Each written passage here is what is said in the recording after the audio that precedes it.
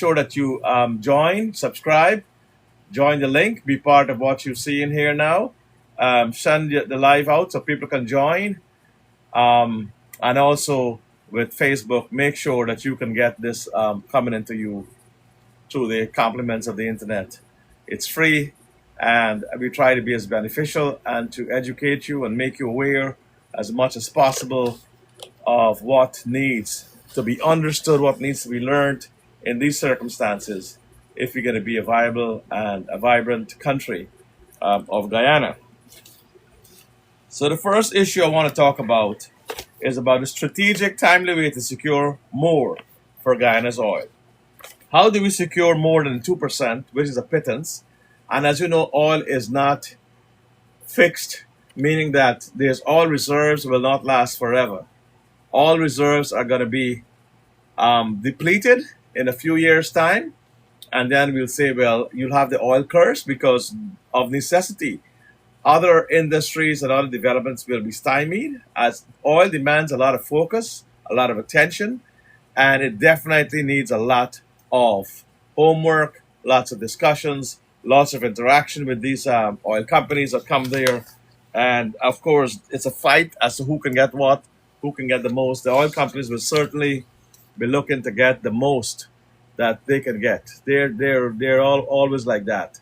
They can be trying to get as much as they can because of the fact that they are there to suck up as much money, suck up as much wealth, and to suck the country as much as they can, because that's the name of the game. They come there and they tell you everything else, and then they try to, to take as much as they can and run with it, run to another country.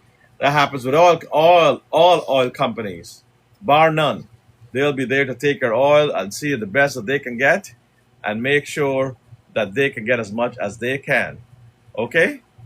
So that's a problem there with those situations there. You're fighting a big giant, a giant that's very greedy, a giant that's very hungry, a transnational corporation, Exxon and Chevron and all these places. You are fighting a very big institutional thing. They're actually very powerful, very rich. They give contributions to a lot of American politicians. They control the economic scenery, and they're very, very influential and very, very dictatorial in always getting what they want. These are what the oil companies do. So we're coming up against a big giant. So what do? You put a big giant to fight another big giant. And that big giant in our corner is President Trump. And why I say this is because President Trump recently said that they're making too much money. He accused Exxon and Chevron of making too much money and urged them to return more of their profits to the public. He has demonstrated both the willingness and the influence to summon corporate leaders and pressure them publicly. So here you have a friend in President Trump on this particular issue, just like how we've had him as a friend on the Venezuelan issue. So we have to be fair in how we thank those who assisted us. Whether we like policies or we don't like policies, it may be harsh on immigration, it may be harsh on other things, tariffs and so forth. And people have grievances also against them. But in this particular issue of fair oil justice, so to speak, and us getting more than 2%, we need someone like the President of the United States, President Donald J. Trump, to help us. Because right now, within the last 24 to 48 hours, 72 hours now, he has condemned the same oil companies. So a friend of my, an enemy of my enemy is my friend.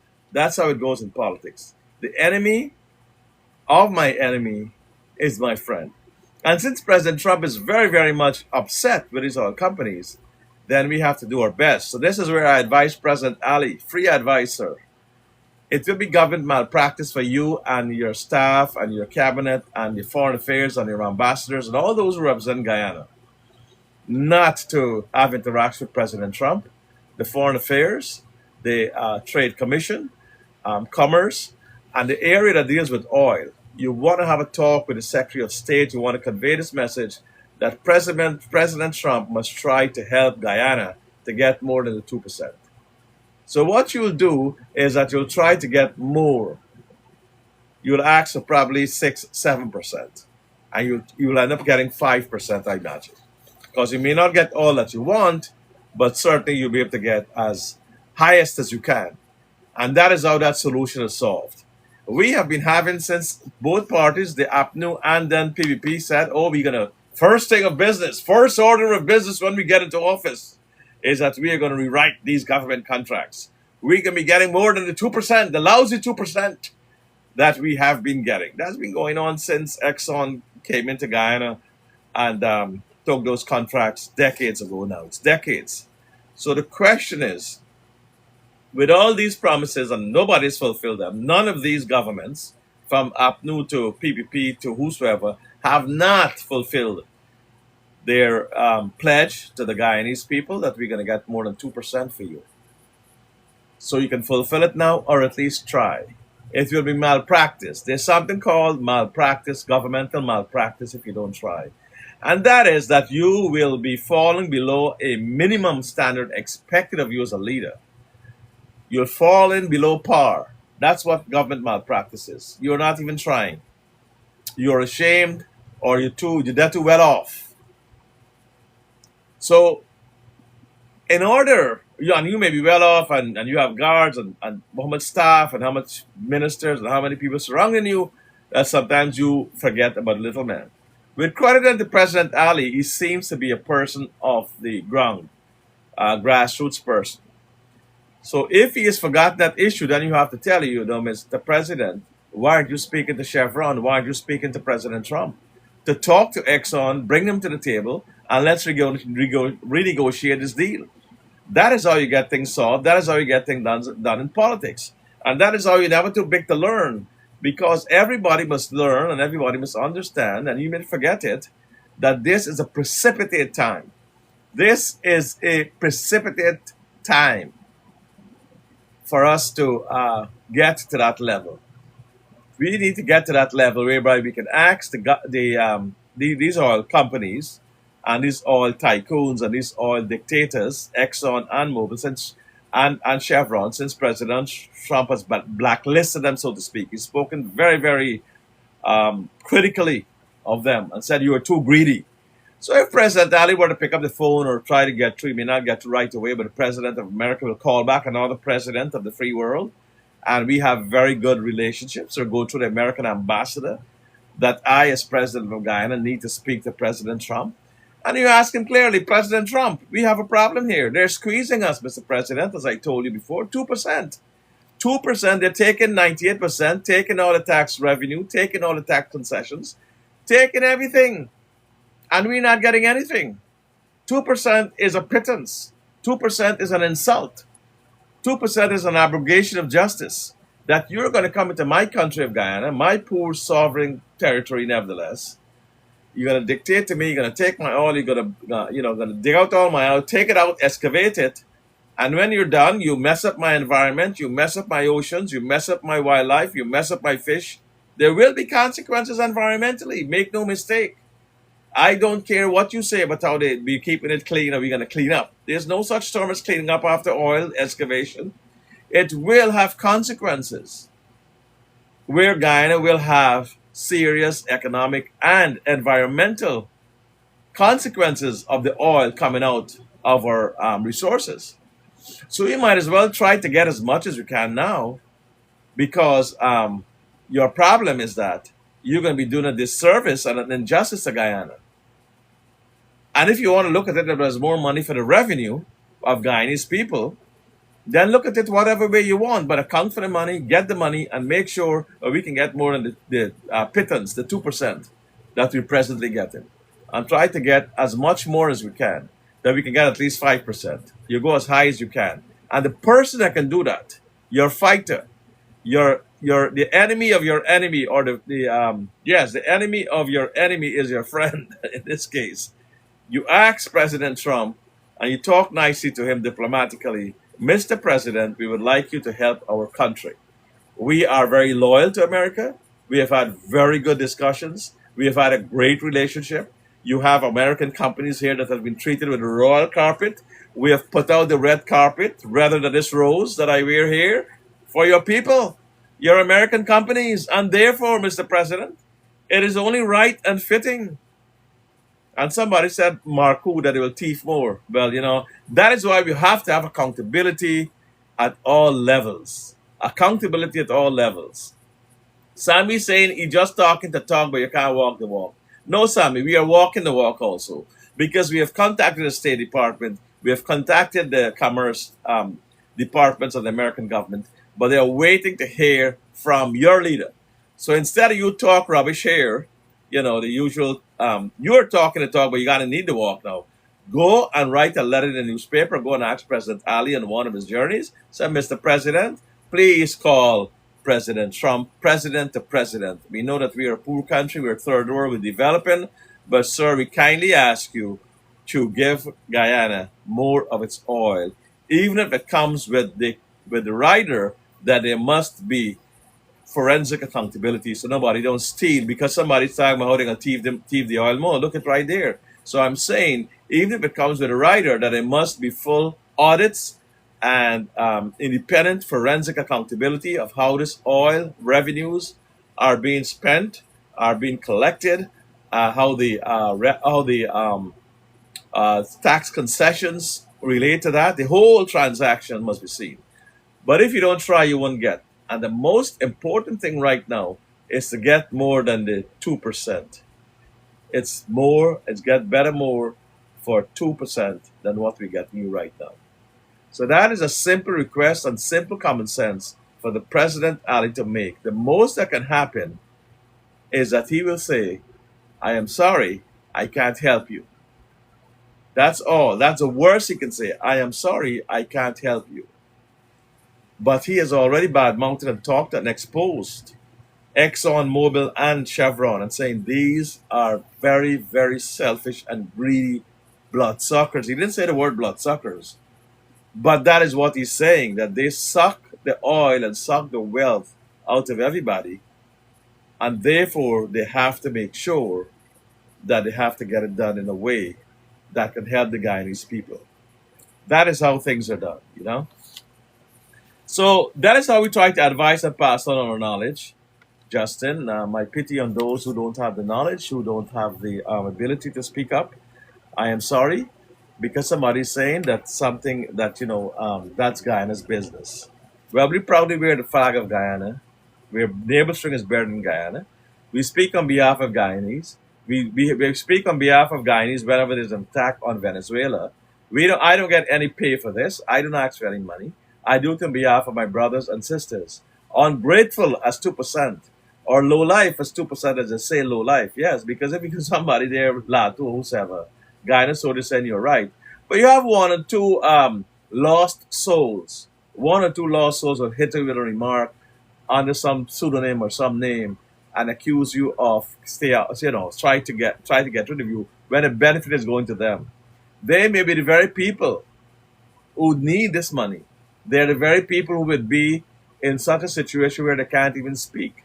And having somebody speak of them for free, somebody with knowledge, they would find that just to, they might give him a palori or whatever to say, yap at that man, try to bring him down, try to criticize him, try to talk nonsense about him, try to call him this, try to call him that, when they're the very ones who want this. So you have to forget and overcome what they say crabs in a barrel. Guyana is famous for buck crab. And if you see the buck crab in the baskets, they're always pulling each other down. They're going to pull one leg from the other, pull this, pull that. They're going to avoid the tentacle that can grab them like that. And they keep pulling, keep pulling, keep pulling, keep pulling down each other. So you know what I said? The people who go and buy the crab, they had a lady covering the crab, She had these bug Guyanese crabs in a barrel or a basket, a big basket, plenty of them. All of them, they're crawling for one another, pulling one another, they ain't going nowhere. Some of them, the foot pull off, the hand pull off, the eye pop out, because they have been slaughtered by their own. They have been slaughtered by their own, right? So the man came and said, these are baskets of crabs, but I bring them without a cover.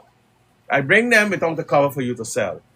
So she said, you're right, I don't need cover. Once that's Guyanese buck crab, none of them can get out of this basket or this drum. They're going to never get to the top. Not one single one will get out of this basket. Because as Guyanese crabs, they will pull each other down. and they will disembowel and dismantle each other's legs, and they will destroy each other. And when they destroy each other, they will end up in the morass of the basket, and they will end up in the pot.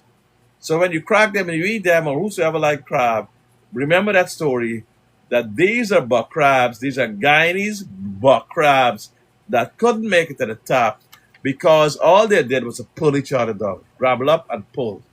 One going up, they pull him down. Another one go up, they pull him down. It's always about pulling. So we never cover a Guyanese crab basket. You know why? You don't need to.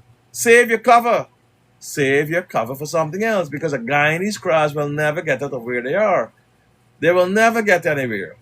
So let's get back to folks who've overcome the crab syndrome. I call it the crab syndrome. And when you're in a position to give back, then you must proudly do so as I am doing.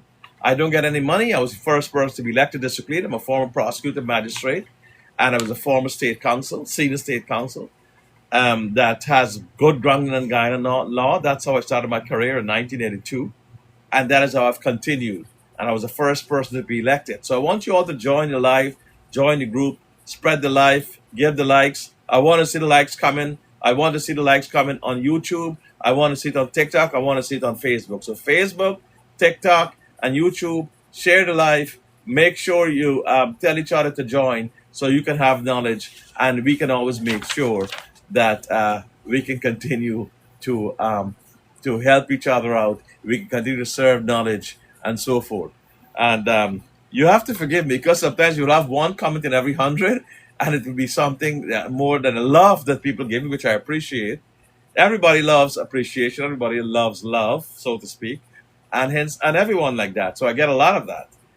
And when you get one negative comment of 100, then you have to forgive those people. You have to forgive those buck crabs, the Guyanese crabs, who come here to pull me down all the way to how far I may be. They still have the mentality because they know I am Guyanese. I look like Guyanese. They will never do that to some other race. If the Exxon people and the Chevron people go there, they will start to bow down and start to give them coffee and drink and wash their shoes and so on.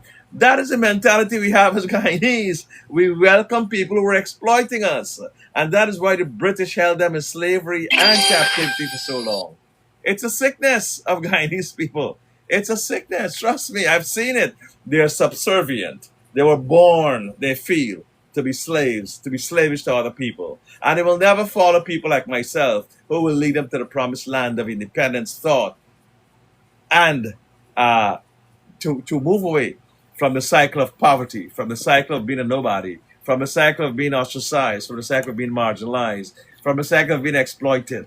That happens all over the world. So all I'm telling you is you got to lift your mentality. Lift your mentality, become better people, think ahead, don't get as my father always. So we don't look back, always look up and look forward. That is why in our family we have a doctor, a lawyer, and a teacher, and an engineer. All four. You know why? Because we never look back. We never pick up dirt from the ground in that sense of looking down at trash. And we never follow stupidity. Or we always look forward, look up, forgive, forget, and move on. There will always be crabs trying to pull you down. And I hope I'm physically demonstrating it by putting my hands to form a claw. This is how they will pull you down. And that is why, to round off this story, you never need a cover for a Guyanese crab's basket. And I've seen that in Better Hope, Kitty, wherever I go, they never cover the basket. You don't have to. You know why? They will all pull each other down to that ground in that basket. And none will ever reach the top. And they'll all die, and they'll always ended up being crab curry. Coconut and crab, or coconut and milk crab curry, or squash, or however it is cooked. They always end up being crab curry. Good. So let's move on. So President Ali is hereby advised to call President Trump and ask for more than 2%. Tell them, Mr. President, all we get it for all is 2%. And please help us get at least 5% or 7%. In the worst, like I said, President Trump will say, no, I can't help you. And exactly that is what will happen because, you see, timing in politics is very important. All this time, there was never an opening. The American companies will always be protected by the American government. So what has happened now is a godsend. President Trump, the leader of the free world, the most powerful person in the world, is upset with these oil companies, the same oil companies that are extracting 2%, I'm sorry, all that money, billions, and shipping it out and giving us a pittance, what you call kush kush. They're giving us kush kush for our money, right? So now you have to tell President Trump to tell them to give us more. Do you think they will say no to President Trump? Oh, no, no, no. Because the Trump administration can then tax them, increase their liability, audit them, and they can make life difficult for them. So our best bet is to get the government of America, through President Trump, to help us. And there's no other better way than that. That is something that has to be done as quickly as possible. Time is fleeting. It's already 3 days. I've been making that call to President Ali and his ministers of finance and the ambassadors of Guyana and folks. If you feel that you know plenty, and if you feel, well, you don't need to take such advice, we will hold you accountable. Because here you have an opening. We want to make you try. We want to see you try. And if you fail, then albeit. But if you don't try, we will hold you accountable. Just like how we're holding you accountable, not we, but the whole country and all those who have any connection here now. All those with a sense of justice and a sense of fairness is holding the government of Guyana accountable for the MV Barima. So the MV Barima is our baby. It's our situation in Guyana, and our next topic, which we have to deal with.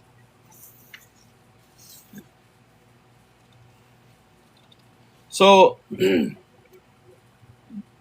we had a meeting last night with some very good Guyanese, very great and civil-minded, and some of the best brains in Guyana.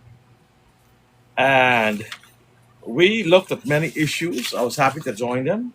And this wasn't like a partisan meeting or a meeting where is a win meeting, an afternoon meeting, a PPP meeting, or whatever. This was a meeting of intelligent minds, a meeting of folks who are civic-minded, independent thinkers, all professionals, and people who can help Guyana. And the thread of that meeting was a common one, that there must be a resolution calling for accountability in Guyana, meaning that they must pull up the MV Barima. It must be brought up. It must be brought up as intact as possible. And therefore, we have to get these situations where we can get as much as we can whole, so we can use that evidence for the Commission of Inquiry. The Commission of Inquiry must not be biased, or nor must it be in a situation where it is compromised. We're also asking for the Commission of Inquiry to include other members, some members who are Guyanese and members who are a part of the Amerindian community. Let me repeat that. We already have 5 people appointed by the President of Guyana, and that was without consultation with the opposition. Not very good. However, we're asking him to reconvene or retrofit the committee in the sense that add some other members, add people from the Amerindian community, from the rural communities, add some Guyanese scientists and maritime folks, captains who are experienced. Let them go on the commission also. For example, the captain that I talked to you about the other day, who used to pilot the Barima, he could shed a light on this. This man is a very, very important witness. And his position on the commission is a great moment. And he will be able to help a lot. I think his name is Daniel. Let me get back his name, because I like to speak from authority. I like to speak from references. And that man there is certainly one of the most important people, having knowledge of Guyana's conditions, having knowledge of the sea, having knowledge of what obtains there. He will be of tremendous help in putting things in perspective, putting this thing in a situation where we can get the best knowledge out of it. And he would be of tremendous, significant help. And we call upon the government to put him on the commission, as well as other Guyanese, Amerindians, and people who could shed some light here. Those, say, 5 experts that are coming, they never travel Guyana. They don't know nothing about Guyana boats. They don't know nothing about Guyana situation. They probably never even know about Guyana rivers. They're just coming with a suit and a tie and sit down there and pontificating over us. I don't have no disrespect for these people, but I don't think that they will do justice to this kind of inquiry. You know what I mean? You need your own people there also, in addition to them. And if they have any sense, they will make sure, any concern or any sense of fairness, they will make sure to get as much pilots and captains and boat people and so on who've had experience in Guyana waters and have traversed them to come out and talk about what they know, the checklist and all these other things that happen there. They would have that knowledge and experience to help Guyana. And those are the people that we need on this commission. These are people who are so important that we cannot proceed without them. And either they be on the commission, which I think is the best thing to do, so they can hear all the evidence, or at the very minimum, they must testify in a very, very lengthy and involved way to explain local conditions, to explain all these questions are going to be asked, the history of the vessel, the history of the route, who applied that route.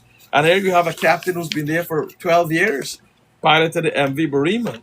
Surely, that is, like I said, the boat is the first exhibit, but that gentleman there, the captain, is the second most important witness. In any civil or criminal proceeding, he will definitely play a part as to whether there was foul play, as to whether there was intent to kill, as to what happened on that boat, on that ship, that MV Barima. And that's the most important man. And I hope that they can put him on a commission because he will be of vital importance. He has to be there. There's no solution not to have him there. There's no way I can see where this man can be there or exclude him. He's willing to come forward. He said he didn't want to come forward, but now that you see scapegoats are being made and the thing is going in a direction which is foul, he's not prepared to stand by and allow that to happen. Even the Millington, this gentleman here, Robert Millington, who's an American but who's had the experience and has had the tremendous knowledge and experience of maritime conditions in Guyana and maritime law, and how these two sets of vessels, those who have a certain, those are smaller than the MV Barima. I think he draw a yardstick of 28-meter long, whatever it said, it's in the press. The gentleman has been saying, Mr. Millington, that you don't have any regulations for the larger vessels like the MV Barima. So how can that be when the MV Barima is carrying hundreds, thousands of passengers? How can that be right that you are not equipping or having legislation or having regulations over the boat that needs the most supervision? There is something very, very tragically wrong and bankrupt and primitive in that way of thinking. And you cannot say you're going to be like Dubai, and you cannot say you're going to be a very rising economy, and at the same time, you don't even know what's going on. You don't even have any regulations for those large ships. So, my brothers and sisters, that is a terrible travesty not to have that those regulations, not to have Mr. Millington come and advise and tell him about the changes that have to be done, not to have this captain also. I'm going to find his name in a minute. And his name is here. This Andrew Donald. Andrew Donald, who captained the MV Barima for 12 years. This is a very important witness here. This gentleman here, he came out. I have never met him, but I've heard from what he said. The former captain has alleged that persistent management interference, chronic overloading, and safety deficiencies within the Transport and Harbors Department for years created conditions that made the vessel a floating disaster waiting to occur. A floating disaster waiting to occur. You understand? This is a captain who was on the same boat. I'm not talking about any other ferry. I am talking about the same ferry this man captained for 12 years. And his words are that it was a floating disaster waiting to occur. A floating disaster waiting to occur. So last night the issue come up. If upper management knew, if ministers knew, if people who run the transportation in Guyana were aware that this was a floating disaster waiting to happen for over 12 years until present when it went down, how come these people are not charged for murder also?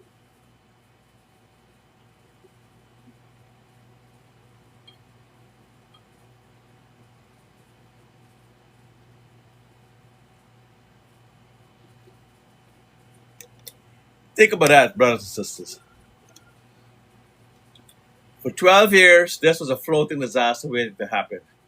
Word must be known about the minister and the Transport and Harbors Department, MARAT, and everybody who's in the upper echelons of society.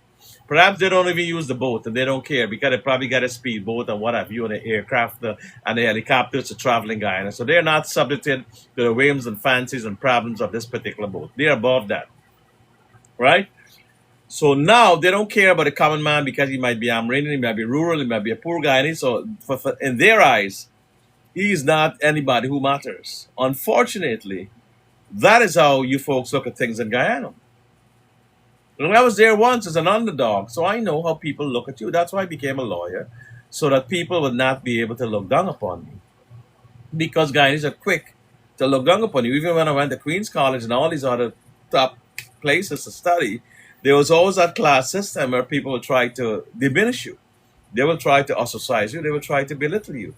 It is a fact of life, and that is how societies are, unfortunately. That is the nature of human beast. Humans' bestiality. That is the nature of their of their makeup. That it will always try to put somebody down.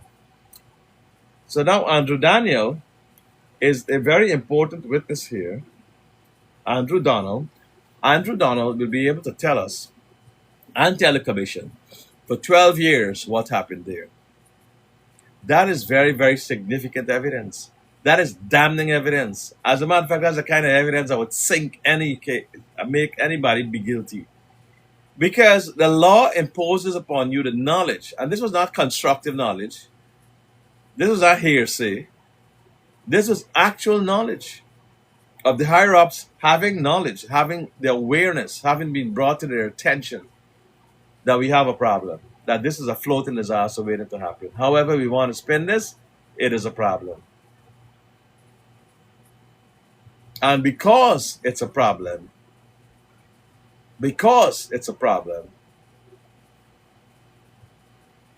it's going to make sure that somebody pays the price there and somebody has a problem there. Okay? This is a problem that we have right now in this situation here with Andrew Donald. Because for 12 years, this is not 12 months, 12 days, 12 weeks. This is 12 years for a ferry that was there since 1838. So the knowledge is very great there. And somebody asked me last night at a resolution meeting whether I think the murder charge will stick. And I told them no, because murder, you got to get an intent to kill somebody. The captain there who they held in charge, he doesn't have the intent to kill anybody. It's just clear that that man was just trying to feed his family and get a job. Because if he didn't do that, he would be he'd be looking for a job. So someone in the government has to answer for culpable negligence, as Chano says on the line. Somebody has to answer for culpable negligence, and that is a term. Culpable negligence. Reckless disregard for life, for human life. That, however, is not murder. It is manslaughter.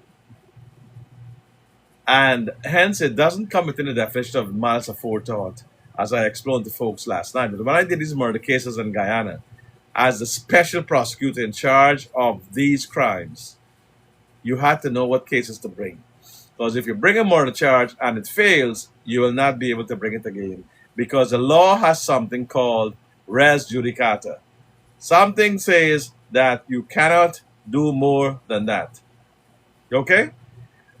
Meaning that you cannot bring back the case has already been decided. So if you bring murder and you mess up the case and you can't prove the intent, you can't come back and try manslaughter, which might have been the right charge in the first place. And then those that you're supposed to charge or indict, certain ministers and MARAT and engineers and whosoever filtering down from the line and chain of command who's supposed to be equally liable, those people will claim that you already tried this case and you can't try it back again and now bring it to me. You now can't involve me in the list of defendants. So these are very significant constitutional blunders that can be made or are being made as we speak by the Director of Public Prosecutions, who has the sole authority, the sole monopoly, the sole power over criminal prosecutions in Guyana. There's nobody else with that power. Only her. Nobody else. And that is why when you exercise that, not even the Attorney General, as big as he be, and he's the government lawyer, Mr. Anand Anilal, and as capable a lawyer as he is, as he no doubt is, I'm not here to criticize him I respect his ability. Mr. Nandalal is not the Director of Public Prosecutions. He is the Attorney General. He represents the government mainly and mostly in civil proceedings. This is a criminal proceeding. Neither he nor IRFAAN nor anybody else, supposedly, and I say this, that nobody's supposed to advise her on what offenses to bring. That is her sole prerogative. That is her sole protocol. And that is her sole and bounden and binding duty, exclusively. Anybody telling her what to bring is probably committing or ethically violation there, that advising her unsolicited advice or pressure. And I'm not saying that is the case. All I'm saying is that a Director of Public Prosecutions must do a proper job in analyzing the facts and the evidence, which brings us to another point. At the last court hearing, my understanding of what I read and what I was told last night at the meeting is that none of the lawyers, they had a battery of lawyers, they had like 20 lawyers, I was told 15 to 20 lawyers, appearing for these three accused people charged of murder. And none of these people, none of these lawyers stood up and asked for bail. None of these lawyers stood up and asked for bail. Now, I understand that treason and bail in Guyana, from my experience as a prosecutor and a top prosecutor in Guyana, that you can't get bail for those offenses. However, you start from the beginning of attrition. By the process of attrition, let's say the next time the case comes up, and the prosecutor still give out 2 statements or whatever it was, a very paltry amount, not enough to find or to ground them or to charge her. And that happens again. Very soon, the magistrate is going to say, the next time you come here and you're not ready to proceed, I'm going to grant these people bail or I'm going to dismiss your case. Because you cannot put the cart before the horse. A prosecutor, let me repeat, cannot put the cart before the horse. He or she cannot institute a charge to satisfy people or to assuage public feelings. That is not the purpose of a prosecutor. A prosecutor is a minister of justice. They must at all times be fair. They have a bounden duty, and that duty is to make sure that they prosecute fairly and squarely. And that means you just can't bring charges when you don't have the evidence or the file is not complete. How dare somebody charge somebody like that? That's a violation of the constitutional rights. The right to fair hearing, the right to due process, the right to fair trial, the right to counsel. All these things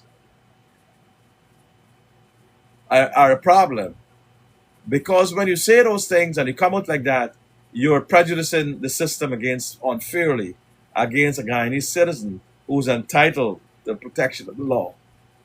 He's entitled to protection of the law, he's entitled to justice, and he's entitled to due process, all of which are being victimized and taken away from them at this point in time. I hold no brief for them. I've never met these people. I don't know who these people are.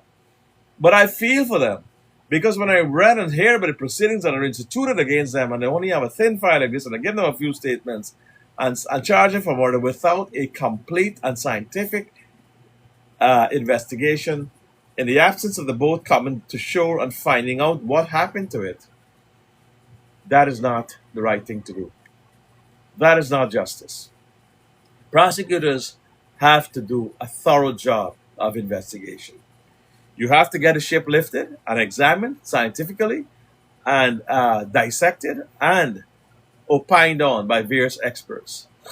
These are people who must be part of the case, especially if you're going to bring a murder charge. How are you going to prove that that captain set out with malice aforethought to kill over 100 people on the ship, and that the man who's in charge of the goods, he's also in charge? He conspired with the captain to kill over 100 people. And the other man, the other person who picked up and made a scapegoat, that he was also involved, part and parcel of this conspiracy, part and parcel of this plan, part and parcel of this plan to execute and or kill and or maim and or cause these people to die. You show me that. In all honesty, those who have gone to law school and have dissected the laws I have and have argued before the highest courts in America and Guyana, and have brought prosecutions of murder and manslaughter, robbery, kicked down the door, and treason, and has had all these cases, handled them. You tell me how, in the name of Guyana and our history, you're going to prove that the three people conspired, a goods captain and some kind of other person there, he's not like any kind of top engineer or whatever, and the captain are going to conspire to kill all over 100 people, all and sundry, cause them to drown, dead by drowning, where they also would have drowned. And there wasn't no suicide attempt there to say, oh, dead by suicide, or he was attempting suicide and then he killed the people and he transferred the intent, or whatever argument you're going to make. There's simply no argument that can be twisted or turned or brought up or dived back or reconstituted within the realms of the law and all decency and intelligence. It is beyond human comprehension. Beyond human comprehension and beyond the limits of the law, that how you're going to get these things in a way that they can also be charged for murder. And that is a problem that we would have in a case like this. And that is why when you bring those cases, like I said, you're creating a cover for other people, because then they can't testify against the higher-ups. They will have to take the Fifth Amendment. Any lawyer will advise them to take the Fifth Amendment and don't say anything. Do not incriminate yourself. Invoke the right. So when the commission comes up and they ask them, now tell me, Mr. Captain, did you have any marijuana during the time? And have you used marijuana in your job as a captain at any time of the MV Barima? Sir, I'm invoking my Fifth Amendment right, because under the Constitution I don't have to answer you, and I'm not going to cooperate with this investigation. Comes back again.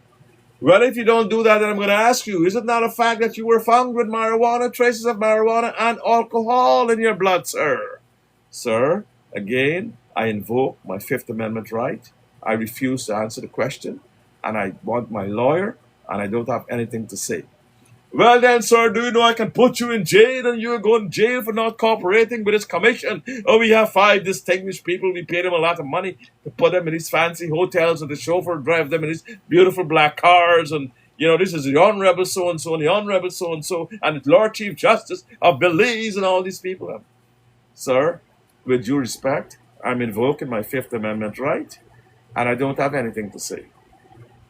Well, I want to have to shoot you because you're there and you're hiding evidence, sir. You're committing obstruction of justice. You're not telling us, and you should be ashamed of yourself. The witness will calmly look at him again and said, sir, under the Fifth Amendment, under my constitutional rights of the Guyana Constitution, I invoke the right and I refuse to answer your question. Sir, if it was within me, I would come there and I would choke you to death, and I will make sure that you pay the price and you go to jail and you be hanged and you be shot and you be taken before the infantry and be shot to death. Now tell me, are you going to answer my question or not, sir? You go to church, it's terrible, you don't answer this question, you will go to hell, and you may probably suffer more consequences. Sir, in accordance with my Fifth Amendment right, I refuse to answer the question on the ground that answering may incriminate me. It's a universal right afforded in all civilized countries. It's not anything new. Look at what Fauci said, okay? Fauci was the man who took the Fifth Amendment right, and he was also given a pardon. And yet he chose to take his Fifth Amendment right because that is a sacred right. So unless immunity was given to these people, and then they refuse to testify, then. But your problem is that you cannot, in all honesty, be able to show that the causation or what caused this boat to sink was due to a mental intent to kill. That is a gap too far. That's a big gap like this in the case. You can't cross that gap. You can't bridge that gap. It has to be like this. Your case has to be watertight, airtight. As I said, it has to be concrete, built on concrete. When I told the jury that, they used to laugh. This is such a watertight case that not even air can pass through. And there's only one option that you have, and that is to bring that defendant in guilty, because he was the person who strangled those people. He was the person who had the gun. He was the man who dropped his ID, and he's the man who must go to jail for murder. He's answerable. He's the cause of those people. So, it's what you call a Nancy story. This is like a joke. This is like a jokey story, but it's saying Guyana. In, with such indecent haste, the director of public prosecution brings a charge and doesn't have the evidence to even give the people. You can't even give the evidence to the people because you don't got none. And yet you charge the worst charge in the history of Guyana after treason. Murder. You charge him for murder and a bicycle theft case or a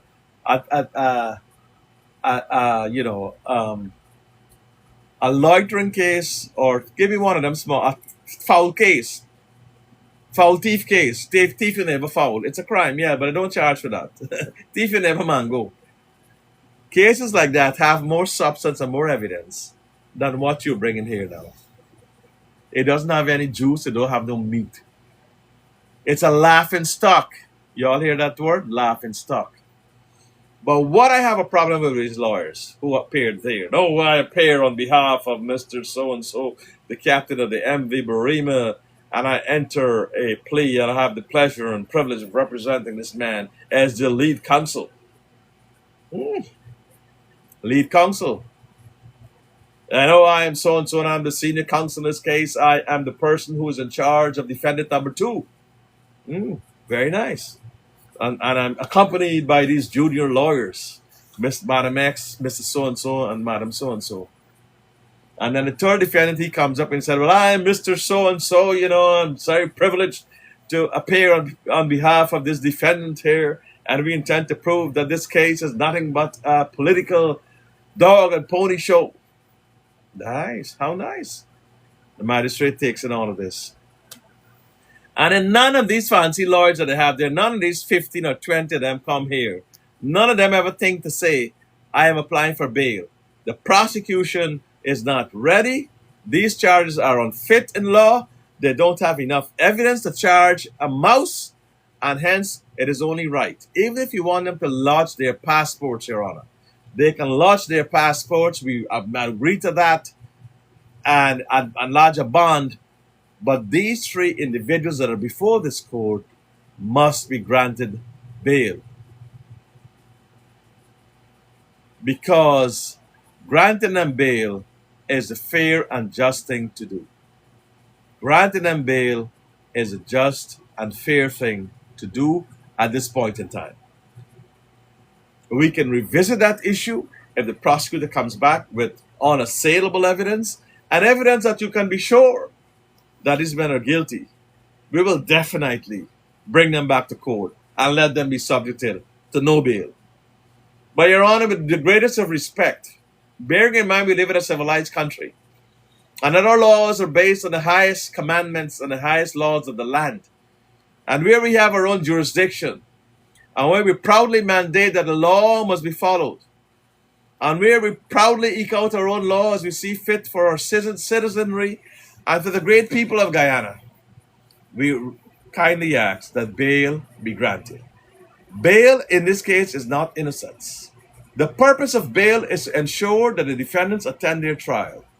And because we have such a whimsical and arbitrary case, you can assure and bet your bottom dollar, Your Honor, with all great respect, that they will be back in court to clear their names of what is obviously a scapegoat and a witch hunt.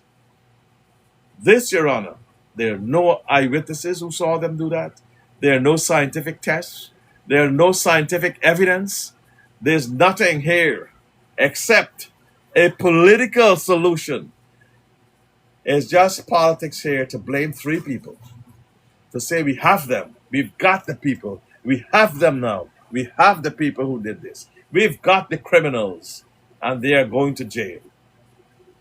It was a search to shield those at the top who are more culpable, who knew of this, who put rollers on the boat, who put HIMAC, the word HIMAC was told to me last night, who put rollers, the roll cricket pitch on, who was doing their own personal projects.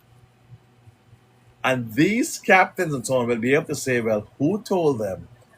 These are my personal projects. Put them on a ship, put them on a ferry, and take them to the interior. Take them to Port Kaituma. Take them to my sweet woman out there, or wherever you got, my family. carry them to my peoples. And I have some land. Don't anybody know I got land there? You know, I got so much acres of land there. This is what I was told to me last night. I would subpoena each and every record that was told to me last night of who owns what in Guyana.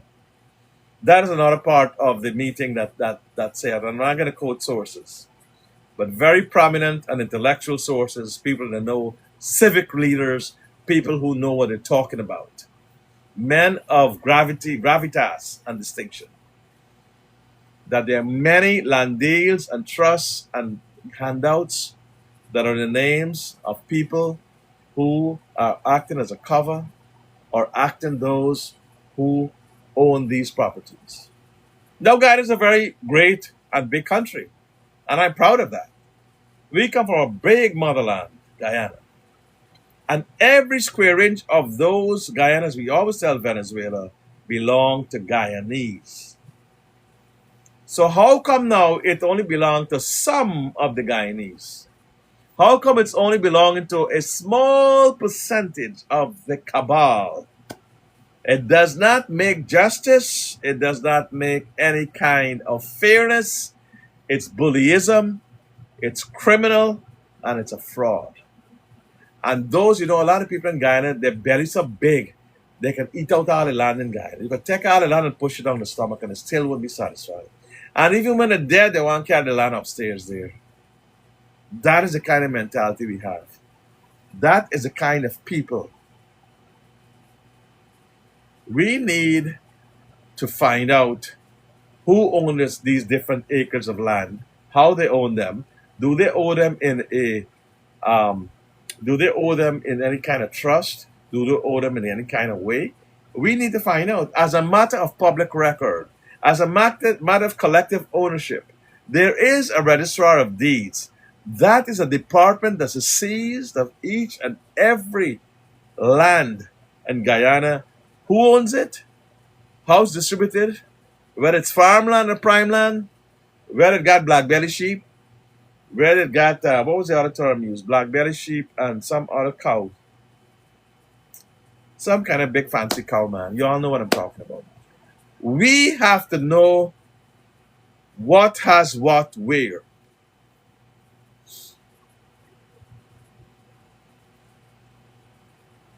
Which place is more named after a famous Cadbury chocolate or whatever? Who has connection to these properties? You have to have what you would call a search. You have to have a search and put in who owns what in Guyana. How is it held? Is it in a lease? Is it in a 999-year lease, which is tantamount to ownership, or also the transport law and title law in Guyana? I had a lot of clients there. Also, you also had different things going on, how they put them there.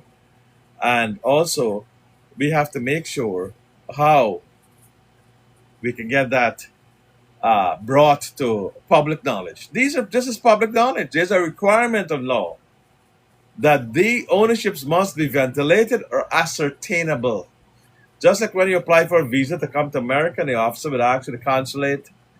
From my immigration law experience, let me ask you something. What evidence you have to show me that you're going to return to your country of Guyana? Oh, but I got land. I got title. I got assets, say, which you could never give me in America. So my navel string and my assets are in Guyana proudly. And that is enough to let you know that I'm coming back home. Okay, fine. I grant you a visa. Now, a few years ago, and I still have it, you watch I have called what is investigators. And the investigators will go out and ask people if this person owned the land. They will go to the deeds registry and pull up the records as to who really owns the land. So if John Brown said he owned so much land, he come back for it, they want to see that before they grant John Brown his visa. And rightly so, because they have to do their due investigations. Okay? It can be unstable. So therefore, when it's unstable like that, you have to be sure that it can be ascertained or ascertainable that John Jones really did own this property, or how long he owned it, or somebody just transferred to John Jones so he can get assets to show he got assets in Guyana, so he can then stay in America, or he can get his visa and overstay and become, whatever. Every country has its laws to protect. So it's not something that you can argue with, something you can fight with. Guyana must also have laws like that. You just can't bring in Tom, Dick, and Harry into the country. Cubans, Venezuelans, um, folks from all over, as I've been told again last night, and just take away jobs from Guyanese. We need to have immigration laws like that. We need to tighten up. And we need to make sure that our people get a job because Guyana belongs to Guyanese. The assets of Guyana also belong to Guyanese. So make no mistake about that. These are things that must be given priority to Guyanese. There's no ifs and buts on how is that. Every country has a duty to its own citizens to give them priority, bread and butter to provide for them, and to give them a meaningful life. You know why? If you want to put it this way, because the navel string buried there. Because that is the land of their birth. That is their motherland. That is their native land. Understand that. So the country owes them that duty by law, by birth, by decency, by any other kind of means. Guyanese for Guyanese. So we're calling on the government to clamp down on and to have some proper immigration system where you can track these people. Recently, you had the gas station was blown up. You don't even know who's in the country. Big mistake. Make sure these people are there. You know where they are. And in America, you have to fill out a form that if you go somewhere else, you got to fill out that form that you have moved and this is your address. And that is your address. Somebody asked how much land Muhammad have. And rightly so. You have to have a registry of all. This belong to Muhammad, this belong to Falamid, this belong to Ali, this belong to who, this belong to that person, this belong to. This is how it is done. So the issue is that their lawsuits are going to flow from this situation here. And as I made the point last night, we had a very good 2-hour discussion. The main solution here may not be criminal charges for anybody, but it'll be the lawsuits that follow. There are going to be massive lawsuits on this. Over 100 people, and all of them got a very good chance of succeeding. You know why? Because they can establish negligence. They can establish recklessness. They can establish negligence. They can establish that these people knew about MARAD and Transport and Harbors and the government and the minister, all of them by implication of law and by constructive notice and actual notice. And by this captain that came out here, Andrew Donald. Andrew Donald came out and told them for 12 years this was a floating disaster. They're deemed to have knowledge of that. They're going to pull up all the records, pull up the ship. And the fact that they're hiding is and you can infer guilt or conscious avoidance of the truth. When you're saying, oh, we're going to keep it as a memorial site, a clever lawyer will say they knew. That so-and-so minister knew, and he was trying to cover up. He was trying to hide the evidence when he made that decision. And when he went around trying to get signatures to have that as a memorial site, he had the conscious belief and fear that he was going to be exposed.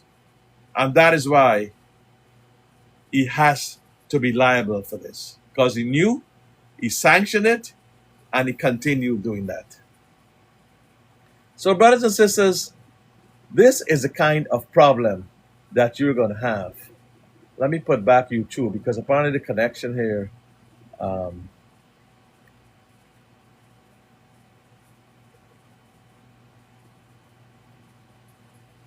the YouTube apparently dropped off. So I'm going to put it back.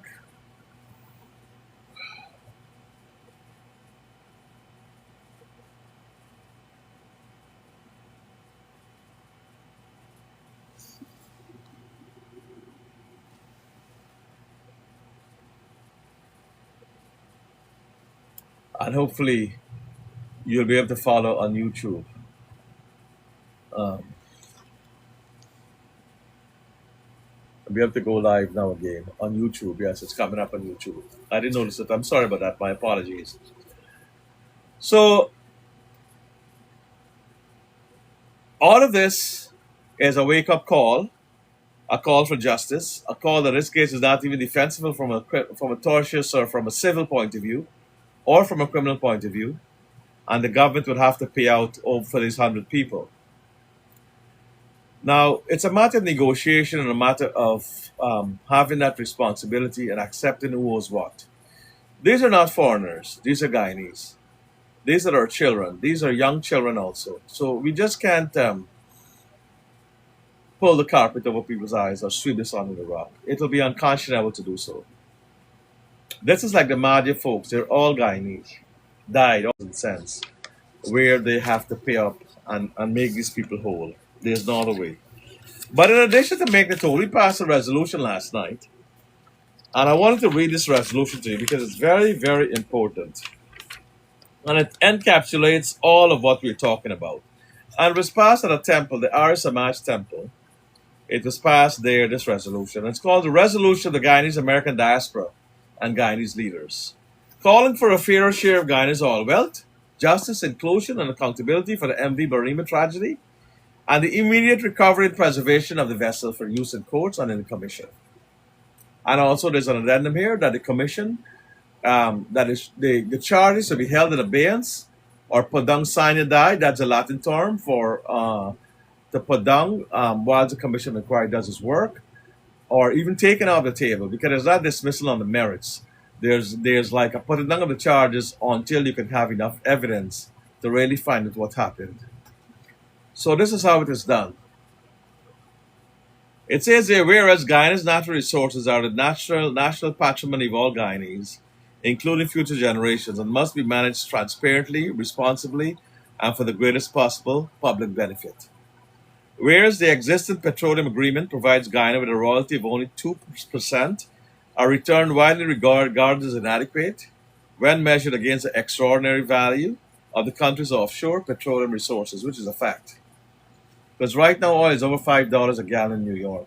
And, these oil companies are getting a lot more than that, but yet they're not giving any to the people. This is the problem. So we do have a major problem there, and we have to make sure that we can do better than that. Whereas ExxonMobil, Chevron, and their partners are earning substantial profits from Guyana's oil, while many Guyanese continue to face poverty, high living costs, inadequate infrastructure, and limited access to essential public service. And we're all aware of that there's two Guyana. There's one Guyana where there's a rich and powerful live, or like where the rich and the powerful go, and that Malaysia, and those where like the poorer people die and perish or are subjected to transportation, such as the one that they had to endure on the MV Barima. So the Malaysia shows the two Guyana, the rich and the poor, a tale of two cities, a tale of two peoples. The rich and the powerful, those who are well connected, that can afford that Malaysia in their fancy white clothes and in their, their great setups and so on. And the poor person who's trying to get from one place to another to do his job, provide food for his family, and help to make ends meet, he is subject to the MV Barima. Overcrowded, overloaded, and then other people pushing in their own things on top of them and carrying them down to the bottom, to the bowels of the earth, dead. Dead as a doornail. Look, last night we had some people crying because they talked about how these bodies, when you pick them up with the MV Barima, when you go out there, I didn't know Mr. Mohammed was able to stomach that. But I've been able to stomach that. My brother was an emergency doctor at one time in his career, told me how difficult it is. When you see blood and savagery and people being disemboweled and people losing their whole insides or people losing parts of their body and blood and everything else and brains leaking out of his skull and all these kinds of stuff. It is so torturous. It is so hard. It is so difficult to bear. And yet many people had to bear that. They had to bear that in the MV Barima. And they went in there and tried to rescue them and they pull them up, the whole thing fall apart. The whole body, the bone. That's what some people were saying, you know what, just send me the bone, let me get to bury my family. Give me the bone, send the bone to me so I could give them a decent burial, so I could give them dignity, even in death. And that is so touching, that is so heartbreaking, that people are crying out for, they're crying out for a situation where they can have justice, where they can have a good situation of life, where they can matter And that is the problem with them. And we don't have that in this case. And how can people just turn their back on something like that? How can you, as a high functionary in the Guyana government, say, well, let's leave them at sea. Let's use it as a memorial. Let me leave them out there. We're going to get a memorial. We're going to mourn them. We're going to sprinkle flowers there every year. We're going to, put a shrine there. We're going to put lights there, We're going to remember them. What the hell are you talking about? Who are you talking to? That is rubbish.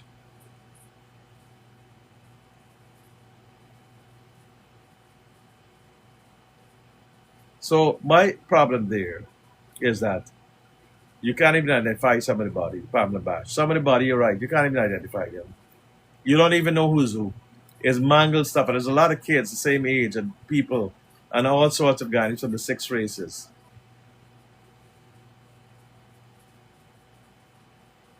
Well, Mohabil Dibudnu, you're right. You can do it with DNA. But you don't even know if you have DNA from where they were before. You got to get a DNA base to match that DNA. But look at that. Look at the issues. But that's okay. Even if you can identify them, the issue is not whether they can be identified or not. The issue is whether you will recover the bodies because they're citizens of Guyana and you will turn your back on them. That's the issue.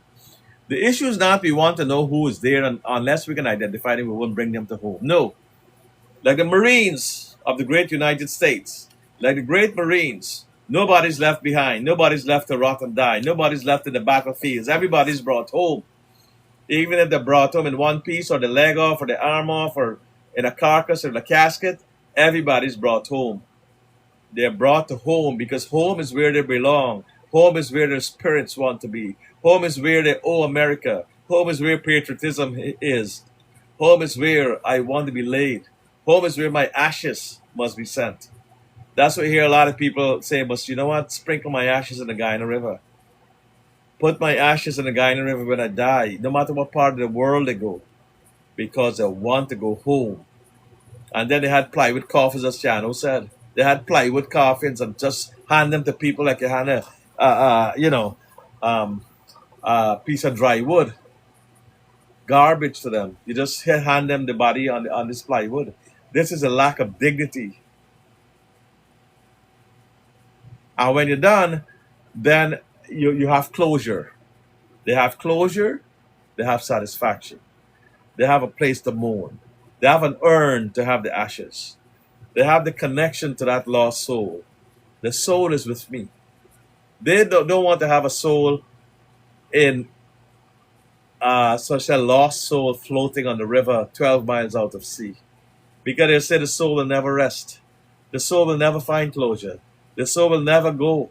The Atma would be left, floating. Nobody wants to have their life floating like a rock around the sun or a rock around the sea or like the MV Barima pieces or corpses in the ocean flowing and ebbing with the tide, flowing and ebbing. No, people don't want that. They want to have the satisfaction of giving that soul closure, bringing that soul to rest, bringing them home, and making sure that they can have peace and tranquility. That is what everybody wants. There are people who have gone and become millionaires and Guyanese in England, UK, Canada, so forth. I have family like that. And they've always said, please take my ashes to Guyana when I die because I want to be buried in my homeland. I want to be buried in or cremated. Or if you cremate my body in America, I want you to take my ashes to Guyana. There's a reason for that. It is their way of closure. It is their way of ensuring that at the end of my days, I will be at peace. I will be at rest. I will be where I belong. I will cease my traveling. I will no longer be knocking about from pillar to pillar. I will come to my resting place. Even if my resting place is a very small cemetery in Guyana, or a very, ordinary or simple or humble urn or ash collection in my family's home.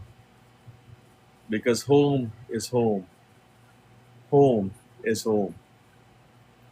They don't want to be buried in no fancy cemetery over here. They don't want to be in some skyscraper They don't want to be in no mausoleum or any kind of big fancy $1 million plot of land or whatever. They want to be in the kindness and love, understanding, history, and benevolence of where they grew up, where their lives were formed, where they acquired the ability to become successful in other countries, where other countries never gave them a chance, but which they eked out an existence that made all of us proud and laid the way for others, generations like myself, and further going down the line to have peace, comfort, to realize the American dream. But at the end of achieving the American dream, they have the right to say where they want to lie. So that is the situation. Um, if they want that to happen, we have to respect that. So I was very disappointed when the Prime Minister said that he is going to move to have that as a shrine. I was very disgusted and I was very upset. The reason being is that you did not even consult with the family of the people. Or if you consulted, they were not in full agreement with you. And they were trying to get papers signed saying we consent to this. Same thing like Madia, you consent to receive this money. I consent to receive this. You can't push papers down people's throat. They will not sign. They have a right. It's duress. It's just like when you get a confession. You want to close a case, or some policemen they go to a village. Who's the worst criminal here? Oh, John Jones.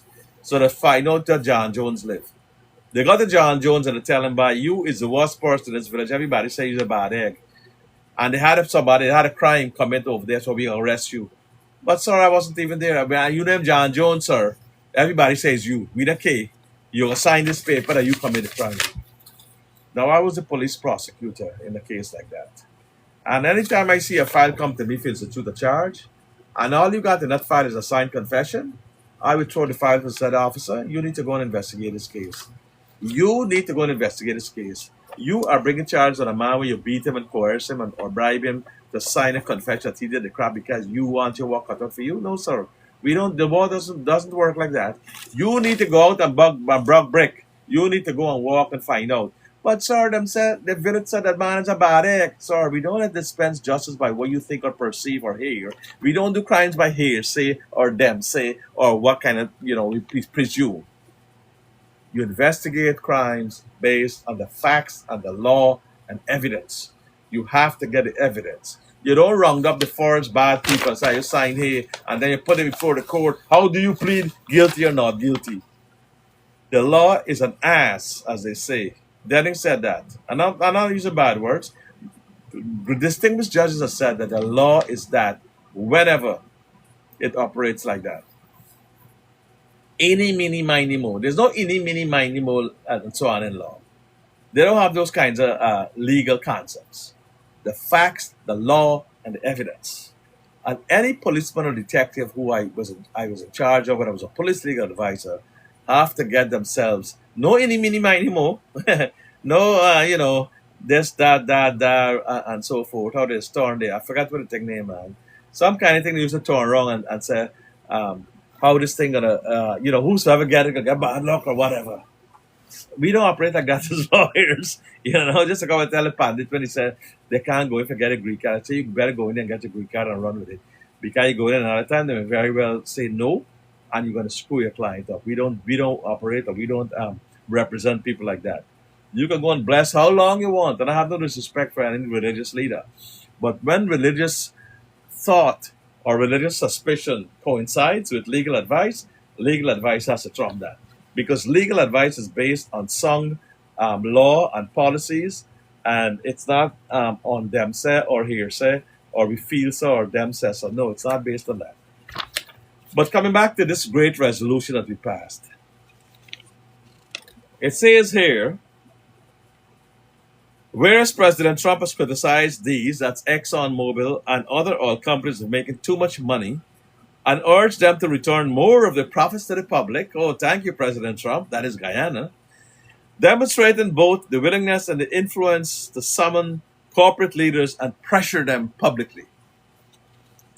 Whereas Guyana should seize this extraordinary moment, and President IRFAAN Ali should formally ask President Trump to mediate discussions with ExxonMobil CEO Darren Woods, Chevron CEO Mike Wirth, and the others Tabruk shareholders toward a voluntary Guyana Fair Return Agreement. That's the name of the agreement, Guyana Fair Return Agreement. And increase Guyana's share to at least 5%. We're getting 2%. We're asking for 5%. 2 is less than 5. You ask for 5, you might get 4. 4, sorry. 4, even if it's 3%, it's much better than 2%.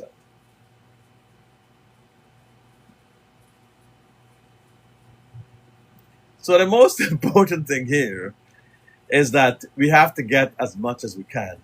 And if you don't try, it's better to fail to try and fail than fail to try.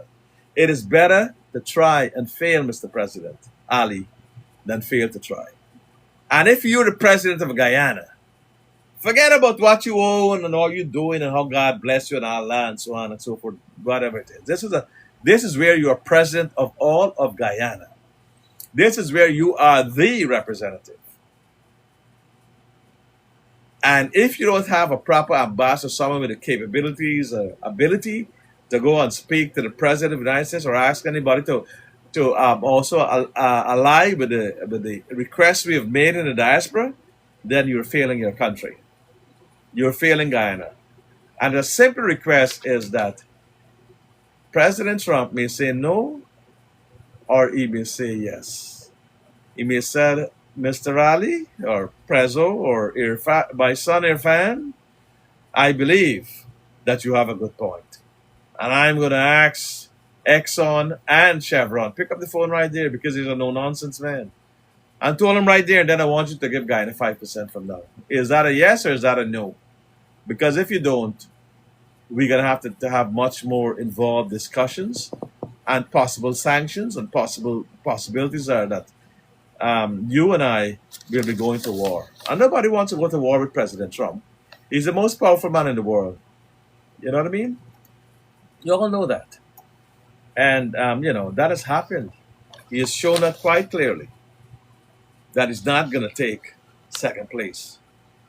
And therefore, if Chevron and if Exxon, Mobil, and Chevron want to play games with President Trump or they want to play who more powerful than who, then let them fight amongst themselves. These are the elephants and the elephants and the lions fighting. These are the great fighters, the heavyweights. Let the heavyweights fight it out. We're a small country, but at least we will benefit. We stand to benefit, especially since we have a good relationship through the Venezuela issue. And right now, we have done many things for Guyana, including treating American companies with dignity and roll out the red carpet. It is only right. Now's the time. You have a chance, Mr. Ali. You have a chance, President Ali, the chance of a lifetime, where you as a statesman of the Guyana government, you as a leader of Guyana, although embattled whatever you are, this is the way you pull yourself out of that MV Barima mess and whatever messes they are. I don't want to go into details because I have respect for you. There have been many talks negatively about certain things about you, and you know that. It's all over the place. But if you redeem yourself on behalf of the Guyana people to get that 2% raised to 5%, trust me, you will be rejuvenated, you will be recalibrated, and you will be lifting up your whole presidency. Charity covers a lot of sins. Charity, my friend, covers a lot of sins. And if you could do that for the Guyanese people, you're not doing it for me. I don't need oil money, and I'm not. I live in America, but what I'm saying is that the poor people of Guyana, the people who are supposed to get this money, that way you can help them to get more. You can help them to get their fair share. You can make them love their country instead of what we hear that they're fed up with Guyana, they're disgusted, and they don't even want to be said they're Guyanese anymore. This should not be the time of such magnificent growth in Guyana. This should not be the case in terms of such splendor and historic changes in Guyana, where we call Guyana in the same breath with Dubai, hopefully, until the awful realization that we are just fooling ourselves hit us. And we beat our chest in pride only to find out that we're blowing hot air. Or we hear about all these problems like the MV Barima and this tragedy and that tragedy and this disgust and this shamefulness and this failure and this other thing and that other thing. So, my brothers and sisters, and President Ali, it behooves you to move to President Trump. As president of Guyana, you're not calling as IRFAAN Ali. You're calling as a president of a free nation. You're calling as a president of a nation that is aligned with the United Nations. You're calling with a member of the free world of CARICOM, United Nations, OES, and all those all the great international bodies that stand behind Guyana. Right now, we have one of our own contested United Nations Secretary General. Right now, we have that distinction that she's contested to be the Secretary General of the United Nations. So the whole thing is about what John F. Kennedy said, and thank you, Kitty. Ask not what your country can do for you, but ask what you can do for your country. Let's repeat that. John F. Kennedy. Ask not what your country can do for you, but ask what you can do for your country. And doing that for your country is picking up the phone. Picking up the phone and said, Mr. President Donald J. Trump, the greatest man who ever lived, I have a problem. I am getting chicken feet, or what they call kush kush here. What is kush kush, sir? It's like coal. It's like spit on the ground. It's like, the what is left over. That is what we're getting in Guyana. And these two people who decided to have a lot of greed, Exxon Mobil and Chevron, they are the culprits, sir. They're the one who's exploiting us. They are the people who is taking bread out of our mouth, where we're getting white mouth. But you say, well, white mouth? What is that about? Well, white mouth, sir, is when we hungry, we don't get food to eat, and we then we country in Guyana. We get oil. Oil was found, but we still got white mouth. Oh, I like that term. I will remember that term. White mouth. Eh? Why is it called white? Because I'm white. Well, sir, it has no connotation to white. So if you like, I call it brown mouth. If you feel happy. Okay, let's call it brown mouth, because I don't like the term. You call it white mouth. So good. All right. But call it a disease. Call it the foot and mouth disease that we Guyanese people suffer from. This is separate from when we like to yap and talk. This is that foot and mouth. That's a different crab mentality and foot and mouth disease that some of them got. This is something here now that we're talking about where we are having a problem. We're not getting our fair share. We're going to bed hungry. Our kids are suffering from diseases. We don't have enough vaccines. We don't have enough this. We don't have enough that. Okay, so I'm going to help you, I may want to land a few warships in your country or, use there. But, sir, as long as you don't use it as a testing ground for nuclear weapons or for what have you, sir, we will try and cooperate and so forth. So the important thing is this.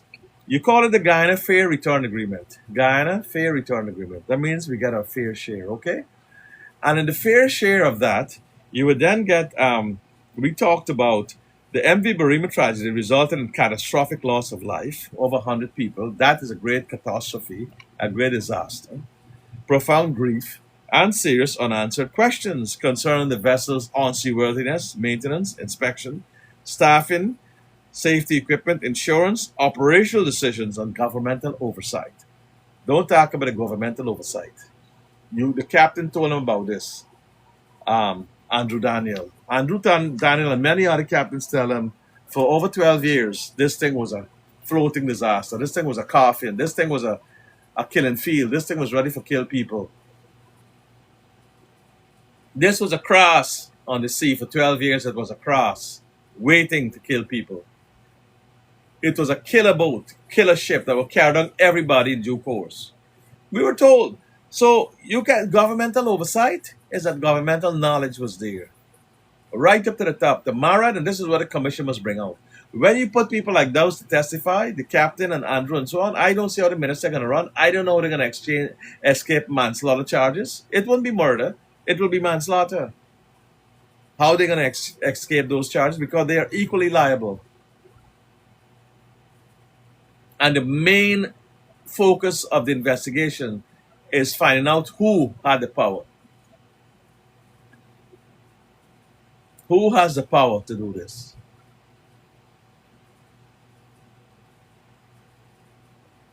So the important thing here, my brothers and sisters, is that governmental oversight and various public officials and agencies entrusted in maritime transportation and public safety must be fully accountable for their decisions, omissions, and supervisory responsibilities. Supervisory responsibilities ties in with governmental oversight.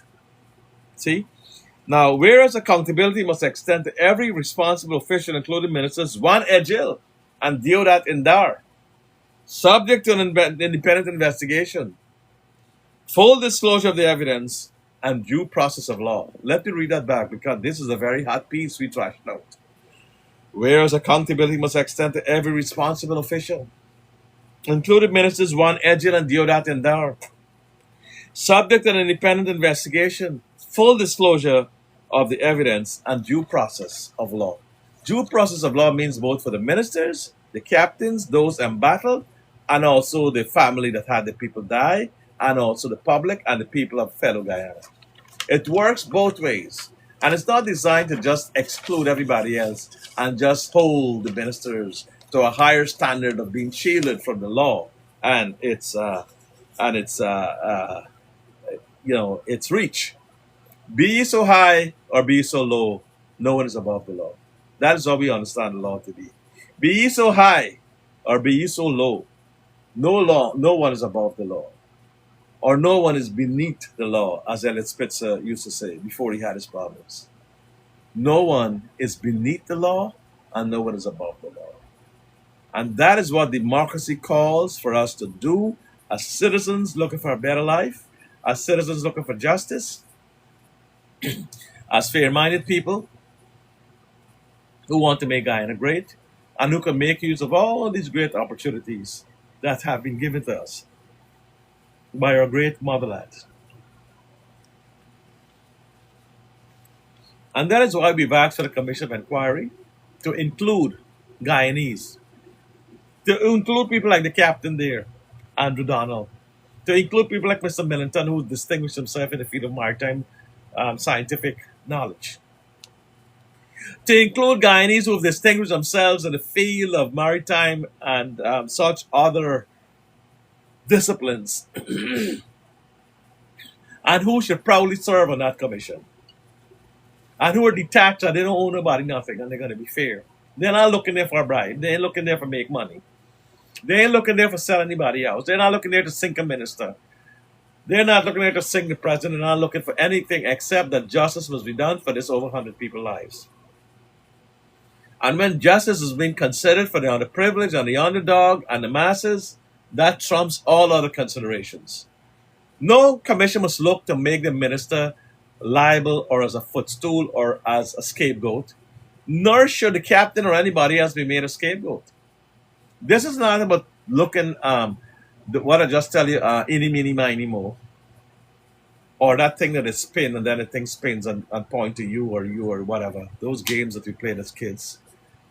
The law cannot be reduced to such monstrosities and foolishness. So my problem is that you cannot stop the protests. You got to understand the protests. You got to understand, convene this thing, convene people. Instead of goddamn protesting over there, let them come with relevant evidence. Let them blow their mind. Let them talk with a C. But no, they got something to hear. Say, if you didn't know, you don't know about MV Barima, you're not there. Please, your evidence is not admissible. You're talking hearsay, them say, and lie say. We don't accept that in court. I am sorry. How would you like somebody talk about you and then I see what you do, them I hear what you do, they have no basis on which to accuse you or point the finger at you? They're going to understand. Bet you they're going to stop picketing. I'll tell you that because you got to be able to talk to them in a place where they can understand. that here, this is common sense. This is we as Guyanese. This is not witch hunt. This is not, we not practice the same witchcraft. If you have evidence, and the same thing I said with Adriana Young, if you have evidence, come forward at a open public inquiry or an inquest, and here we have a commission, and tell us what you saw. Not what you dream, what you saw, what you made a record of, if you have a picture of, what you can relate to me, describe consistently what you saw. And if that is going to be corroborated by somebody else who were with you, bring them to for corroboration. But you just can't go suppress street protests and beat up people as Guyanese vice. And it's going to harden the hearts of people. Yes, you will turn them off. They will say, they're already saying that. You know how many people are calling me? Why do you think I'm coming out here tonight, of all nights? A Saturday night, I'm here talking to you at 10:22 in the night. You think I don't have anything else to do? You think I didn't pay my dues? You think I became the youngest law and prosecutor in Ghana at the age of 22 by fluke? No, I had to study hard. I went to Queen's College and I had to read those books. They used to call me Bunsen Burn in school. Yes, that was my only ticket out of this. That I could come and educate you, and I could come and talk to you like this, and talk authoritatively from my knowledge that I've gathered, that I've researched, that I imbued myself with. That doesn't come easy. And you think it's easy to be a lawyer in Guyana and a lawyer in the United States, and then to be such a threat to people that bring fake charges against you? They try to pull you down because you're too good, or you're a threat to the whole status quo. You're a transcendental person, inspirational leader. They can't take chance with a guy like Albert Baldeo. So what do? They bring charges. And then the charges were dismissed, but they hold on to something called one kind of bogus charge, something to give them some kind of satisfaction that they can hold against you. But even that didn't work because the people voted me back and have exonerated me. And the same standards by which innocence and guilt is judged has resulted in my favor. That people have voted back for me for all this bullshit that they come up with.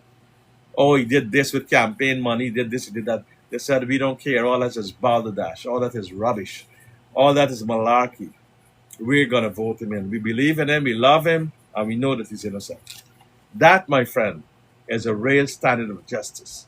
That is real innocence being shown, manifested in the hearts and breasts, not of a judge, an old white judge who's prejudiced and don't want to see brown people get up, but in your contemporaries, in your peers, in the thousands, the hundreds of thousands that live in your district. That is a test of innocence. And I passed that test with flying colors to become the representative of the people. And that is a yardstick you have to consider. But we'll talk more about all these other things. And somebody said the president is suddenly walking around in every village to try to deflect the Barima issue. But I don't know if he's doing that. But I have a simple message to you, Mr. President. Call President Trump and ask you to get a better oil deal. And if you're playing politics and you want to deflect, that is the best form of deflection. That's a shot like Lawrence Rowe. You know, Lawrence George Rowe, I'm a cricket specialist. I've been written in Wisdom and all over the world. All my articles on Gary Sober's Rowe and Can I have been published in the highest levels of cricket magazines and so on.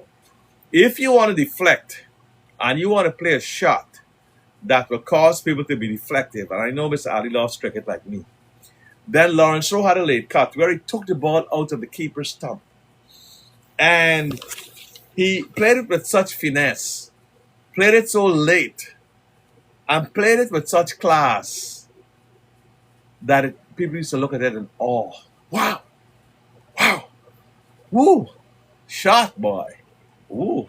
Lawrence George, Yagaro, kind of had the same skills, but flick at the latest point of the pass. When the bowler said, yeah, how's that?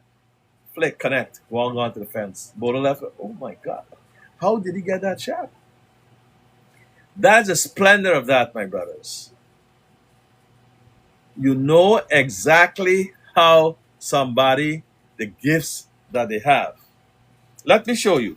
A lot of people suddenly see the center talking about how you know cricket. Let me show you what I have in my study.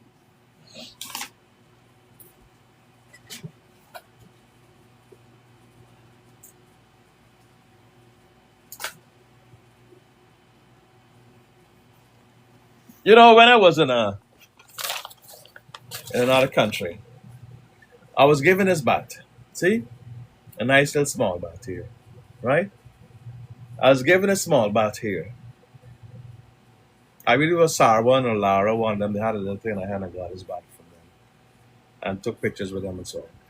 But what I'm showing you is that Lawrence Rowe, let's say I'm batting you bowling to me, right? And I'm a forward defensive stroke, right? Playing down. Lawrence Rowe had the ability to late cut. He would just cut the ball as it goes into the keeper's gloves, past the wicket, at the very, very last second before it had to hit the off stump, go into the keeper's gloves, or before he could edge it.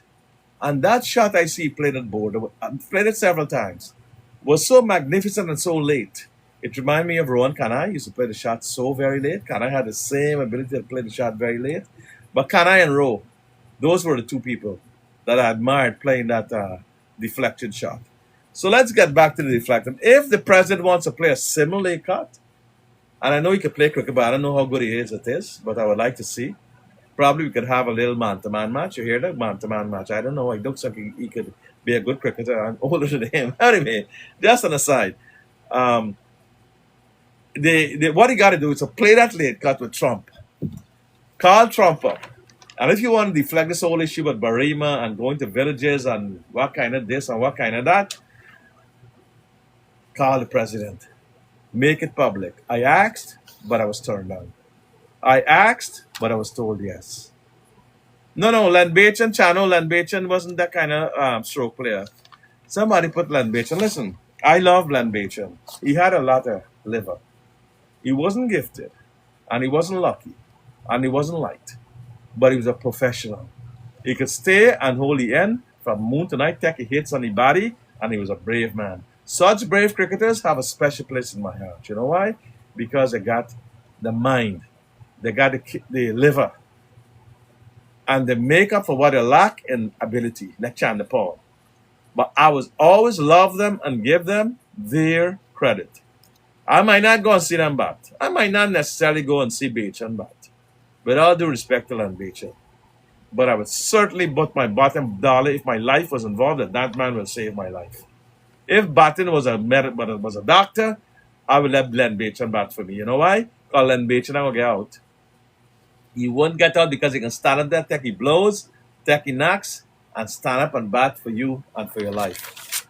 That is what you call professionalism. You had Alvin Calitron like that. You also had Len Bachan like that. Well, Calitron was very gifted, more than Bachan. But you've had Chandler Paul. These guys, they have earned the right to be called great cricketers in their own way. They may not be flashy. People may not pay money to go and see them play necessarily.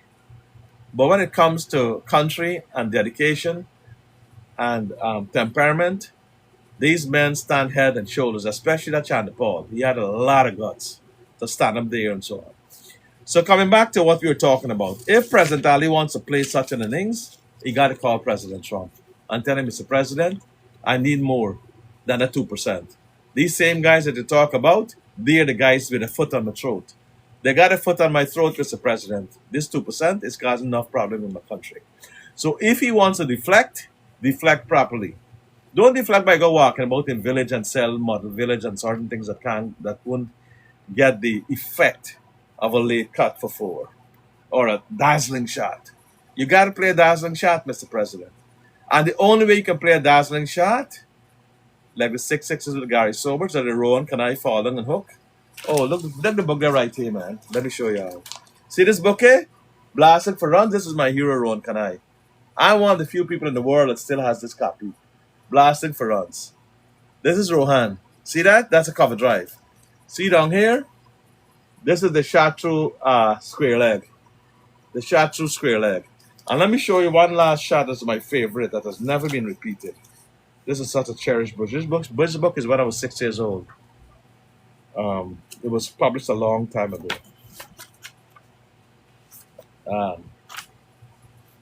It has a shot where he was lying on his back. It has him lying on his back, but not a shot. I think one of them books got it better there. The fallen hook. I have it in one of my books. I got to resort. I'll show you the falling. You all know the falling hook, man. The falling hook when he's lying flat on his back. But for now, this one doesn't suffice. This is the on bending on his knee and hitting the true square leg, an equally captivating shot. So, Mr. Ali, President Irfan, big boy Irfan, big dog, you gotta call President Ali, call the other big dog, the bigger dog, and tell him that you need better than that 2%. Most he can say is no. If I give one bark, no, that's it. Story done.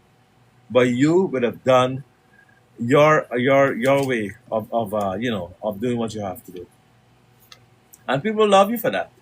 Charity covers a multitude of sins. Okay, so let's go on.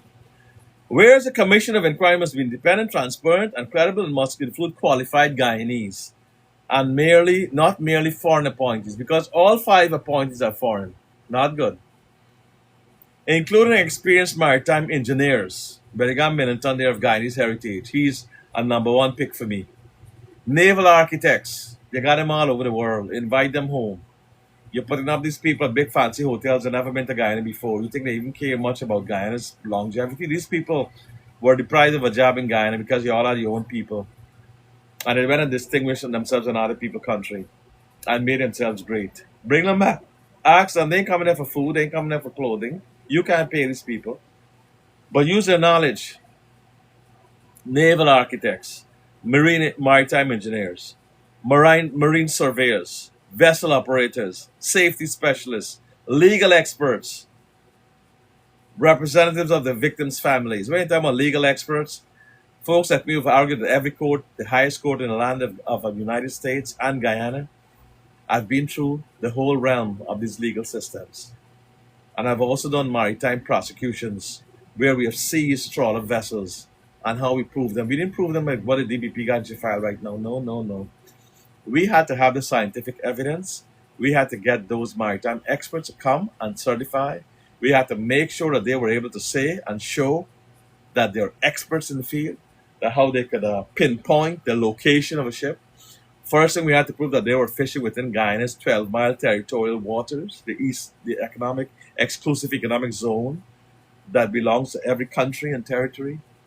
We had to show all of these things. You just don't bring a case and say, well, a murder, 3 years for murder, we got 2 statements here. That's all balderdash. That's malarkey. The law doesn't operate like that. We got 2 scapegoats here and charge them. You got safety specialists, legal experts, representatives of the victims' families, Amerindians, and suitably qualified members of the Guyanese diaspora. You got a lot of people in diaspora, not only in New York. You got Canada, you got Australia, you got England, UK, you got to the Caribbean. You have every conceivable part of the world. You have great and wonderful Guyanese in Florida, New Jersey, Texas, New York, all over the place. These are people who care about Guyana. If they got to come there and just testify for a day or two to get to the truth, and you know what? I'm telling you with all due respect to you, all of us know what happened. All of us know what happened. That there was overloading, there was like cruelty from man to man, there was negligence, and people couldn't care less. There was hustlers, and there was everybody fighting for their own thing. So we understand what happened. So not going to change that. But at the same time, you got to do a commission. You got to do it properly. Bring these people in, but don't bring people to shift the narrative. Don't bring people to create a false narrative. Don't bring people to exonerate any minister or anybody. Don't bring anybody to prejudice the proceeding. You understand? It's not something that will rub well with the guy. The people, they will never forgive. They will never forget. Mahdi's at the back of them just in the recent past. All these other things are going on.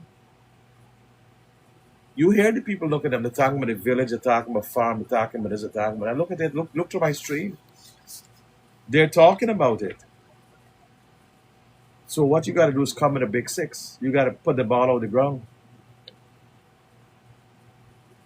You have to hit a few 6s. 6 6s like Gary Sobers. And these 6 6s can come from this oil 2%. That is my simple advice. Whereas the wreckage of the MV Barima constitutes vital physical evidence and may contain critical information necessary to determine the causes of the tragedy, identify institutional failures, and prevent similar disasters. Well, one thing this commission must do, it must identify institutional failures and prevent similar disasters. If you're going to spend so much money and have this commission, got these five done Guyanese come to our country, and they can't make recommendations, I don't know what they're going to do because some of them are lawyers. All they know to do is wear a suit and a tie. They've probably never been in a vessel like this. They probably only use aircraft to travel. They probably never traveled in a trawl or a pontoon or a speedboat or an MV Barima. I did when I was magistrate. That's how I used to travel. I used to travel with pontoon, speedboat, Pampuri plane back come down in the jungle, two-seater, one-seater. I travel all over the place in Guyana, tractor and trailer for gun whole coat. So I know what gives with these boats and speedboat. But any kind of problem, I would have had a problem with them. You understand? And that is a problem that I know. I've been there. And thank God I'm still alive because I'm not supposed to be facing you now. If the devil had his way in 1984, the plane was coming down with me as a magistrate coming from Monkey Mountain. And as we reached a certain part of the area, just like the same Barima Jonestown area, the plane was coming down, the engine cut off. The engine cut off and was coming down with George Gransalt, one of the most famous pilots that ever fly Guyana. He used to fly, knew the interior like the back of his hand. He never fly with instruments, or maps. This guy had known so much. He was like 60 something. He was the father of all aeronautical flying in Guyana. George Gransalt. Ask the people in Guyana who knows that. Mr. Gavine, all these folks might be aware with him, those guys who know about this, and Charles. These were pilots, but the granddaddy of all of them was a man named George Gransalt. He was a bit eccentric, George Gransalt. He affixed them plane like when you fix one car when you go drive. And you pull up the bonnet and you look into the plane, if you put rubber band, what way you put in them, twine or what. But when he done the plane going up, and you going up with that too, if you die, that's the end of you. And 1 week before he came down and could not be found with a young captain named Emil Passad. Emil Passad. Anyway, his first name was Emil. Emil went down with him. Emil had just got married and had a young kid. I was so sorry. Up to now, I cry for him. He went down into the jungle. And he said, when you go down in a Guyana jungle, ants will eat you out. Wild animals, snakes, everything will grab up and swell the whole thing. It's like near the Amazon.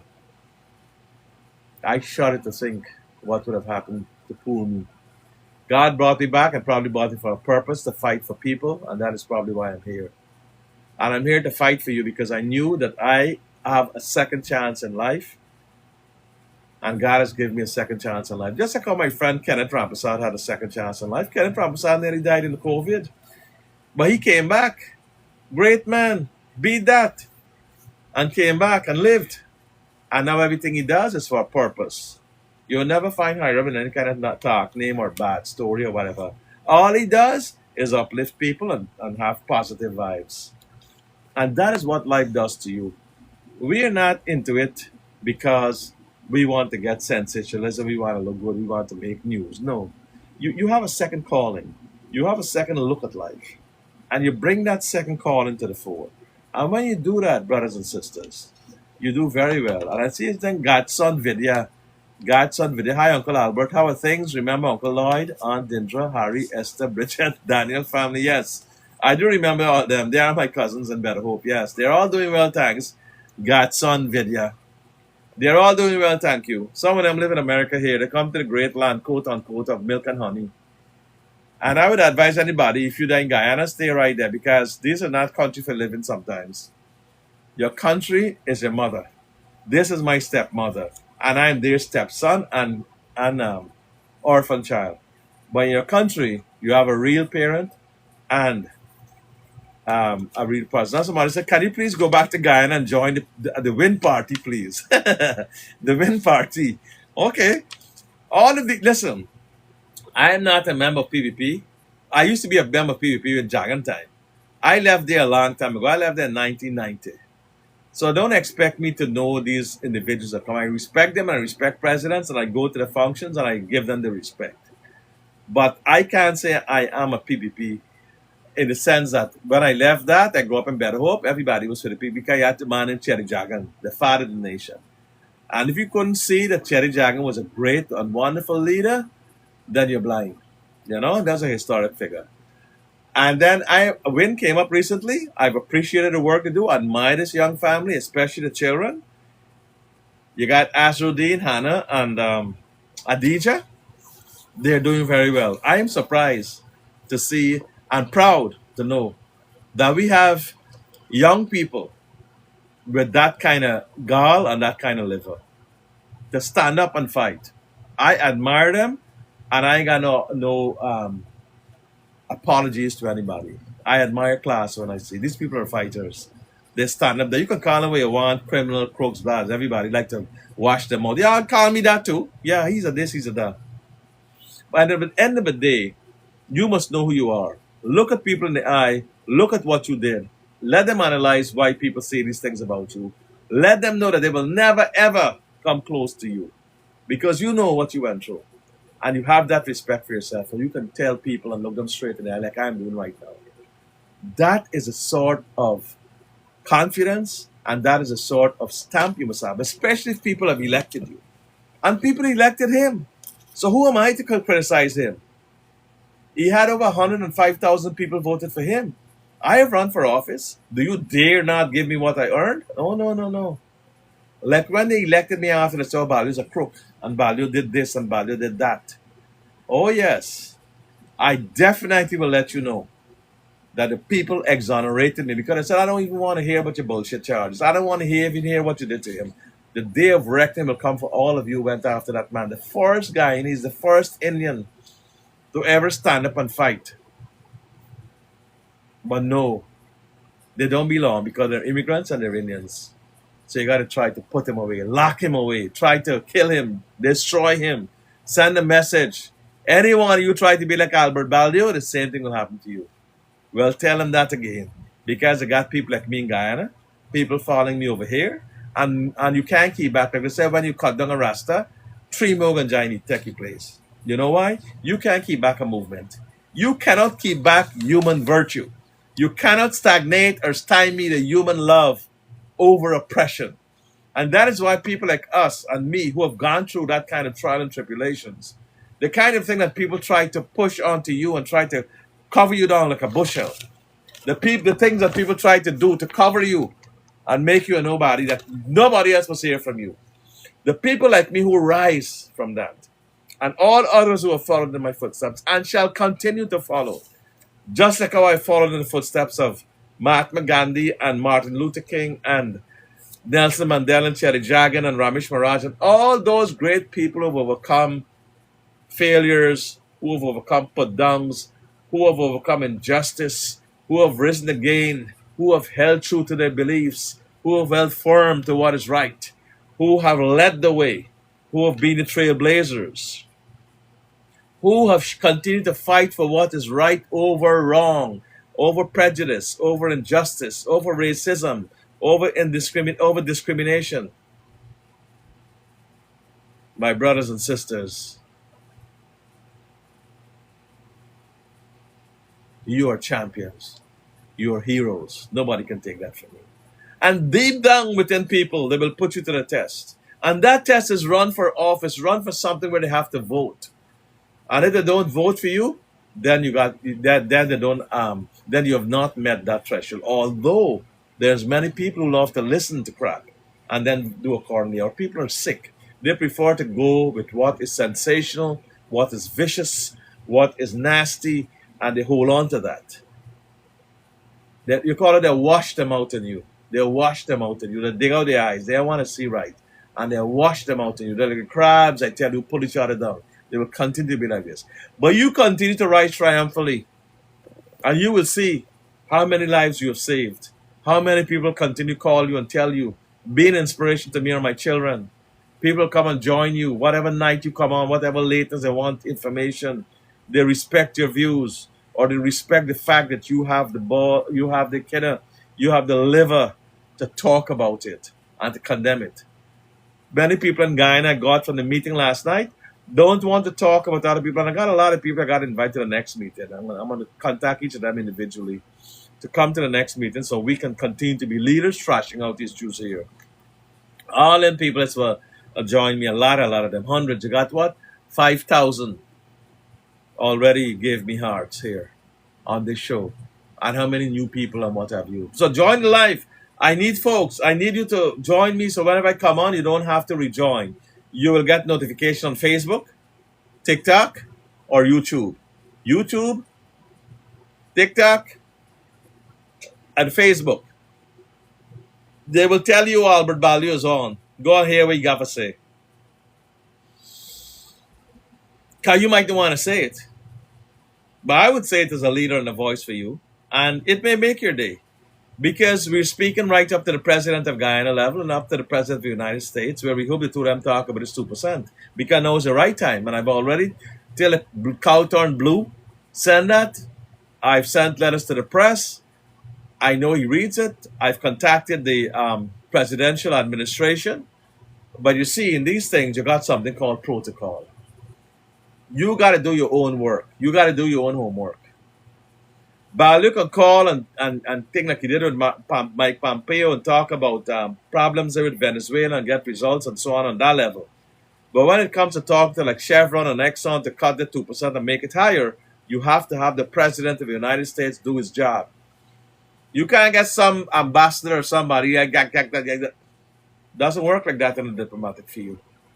You need your best and your brightest to articulate the request in accordance with so-and-so convention and as a member of the United Nations and as a proud friend of America.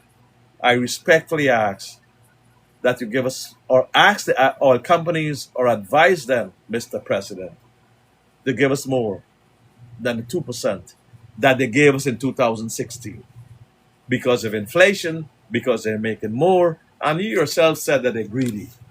You yourself, sir, and we agree with you, Mr. President, that they are greedy. They are very greedy, and they have no compunctions. They have no restriction on their greed, and it is unfair. And as a leader of the free world, and you can even put in the term, and as the greatest president who has ever lived. Sure, use the term, you're an advocate. We respectfully ask that you give the Guyanese people who are proud friends and loyal friends of the greatest nation that ever lived, the United States of America, to give us more than the measly 2% we are getting. Most respected Mr. President Trump, please ensure that that is done as early as possible. And may God bless you, sir. Now, this is the problem that you have to get done. And the important thing, Jack, call 311. Do some work. Pick up your phone, dial 311, tell them which road in Richmond that you want to get fixed. That's the mayor's office. Don't be a lazy bug. Call 311. Tell them a location and get a road fixed up in Richmond Hill. You already had them cleaning up Liberty Avenue. The mayor and our councilman, Ty Hinkerson, credit to him, we have been cleaning up Liberty Avenue, and he's got the money, millions of dollars, from Van Wyck right up to 102 Street. You go back on Liberty Avenue and see how clean it is and make it clean. Stop putting your garbage in the bins there. You understand? And I don't want you all to urinate, defecate the place there on Richmond Hill, Atlantic Avenue, and Jamaica Avenue, and Rockaway. Because we're asking for cleaning up there also. We're asking for cleaning up there. So Jack 1027, whoever you may be, pick up the phone, call 311, and ask them to fix the road, which you said in Richmond Hill, Gamma Hole. Do something. Make yourself busy. Make yourself proud that you did something today. You understand? You call up. You did? Well, call again. Call again. Speak proper English. They probably don't understand when you talk. Call 311 or go on the computer and pick up 311 and do it. You all like to be spoon-fed. Some of you all want people to put food in your mouth all the time. You don't want to come here to work. You want to live off the public assistance. Shame on some of you. So join the live, share the link, be part of this. Make sure you connect to everybody. Tell them to the good, the bad, and the ugly. Tell the good, the bad, and the ugly to like the link, share the link, and so forth. Or you know what, Jack, you can email me the location, and I will call it because you look like you're one kind of people that like to write steady on computer, but you're not gonna call. So when you're done, have your fun. Write me, drop me a line. I'm gonna get it in my TikTok, and I'm gonna call them and get the location. I don't want to know your name because I can't say Jack 1027. See one hole in the road and you never want to call. I will call and get the location. I don't want to know who you are. Just give me the location. I don't mean to tell you go to hell. I'm just telling you, give me the location, sir. That's all I want, and I will take care of it. If you can't take care of it, and you live there, and you see one big hole in the road, and you can't dial 311, which is free, and say, you know what, sir, we have a problem. They got a big hole at 127th Street and 103rd Avenue. If you can't do that, then you continue to be who you are. You understand? And join the others, and look out, and look after your area and make those calls steady so you can know what's going on. Okay? So let's going down the road here. And we talk about Barima. Whereas along the vessel, now this is the problem with the Barimas. Many people have said people's skin is falling off. People organs have been eaten up. Piranha and shark have eaten these people. The more that vessels at sea and you pussyfooting with contracts, Mr. President, the more you're looking bad. The more people are gonna be angry with you. Because what you have to do now is to bring the ship, raise the ship, and bring it in as quickly as possible. We heard about $10 million. Somebody said $10 million is going to cost you. What kind of nonsense is that? $10 million? When you can use that $10 million? All you got to do is make sure that you call the president and tell him Exxon, or call Exxon yourself. That one you can do. You don't have to go to President Trump to tell Exxon lift my ship. Because they got water loading and water bearing and scientific equipment out there. You mean one ship they can't lift and bring up? When they didn't dig in the oil, they know if they dig it good the way and bring out the oil.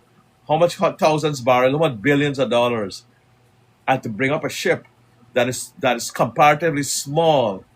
Why can't it be brought up by Exxon? Why can't it be sponsored by them? You're making billions all right through the thing, and you can't help but be so ungrateful that the same people that you're milking money from, that had a national disaster, out of your own mind, you couldn't do that. So the important thing is that you need to do that. You need to go back, and you need to, look at this situation properly, and you need to make that call. Call them and tell them, when they come and have the meetings with the American ambassador, even if you have to put her to do it, don't just have these people praising them and kissing their feet and bowing down to them.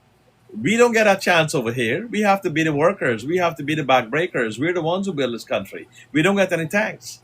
So if they're in Guyana, whatever capacity they may hold, diplomatic or otherwise, ask them to use their influence, ask them to use their jurisdiction, to ask American companies to lift the boat up. That is a very simple situation that has to be done. So our important thing here is to get MV Barima lifted, and lifted very quickly. I don't see why we're spending $10 million to make it such a difficult situation that people come and say, oh, you're wasting another $10 million. You could have spent the $10 million and feed them people. You could have spent the $10 million and help compensate these people that died. So, we're creating too many problems and too many issues. We got too much of janjat, you call that. Janjat. You're creating too much janjat over a simple situation, making it difficult. So when people are saying now you want to lift the ship and bring it, and the Prime Minister still left him out to sea, that you're going to be on memorial out there, well, then people say, well, the Prime Minister been right, because the thing cost $10 million. And if you left him at sea, it's going to cost $10 million, it cost nothing. But we're going to take the $10 million US, and we're going to feed this 100 and something family. My brothers and sisters, that's terrible. Yeah, some people like the leaders like Barack Obama, Mahatma Gandhi, Cherry Jagan, MLK, Martin Luther King Jr., and Nelson Mandela. All those people, I look at them every day because they have something to tell you as a person. Univis, I love the leaders of the bookshelf. They have a life story to tell you about. the how low we are, how small we are compared to such great minds. And if you can only come to 10% of these great people, our lives will be worthwhile. Our lives will be worthwhile. If you can only come to 10%. Okay? So that is why you have to have things to inspire you, because the world is very dirty. The world is very nasty. There are many vicious people out there.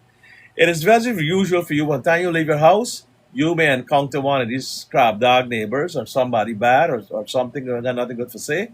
They might kill your spirit.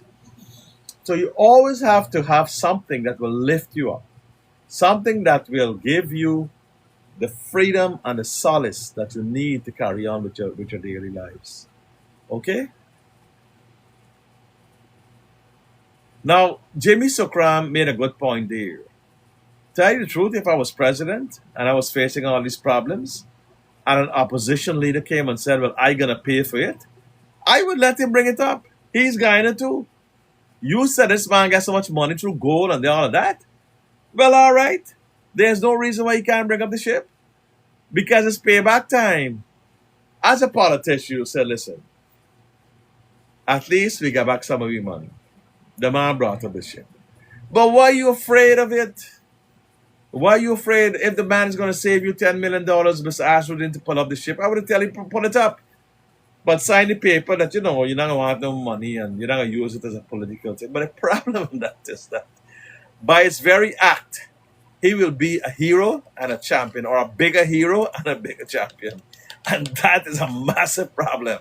If you got a man like that coming up with all these ideas, and a man who pockets and got top, or bottom, you got a big problem, because at some stage, he's going to kick you off the perch. At some stage, he's going to kick you off the perch. He's going to beat you to the game. Because he has the resources, he got the mind, he got the liver, he got the youth, and he has the wherewithal of being a martyr and a champion. And that's the problem with having a man like that breathing down your neck. Somebody guided us on video said, "I'm not seeing the Honorable LFS Burnham on your shelf." Well, Burnham is also over there, but it's not within the immediate vicinity of the camera. But I'm going to make sure I put him next time there also. All those who have done in some way, you know, um, somehow deserve and help Guyana and be part of our history, good or bad, is still part of our history. So I understand where you're coming from. And I can see what is going on there. And I am happy to say I respect everyone, the good, the bad, and the ugly. Now, this vessel now is in salt water. Salt water or seawater is one of the worst things to make problem and to destroy something, whether it's metal or aluminum or whatever. That is one of the worst corrosive and destructive features you can think about. And the problem here is that that may very well be happening, or it now very well, it is happening to the bodies, the bones, the remnants, the ship, the evidence, um, the instruments, the cargo. So we don't want to be a situation where that problem is there, or that is a counterproductive. You can't wait till everything done rust out or eat out or rotten out, and then you say bring out the ship. As King VMAX said, the boat is national treasure. It should be salvaged. I agree with you. It should be salvaged. It's national treasure. It's important evidence. It's background information. It's some of the most informative and informational. It's decisive to this commission of inquiry. You might as well don't have a commission of inquiry if you don't have the ship. Let me repeat that. If you don't have the ship brought up and salvaged and put together in the best possible way, then don't bring up the ship. Don't hold a commission of inquiry. Don't waste your money on these 5 people, putting them in the hotels and feeding them and getting the people there. This body's a secretary to the commission, and this one. It's all going to be a dog and pony show. It's all BS. It's not something that we're interested in, because it has nothing. It has no value. It has no value. Like Jack said, dead man can't tell no sorry. Well, we're looking for dead man to say no sorry. We're looking for evidence to find out who's liable and how you stop going right up to the top with accountability. Accountability, if there's no accountability when over other people died, then the next incident, they're going to say, you know what, 100 people died in MV Barima, there was no commission, there was no accountability. So what you coming and telling me? This is 100 people. It is very unlikely you got 100 people losing their lives in another tragedy. So it will create a high premium or a high barrier for any sort of accountability exercise to be undertaken by anyone else going forward from this. Because the problem is that you would have created a precedent. Just like how we created a precedent here of where a particular situation is so harsh, of shipping out other people when they breach our laws and we're not trying them in our own jurisdiction. I was telling somebody last night, a terrible precedent. I was a former prosecutor, former magistrate, former state counsel. I'm a lawyer in Guyana. I'm telling you, it's a terrible precedent. When you're going to cede jurisdiction to another country of somebody that is your citizen and committed acts or alleged crimes in Guyana, you should try them in Guyana. You don't cede sovereignty and you don't concede stuff like that for a political gain or political mileage. So when people say about how people want the Barima to be lifted for political mileage, or people saying it's a political mileage, that is what you call political mileage. Whether you're going to try a man and want to get rid of him because he happens to be in opposition to you, and you waive your rights to try him in your own country, and the benefits that come with that, the gold and diamond or whatever money he's supposed to pay if you find him guilty, and then you let another country take charge of it. No, sir. No, sir. It's very, very transparent what happened there, and very, very shameful that we create in precedent. And I did extradition cases as a prosecutor. Most times we will bring people. They had a man, a Dutch man, who killed his wife in Guyana, and he fled and he went to, I think it was Germany or Holland, Nielsen, I think it is. And we had to bring him back. And we brought him back. Then they had some other cases too where people committed murders on Guyanese folks, went abroad, and we had to extradite them back to Guyana. We had to grab them and try them in our country because the crime was done here. In the Okinanan case, a crime that happened at sea, the famous case of the Okinanan, you almost read that case, the Okinanan. He was tried brought in Guyana, although his defense was this crime was done in the high seas of Guyana, that we didn't have jurisdiction. It wasn't done within Guyana's territory or territorial limits or jurisdiction, and therefore he had to go off scot-free. So no, the Privy Council made sure that he was tried and we had jurisdiction, he was convicted. So our point is that you cannot dissect and intersect the law in a way that will suit your mechanisms. The law has to be consistent. So if you're going to now create a precedent where you say we can't let the disaster because, and it's over 100 people died, and most likely any other tragedies, God forbid, they're going to use that same excuse. You were telling us to lift that vehicle, that aircraft, that boat, that speedboat, that whatever pontoon or whatever this is, a ferry, where people died, and you never lifted the MV Barima? Oh, no, no, we are not going to accede to that. We're going to oppose that, and we're going to use that as a precedent. When they use this as a precedent, it means that they are very likely will be able to defeat your motion to bring forward any kind of thing like that. You will have a problem. So my advice is simply to bring the vessel in and don't create that terrible precedent whereby people are able to say, you know what, you didn't lift the Barima, you didn't bring it to shore. We are not going to be bringing this where 10 people died, God forbid, or whatever happened. So this is what we resolved. At that meeting that consisted of civic leaders and people who want to see Ghana do well, who are speaking on your behalf because many of you are inactive. I also heard you don't want to get involved. You're scared of talking. Many Guyanese people, they're depending on the young people. They want to see their rights go down the drain. That is wrong. You have a duty to speak out. You have a civic and bounden duty to speak up. You have a right of speech. You have the freedom of speech. You have the constitutional guarantee that you can have your say. You live in a free country. You live in a free democracy. You live in an independent country. You live in a republic. And with that comes certain rights, certain constitutional rights, certain basic amenities. People violating that rights, take them before the court. Bring charges against them if you can. They cannot just violate and shut you down. They cannot just shut you out of the conversation. They just cannot take advantage of you. You have to stand up for you and your kids and for the future of Guyana. You have to stand up and fight when your rights are being traversed, when your rights are being circumscribed, when your rights are being violated. You have to be at making sure that this can be done, and it's called freedom of speech, freedom of association, freedom of assembly, freedom to write, freedom of the press. These are all sacred rights. Go to the Guyana Constitution. You will see these rights there. The same rights we have in America, the same rights you have. The same right of peaceful protest.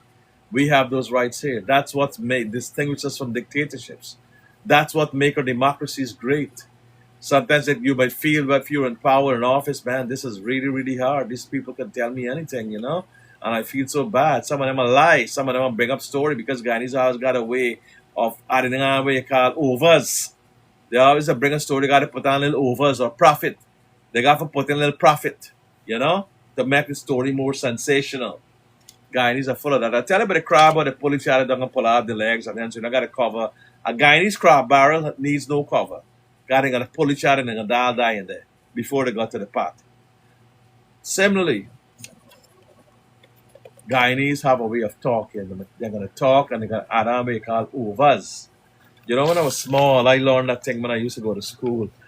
I used to go and tell a lady when I'm buying my sugar, okay, give me some overs and something. She said, where you learn the term from? Since then, I used to be an advocate for myself, you know. Give me some overs. It means I want a little bit more or whatever you selling there, this sugar cake or whatever. And they will, because that was Guyana now. You go and ask them now, they're probably going to hit you or something. I don't know. Guyana is not the country that I grew up in anymore. It's like a dog-eat-dog country. Like somebody said, they're very scared, and they're very scared of authority. They're very scared to talk. But y'all got to understand is that united, you're stronger. If 750,000 or 800,000 people come together and join as one, and I'm not asking for an insurrection against the government, but I'm asking if you perceive a breach of your fundamental rights, your God-given rights according to the Constitution, the rights given to you when we broke away from the British and those who owned us. The fact of the matter is that you have those rights, okay? And that you must be able to exercise them. And all free societies exercise them. As long as you don't have no guns, as long as you're not there to maim anybody, as long as you're not there to break and burn, as long as you don't behave like hooligans, as long as you don't use it to steal from people, as long as you don't use those incidents to break people's stores, and a lot of that do happen. So let's be honest about it. It works both ways. Freedom of expression and freedom of constitutional rights is not freedom to go on thief and loot. It does not cover looting and stealing and using those opportunities to create unjust enrichment or lunatic or callous or criminal behavior. Period. So let's get that straight.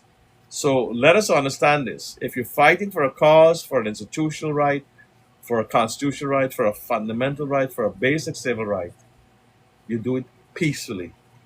You do it peacefully. And you have to know what lines you can or cannot cross. We demonstrate in America here. I've been doing that for decades. I'm known as one of the freedom fighters in America, a champion, a hero, trailblazer, a man who was often arrested and put in jail, a man who always rose and rose back to even higher heights, a man who inspired others like Zoran Mamdani to become mayor.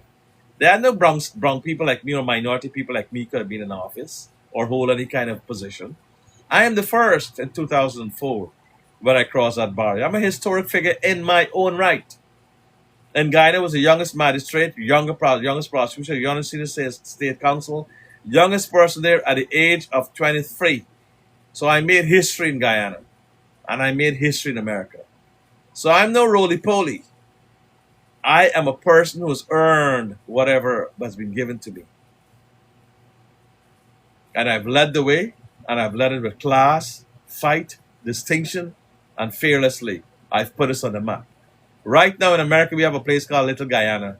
It's when people like me start to fight and say we exist, and instead of you're from Guyana, they decide to name the place after me. And a lot of them are ungrateful. A lot of them don't even vote. A lot of these people over here are a waste. And you know why I say that? Like 2, 3%, not much. But a lot of them got their mouth to say what they want to do, and they don't help, they don't fight, and they don't like other people who fight. And they're what you call a cross or a sick that they have. Foot and mouth disease, I call it. I don't look back at them. I still help them, and I still fight for them. But I know who's in my mind. And I don't show it. But I know. I know it. And they will pull you down. And if they hear something bad about you, boy, like they had somebody named there Arun. I know when we just said man named Arun, you know. These guys never did anything for this country or for the people. All they do is fill their pockets with filthy money, selling people property and stealing their property and stealing their mortgage and all kind of thing. All of them should have been in jail. Most of them went in. But I saw somebody that saying bad things about me. These are the kind of individuals you have to be careful with. And in the Guyanese population, they got 5 times as many than they got in other places. Even Haiti and Trinidad and Jamaica and Guyana, they ain't got them kind of people like what we got in Guyana. Or like what we got here in Richmond Hill. But coming back to your point to my distinction, I've helped to create awareness, helped to build, helped to give people that we belong here to. That we, Albert Baldeo, is a proud Guyanese American. And that is why when I led the way, they named it Little Guyana. You think it come overnight? You think it come by magic? We had to fight. We had to give seats. We had to work with the administration. We had to sometimes step back or sometimes go forward. Sometimes go down the door. Sometimes kick down the door. Sometimes break the glass ceiling. We had to be what another famous Guyanese Shirley Chisholm did. Break the granite ceiling. Break down the door. We had to push and push hard. So, Chano, they want to reap the benefits of you and others' hard work? Sure. The first thing you get into office and you go there, them know you and they come for ask you for a favor. And all well and good, that's their right. You know, you got to represent everybody. But I'm telling you that they have no shame. Because the same person who put you down is the same person going to come and ask you a favor. And even when you do the favor for them, they will go out and badmouth you. 3%. The rest, God bless them. They're great people, great Americans. Since we have some great Guyanese, Americans, Trinidadians, Sudanese, Punjabis, South Asians here. We're proud of them. I fought for them. I've never asked them for money. I don't get paid for what I do. Most of my campaigns, I finance them myself because people don't have money and people don't see the goal. And in all fairness, some work 3, 4 jobs and they barely make it. And God has blessed me in many ways. So to whom much is given, much is expected. To whom much is given, much is expected. And therefore, if you want to say that about me, I've held the mantle of leadership. I've given at the sacrifice, at the altar of sacrifice, and I've done what I had to do. Both in Guyana, when my life was almost taken from me, 3 times they tried to kill me. One time they run me off the road, East Coast. Car came from nowhere, hit me, almost died, crashed into the seawall. The car almost turned over, then it came back. If it had turned a little bit more, I was gone. The aircraft I came in, but that was an accident. I almost died. Criminals shot at me because they didn't want their people. They tried to kill me. God has protected me and God has given me to my people to be the Moses and the leader of them, and I have done so. Came to America, went through the same problems. Everywhere you turn, there's going to be a challenge. There's going to be a pitfall. There's going to be a drain, people digging for you. They might fall in it or sometimes they catch you. You now have to pull yourself out and rise. Many times I've had to pick myself up. Do you think there'll be anybody behind you when you're falling? Success has 1,000 friends, but defeat has none. Defeat has no friends when you're down and out or you fail. There's no friends. Look around you. It's vacant. There's nobody there. Succeed. You want to know where they're crawling out like ants and cockroaches. They're coming to you as like you have candy. You're sweet. You are so sweet that they will come to you. They will help you. They want your help. That is mankind. But you can't let these things bother you. You have to have the bigger goal. You have to have the priceless virtue. The virtue of helping without asking for reward. To fight for over 3 decades like myself and not ask for a penny. To take insults and put downs and rise above them. To be a beacon of light and example to the world. And to rise triumphantly so people can say, My God, that was the same how he put. And in that way, your life must be like Jesus Christ. When people think they have killed you and murdered you and crucified you, you must rise triumphantly over them. Triumphantly. You must rise. Go high. Soar like an eagle above them. Soar like an eagle above their small minds. And you must look up and say, well, how did that happen? Just like when Christ rose, when they went to look for him in the tomb, when they looked for him in his moment of defeat, or so they thought, he had already gone to the kingdom. That is how you have to deal with these crosses and these crabs that will confront you in your daily life. These, what people call, they call them different words. In Guyana, they call them cross, and they call them all sorts of things. I don't have time to think about that. But coming back to the point, it is resolved, therefore, that we, members and representatives of both Guyana and the Guyanese American diaspora, concerned citizens and supporters of justice, hereby call upon the government of Guyana. That's number one we want. We're calling on the government of Guyana to pursue an immediate and lawful renegotiation with ExxonMobil, Chevron, and their partners to secure substantially greater benefits for Guyana than the present 2% royalty to the minimum of 5%. So we're calling for that to be done to make sure that we can get 5%, not 2%. Because the 2% is an excuse to exploit us. We need 5% to help our country rise and rise with the blessings of the oil that we have discovered. And we make no apologies for that. We make no apologies for that. We're entitled to our oil, and we should, by all means, be getting our oil. Because it's our resources. It belongs to us, not to anybody else. It belongs to the people of Guyana collectively. And they must be the one who are able to get it. Item number 2, ExxonMobil and Chevron must voluntarily return a larger and fairer share of Guyana's petroleum wealth through increased royalties, improved profit sharing, supplemental payments, and major investments in healthcare, education, housing, transportation, environmental protection, and poverty reduction. So this money is going to help Guyana en masse. It's going to help Guyana in a collective way. It's not going into one person's pocket. It's not going to go to one set of people to invest and reinvest in this and lands and this and that and all these assets that are suddenly getting. And there must be, collaterally with that, there must be an audit of who owns the land and the contracts in Guyana. Who owns what, who got contracts, who are the players, which companies, what is the relationship of the higher-ups to these companies. That is called accountability. That is called transparency. This is not French I'm talking. I'm talking about basic economics. Okay? And that is a position that has to be followed here. There's no ifs and buts about it. The government of Guyana, number 3, and all companies must provide full transparency concerning petroleum revenues, expenses, audits, tax concessions, recoverable costs, production figures, and all contractual benefits granted to all companies and their partners. So you want to have a complete checks and balances. And that's right, King VMAC. You have to have checks and balances. An establishment of a genuinely independent commission of inquiry into the MV Barima tragedy. We're going to MV Barima now. There must be a genuine independent commission of inquiry into the MV Barima tragedy with the legal authority, technical resources, and independence necessary to compel testimony, secure documents, and identify all contributing causes. I will stop there. I'll try and get some people to come in and talk so I can close up now.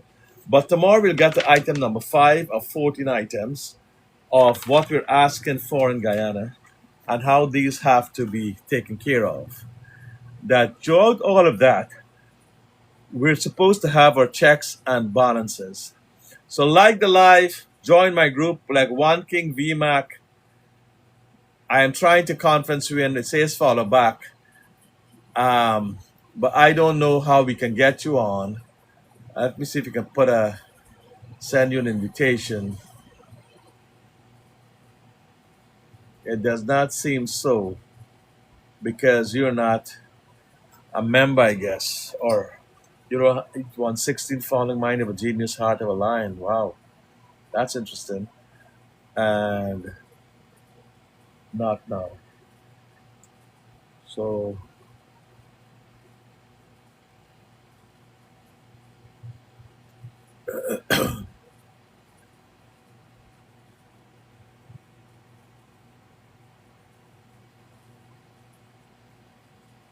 trying to see who are some of the people we can invite here. As you know, this is not one man curse or one man duty. You have to be able to come together. You need to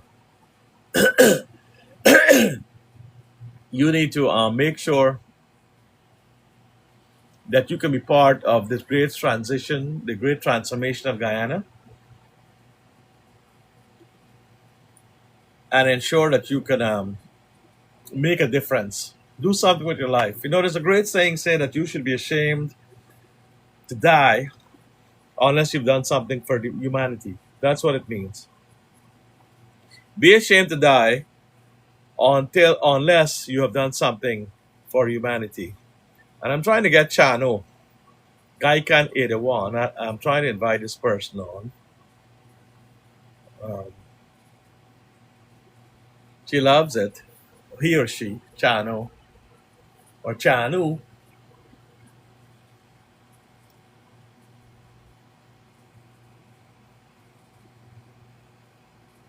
in a lot of noise, sir. Okay. Chano said the commission has to report to a joint committee of the legislature. Yeah. Reporting is reporting, but they have the power to charge. They don't have the power to indict. They can only recommend. So they don't have no, I would say, a responsibility laid at their feet. It goes back to the constitutional head of as director of public prosecutions.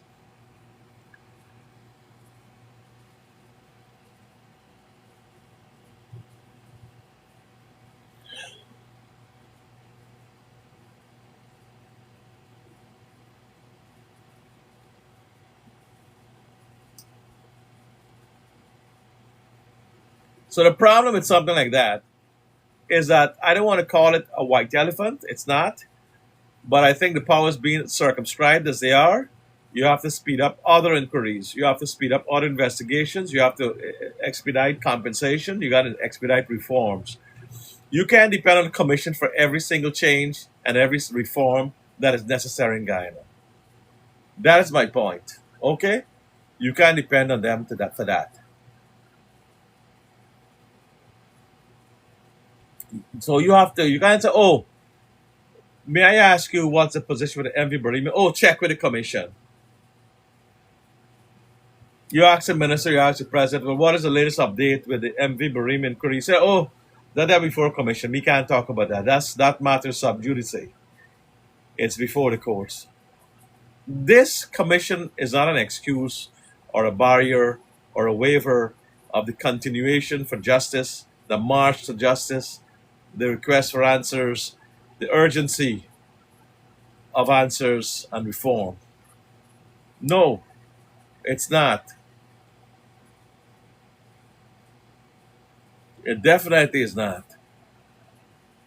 And therefore, it is something that has to be adhered to, something that has to be complied with.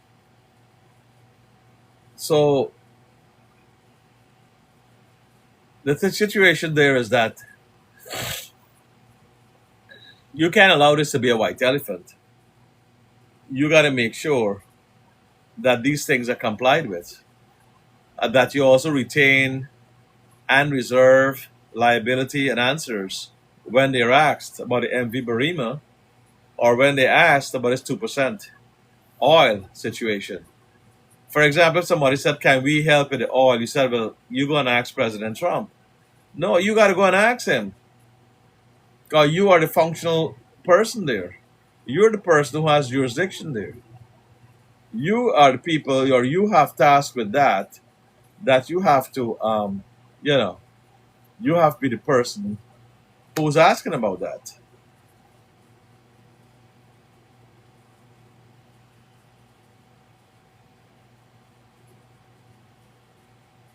It can't be anybody else that takes on that mantle. And your mantle is that you pass the buck. This thing is not to pass the buck. It is not to ask somebody else to stand in your place. It is not to wipe your hands of it. It is not something to do in a way that you can get somebody else to take the blame. It doesn't work like that. You have that responsibility. You have that situation where you have to do it. Something that can be lightly paused or sent to somebody else. It's not. So let me see. I think Jimmy here, we would ask him to join. Let me hear what he has to say. Um, Jimmy, you there? Jimmy Sokram?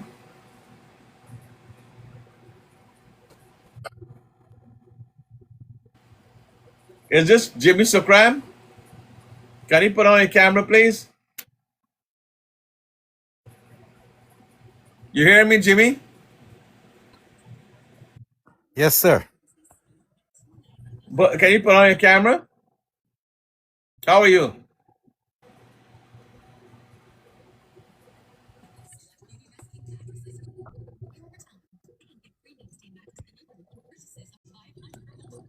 I see a head. I see a hair on your head, but I didn't see the face.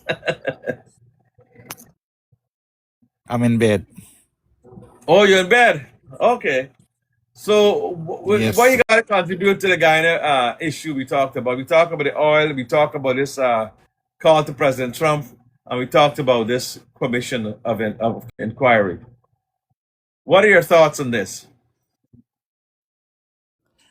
You know, I really can't answer right now, but it's a shame what's going on in Guyana with the ship. Hmm. All those people die in Guyana. It's a shame. Right. Over 100, eh? I work on the sea over 10 years. I Oh, so work you're an over 10 years on the expert. You're sea, the man should have been on the and commission. With trawler or I'm no, I work in cargo ship, big cargo ship. ship? That way you been to the Caribbean Yes, then. big You ship. out far. Big ship. I went in Europe, most Europe, Central and Wow, North wow. America. I'm so glad you joined me. So Mm. I see some disaster. We miss die in Argentina. Where they Wow. get a storm. Big ship I see just sink just in the port. Uh-huh. So this is what's going on. This little baby boat in Guyana. Uh-huh. It's very sad that they can't bring up this little baby boat. This is a baby boat. Uh-huh. So I you work with think, big ship, 200,000 ton.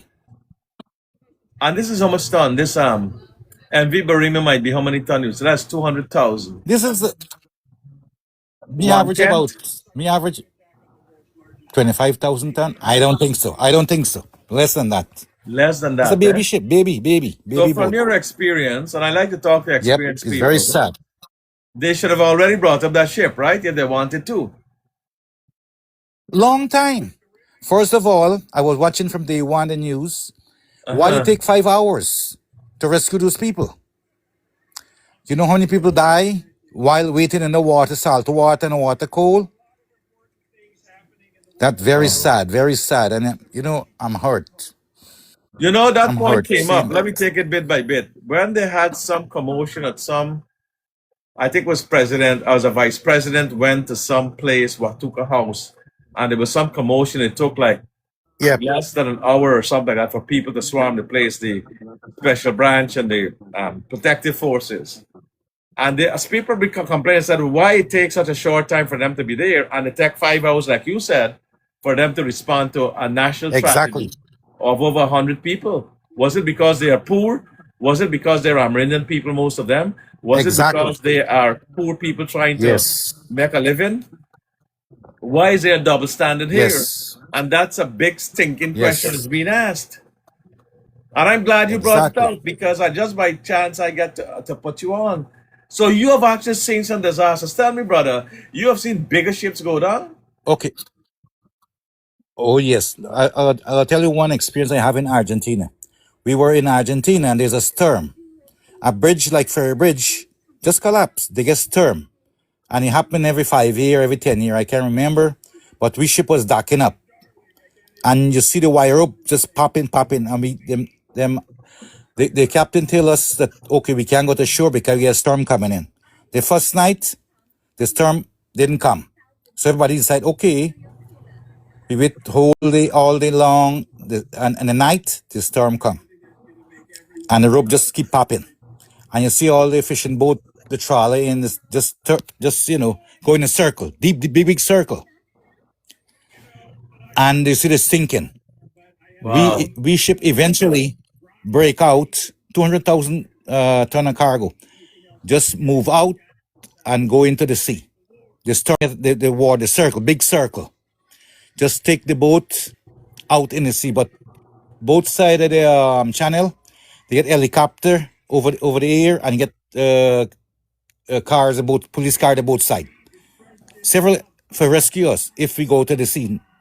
Not our ship alone, several ship just going out back to the sea. And break down a big bridge like Ferry Bridge. Collapse. And this is major storm. If you Google it, you'll see in Argentina they have, I think every 5 year, every 10 year, they get this big storm in the area. Oh. So this little boat was sitting there, they did down there, and then bring us our ship damaged too. We get diver. The next morning he was on the beach. We get a big hole Wow. on our ship. They come and then patch it up. Yep. So somebody was must gonna sink too. So you were So saying what that that ship could is be happening in brought Guyana out. right now is very sad. That ship can be brought. That MV Immediately. Barima. What's the Two, earliest time you would say, brother, it can be brought back to shore? 3, 4 days. 3, 4 days. Exxon is there reaping Guyana money. Same Exxon is Exxon could reaping have done Guyana it. money. Why they can't? Huh? Exxon could have done it. I beg your pardon? Exxon, Immediately. Mobile. Immediately. From the time the They ship would. They sink, they have the should step in equipment. right away. That exactly. And how far are they from this Exactly. Immediately she bring on the disaster? ship. How far are they? Are they I like? don't know. I can't. I don't know. I don't have no idea. I'm in States right now in the United States, so I don't know what's going on What in part you Guyana. live in I the don't know states? what's. I live in Jersey. Oh, Almost 40 Jersey. years. Because I'm in Queens here. Oh, Yeah, I yeah, see. almost 40 years I'm in America. Oh, so clearly then Exxon, dude, since they're very established, these are billion-dollar companies. Exactly. Even to Ali called to Trump, immediately the ship, but they don't want the ship come up. They don't want the ship because they're hiding a lot of things. They're They hiding get a a lot reason of why they don't things. want the ship come up. They have a reason why. Yeah. They hide in a lot of things. I say in open. I don't care. They can't do me No, but a lot of people said that ministers nothing. have asked for certain things to be put there that They we hide in don't a lot know. of stuff. There's a lot of stuff And hiding. therefore they would have been reckless and have knowledge. So I may charge 3 people, but then they would be equally liable. This came up in a discussion I had yesterday. We had a discussion of very prominent people over here, diaspora, and they wanted answers. They're not scared of anybody. And rightly so. And the people in Guyana are scared and they wanted to speak up. So they ended up with leaders like myself who have a duty to People speak up scared on in these things. Guyana. Pardon me, sir? Exactly. I speaking up. You know something? Why Ali didn't fire those two guys already? The minister. Why didn't fire them immediately? If it was me, I fire them immediately. It's Because, too much cover up going in Guyana. It's too much. and then he himself will look You very know that. small when he Yes, he looked like a piece of shit. or scared of something. Ali looked very bad what's going on with those ministers. Yep. He lose a Yes, lot of it's very ground. sad what's going on. I yes, Now definitely. some I people want to say, go back to live in Guyana, but now go "Oh, ahead. you had plans to go back." Well, up to now, still, I spend a lot of money. I do a lot of dealing up over 10 years now. I have a farm in Guyana, Wow. and right now, I think with this boat right now, I don't know. So the farming is I a don't good know what's is a going good on. business because I hear the rumors about the big Well, I do farms in. too.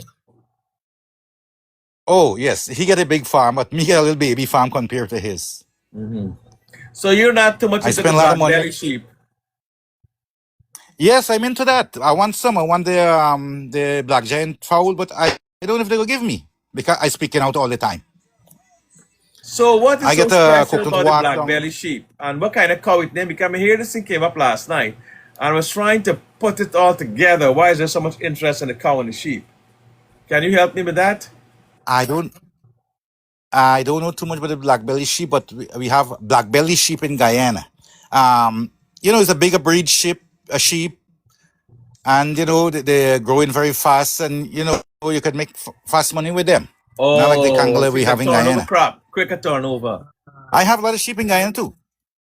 Yes, and I have a lot of sheep in Guyana too. Hmm. I have a lot of sheep, duck, fowl. I have a lot of different fruit trees. I invest over Wow. 15 years now in my farm. So you must have got It's good a, people it's a there. You nice, looking not after big that. farm. It's like I got my brother taking care of my farm, Mm. and I have fruit trees, a couple hundred fruit trees. It's like Hmm. 2 acre farm. Okay. Now I invest in duck, and now I build a pen now. I start with a pen, 54 by 24 feet. I just finished in Guyana. I came back only last month from Guyana. Oh, But with this boat problem right now, I don't know. it turn your mind. It sort of make you thinking that Yeah, maybe I the gotta sell out sin the is so property. big. The Exactly, sin is big, and exactly. that's why I come out to. I know all these individuals. I go to the meetings when I come here. I talk to them. I show them the respect. I never Uh-huh. disrespect them. But when I started to see these things going on here, man, and my poor guy, these brothers and sisters, I'm saying, man, enough is enough. You can't turn your back on people like this. You're reading all this scandalous stuff, man. It turned off a lot of people. It's like milk turned sour. You gotta make pain with it. Exactly, exactly. You Now know? I'm like two mine. Yeah, you're studying if you go back. Yep, And and they victimize you, and a lot of people over there. Only the young people are coming out. They said last night, the older folks, they don't want to say nothing. They're scared, and they have all these constitutional rights.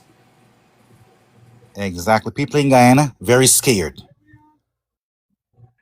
I want to They don't see want to those come young out. people like Hannah, and the other young sister, Hadija. I want to see them speak out. I'm saying, Yeah, wow, I got to give my hat to these girls. I've never seen young Guyanese women like that speak out in all of my life. I mean, I'm a exactly, lawyer since I was exactly. 22, so I'm accustomed to doing that kind of heavy lifting, Yes. fight, and so Yep. on. But when I see young people like that, but it's them as you can count them on your fingers. That is the problem there now. It's only one or two of them. Exactly. That's on Scared. the Everybody's scared. advantages. Huh? You cannot say nothing in Guyana because the next thing they're gonna lock you up or then try to kill you. Or That's what they do in spite you. Guyana. Yes, they do everything. So I want to do my farm in Guyana, but as I'm open speaker, you know what they're gonna do? Victimize Yeah, me you right don't want away. to invest too much where you pass Yeah, a line exactly. of no return, and you throw away Eh, your money, but you want to preserve what you have. Because you're yes, encouraged, it's your country as much as anybody country. You neighbor Stringberry there, you have as much right in Guyana as anybody else, president or who. exactly. I don't know if they don't My understand this or they got to be made to understand this or what. But my mom worked very hard in the country. My great parents work all over in the country, and I inherit some property from them, and I buy a lot of property too. You understand? yeah, yeah. So I invest a lot of money in Guyana, and it's You were very sad probably now a that PPP supporter in the olden days. something. I never vote for nobody in Guyana, and I'm in America almost 40 years. I never vote because I don't believe in politics. Never. Mm. I'm not a politics guy, but I don't like to see Advantage. wrong things Hmm. like what But going on why in is the America government taking right so now. long Yeah, I to don't like the right this advantage. shit? That's why I don't vote. Right, because here what happened? The Constitution in sync with the Barima, You know or something? As I conscience in say, sync with the Barima. Why am I made to believe like they our hiding soul or they hiding conscience evidence. sync?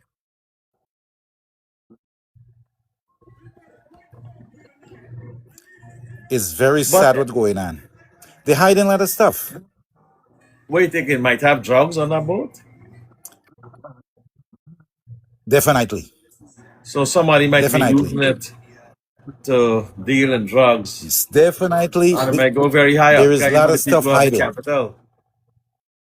Exactly. Is I don't want to say, but hey, they don't want to bring up the boat for a lot of reason.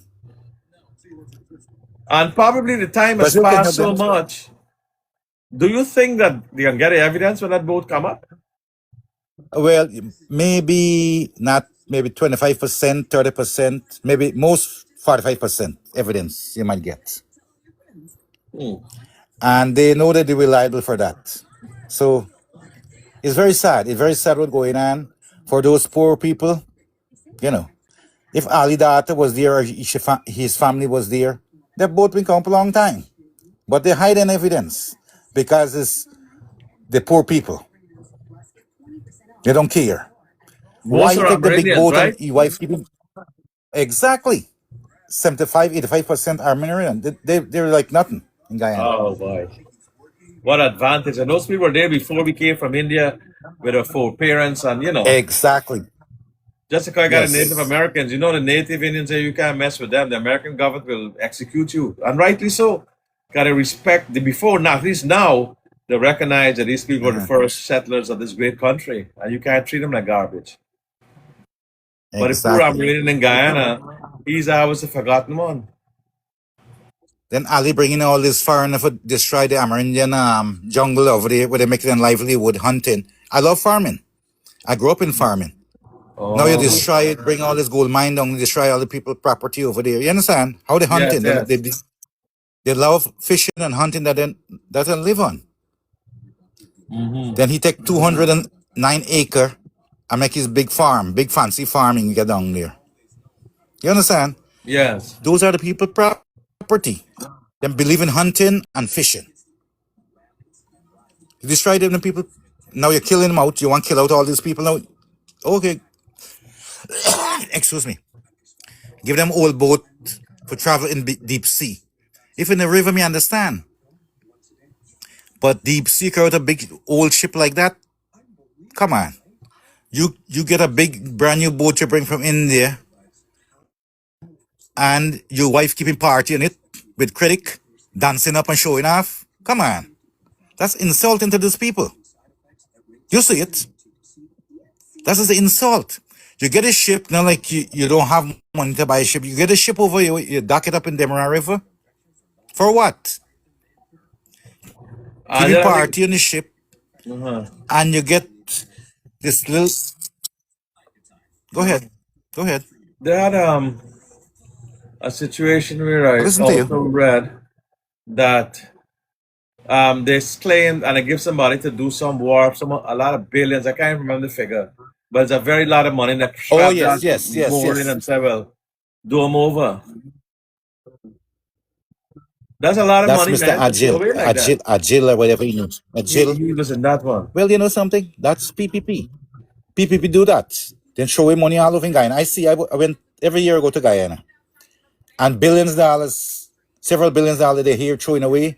I see a lot of stuff going on. I don't want to say too much because I plan to go back to Guyana. I know they come after me.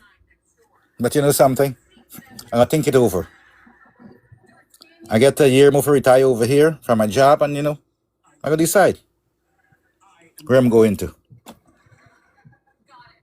But it's very sad that that is happening, and with all this criticism and all this noise being made, I mean that nobody's responding. They're holding out. Well, oh, we don't have nothing to do with it. We are not at fault. Hold the commission.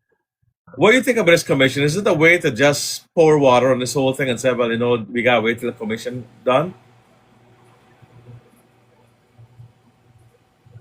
Definitely, before definitely. we implement reforms and much What? needed? Yes. Okay. Why Ed Gilner retire immediately? He and the other guy. What name? I forgot his name too. Why Ali didn't take them out immediately after the boat sink? And you know what pissed me off? In there, He I go in think and it's say, "Oh, the Minister in boat was there. not in Seaworthy. dar, Ejilan in dar." Anyway, yes. Why Ali didn't say, "Okay, put him on leave or whatever till the investigation finish"? He's still working. That's so sad in Guyana. It's also This guy against the should, law. It's a Ali conflict should of fire him interest. immediately. For example, if a police officer does certain things, they would send him on leave, Yeah, like but you you know said, something? put you at the desk, put you somewhere else, and the investigation has to carry on. Exactly. That's how developed Exactly. countries do things. If you're Until, an officer and your yes. name called in a shooting or beating up a prisoner or arresting somebody unlawfully, you got to turn in your badge, turn in your gun.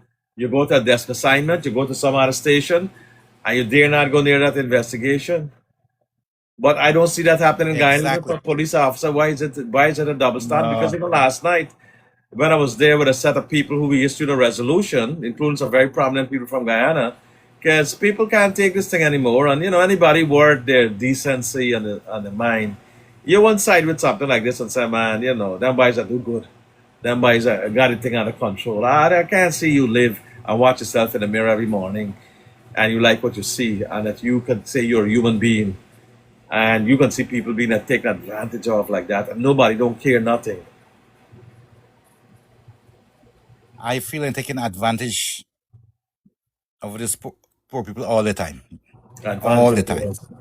But it very much looks like that because these Yes, they people they take it. left the body to rot out there. Fish eat it, piranha eat it. You're not getting on the boat. They had you take the boat in a party, and then that was their boat. You use their name. Probably Exactly. say it's for indigenous people. Probably the Indian people said, Exactly. if the first people of Ghana, we're gonna give you a discount. We're gonna give you some, some love here because it's for poor indigenous people. And then you bring that ship, and then you're gonna make an excuse. He should have had that wharf done. He got a thing 2.5. That part there is very very hard to swallow. That ship being not Ed replaced. Jill, go ahead. No, you go ahead. Sorry. Ed Jill was saying the wharf is not finished or whatever. That's why they didn't use. That's bullshit. He make an excuse to keep the boat as a party boat and give the people in the old boat for just kill 'em. When I see the boat loaded, I see a lot of pictures of the boat. I work in the sea, as I told you. I Uh know huh. when boat loaded. You know, It's right? Because overload. you You can got you see got that close to the right away. you see Yes, it come and the up water in the low. sea. Yeah, Ex- Exactly. We work in 65 feet of wave in the Middle East. You understand? 65 feet, eh? We cross from Jesus. Argentina to England. Uh huh. 30 something days I take them sea. Rough sea, Or night and something day, night is. and day. 30 2 days I think we take. My God. Uh huh. Night and day. The ship go Wow. up and down, and sideways. We said we get there here tonight because it's the first time I walk over 10 years. I never see sea like that. Up, you go up and go dive down. Then you twist both sides. That Oh Lord. experience. The That water the just first coming. experience you got the high seas, That the first roughest experience over 10 and years. then it became like We sort of say, like man, this, normal after that. Was that like yep, every trip? It was like the that. ship run. No, the first one, I work about 8 7 8 years already in the sea, the Middle Uh East all huh. over. But this was a bad time, some storm. And this is the worst.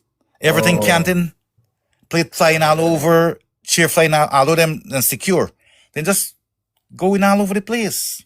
my Water God. all over the place. And throw up, everybody's sick. Sick. That's the worst one. I me pass it, me no more. Yes. You felt you Something were I passed gone. that experience. I definitely. But something, I go back to Argentina again. I worked so much years in the sea, and after, I'm not scared. When the ship was in Argentina, we get in the river. Mhm. The captain knocking all, say, hey, everybody come out. I'm in my room sleeping. We say, hey, what you come out for? We there in Mhm. a big sea. Nothing happened. We were in the river now. How we gonna die in the river? And you get helicopter all over, your police both sides. You understand? Uh huh. I just sleeping. Everybody out. I'm in my bed sleeping, and I hear it all going on. Eventually, when the ship break all the rope, then I come out on the outside. It was And very you know funny. that you wanna go down, We know the ship will go down, but we go save because helicopter flying in the air, and we get the police car both sides. You understand? and you got A lot. seat what you call the thing life you Like, got get what you call the everything. thing you done strap on yourself with that Everything secure which already. is So we something can't that die they in a didn't put river. on. We can't die in a river. If we die in the sea, we go die in a river, right? And it's a small river like a Barbish River.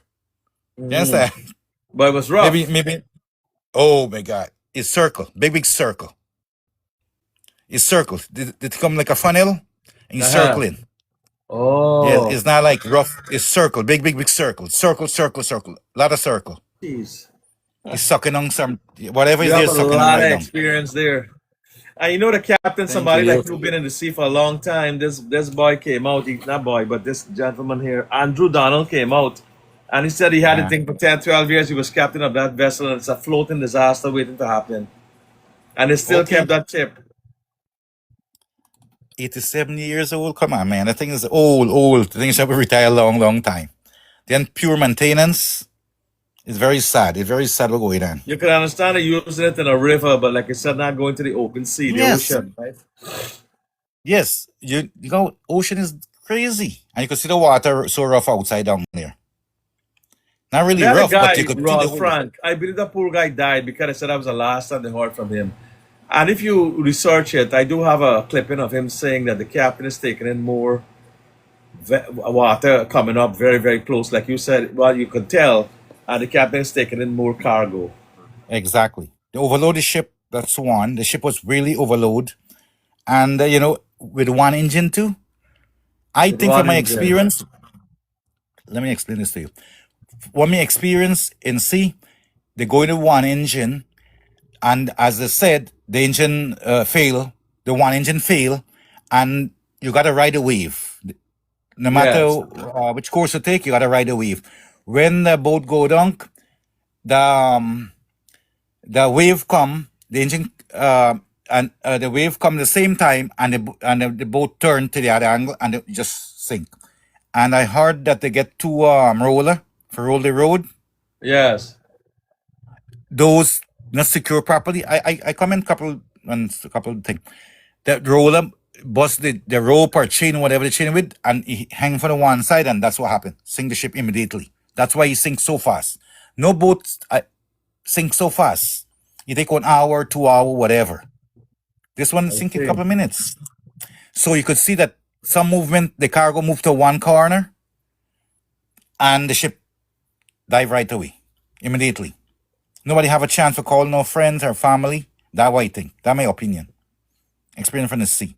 No, when they had some little kids sleeping there, the lady said from time to then she arms and she reached for them, she didn't see them back. They just disappear out Exactly. of thin air.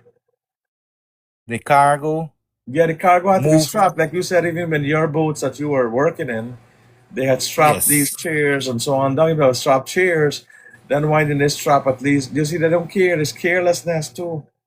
It's carelessness. It's like They're Guyana is accustomed to like this cowboy thing. country. Yes. And look at people's The life is cargo like move, nothing. and the the cargo didn't secure properly, especially those two roller. I'm glad the ship come for see the roller how he's strapped. I'm glad to see the picture. He move. From the time the ship can to one side, the engine can out, and the wave hit the ship, and the cargo move on the other side. Always taking water. So no, who knows what's going on? The ship got to come up first. Let's know what's going on. But I saw the I'm picture. glad to see what's The ship got to come up so you'll see what was in there and exactly, what caused it. Mm. exactly. And they can't get those guys over there in Guyana right now. I'm glad if Win get your own people them down there too. For hey, we get your own people them for check what's going on. Because you know something again, you got just okay, everything was normal. Bottom line, I say Mm-hmm. everything is normal. Everything or the ship was you get a hole or whatever happened or the wave. They're gonna make some excuse. I know that. Mm-hmm. So you can probably charge because poor people. It's poor people Yes. down there, so they're gonna just hide it under the rug, hide it. Yes. Hide the story. Mohabil, how are you? Yes, sir. Let's put on your Good night, camera. sir. Can you put on your camera? The last time I was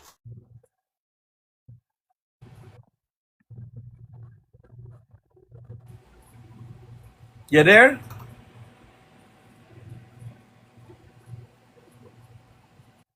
Oh, you don't got enough people Like he to left. follow you. What you have to say, Mohabil?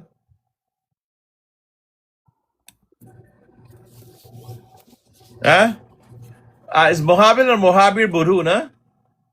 You're the number one person on this list here, son. So I'm gonna give something to say since you've been a loyal follower. Or you gone offline. I don't know. He doesn't seem to have enough people. Oh, for come up live. Apparently something like that. Yeah, yeah.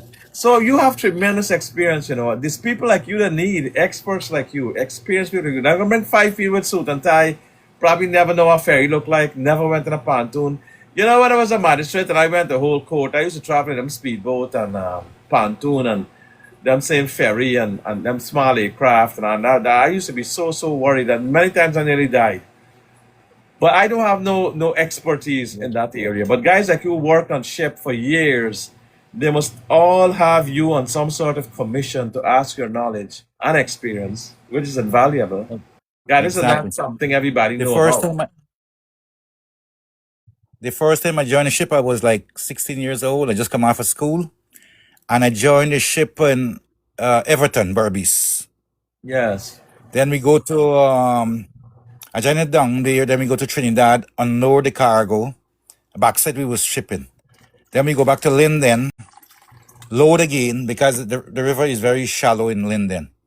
Come back to Berbice, load some more backside in Berbice, and then take it to Trinidad, Wow. Chagaramas in Trinidad, and reload back the cargo and then bring it to the United States. The first time I Ooh. got to the United States in 89, I think. Yeah, Uh, 89. 87, 89.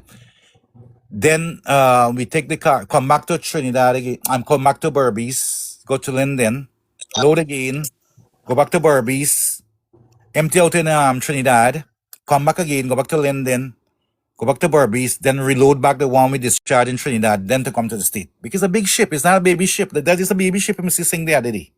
You understand? yes, With those people. yes. That's how your experience is so 200,000 valuable. I just brought on 200,000 blessings. Blessings forever. Do you want ton, to put yes. on your camera? Blessings?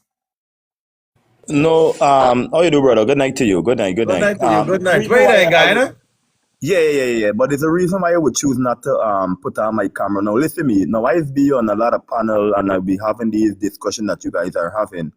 And I mean, if there's one thing, and I think you guys advocate it, one of the things that you find in this country, people would tend to target you if they see you as an opponent towards their agenda. So I just want to make that clear as to the reason why I would choose not to put on my camera. I understand. I understand.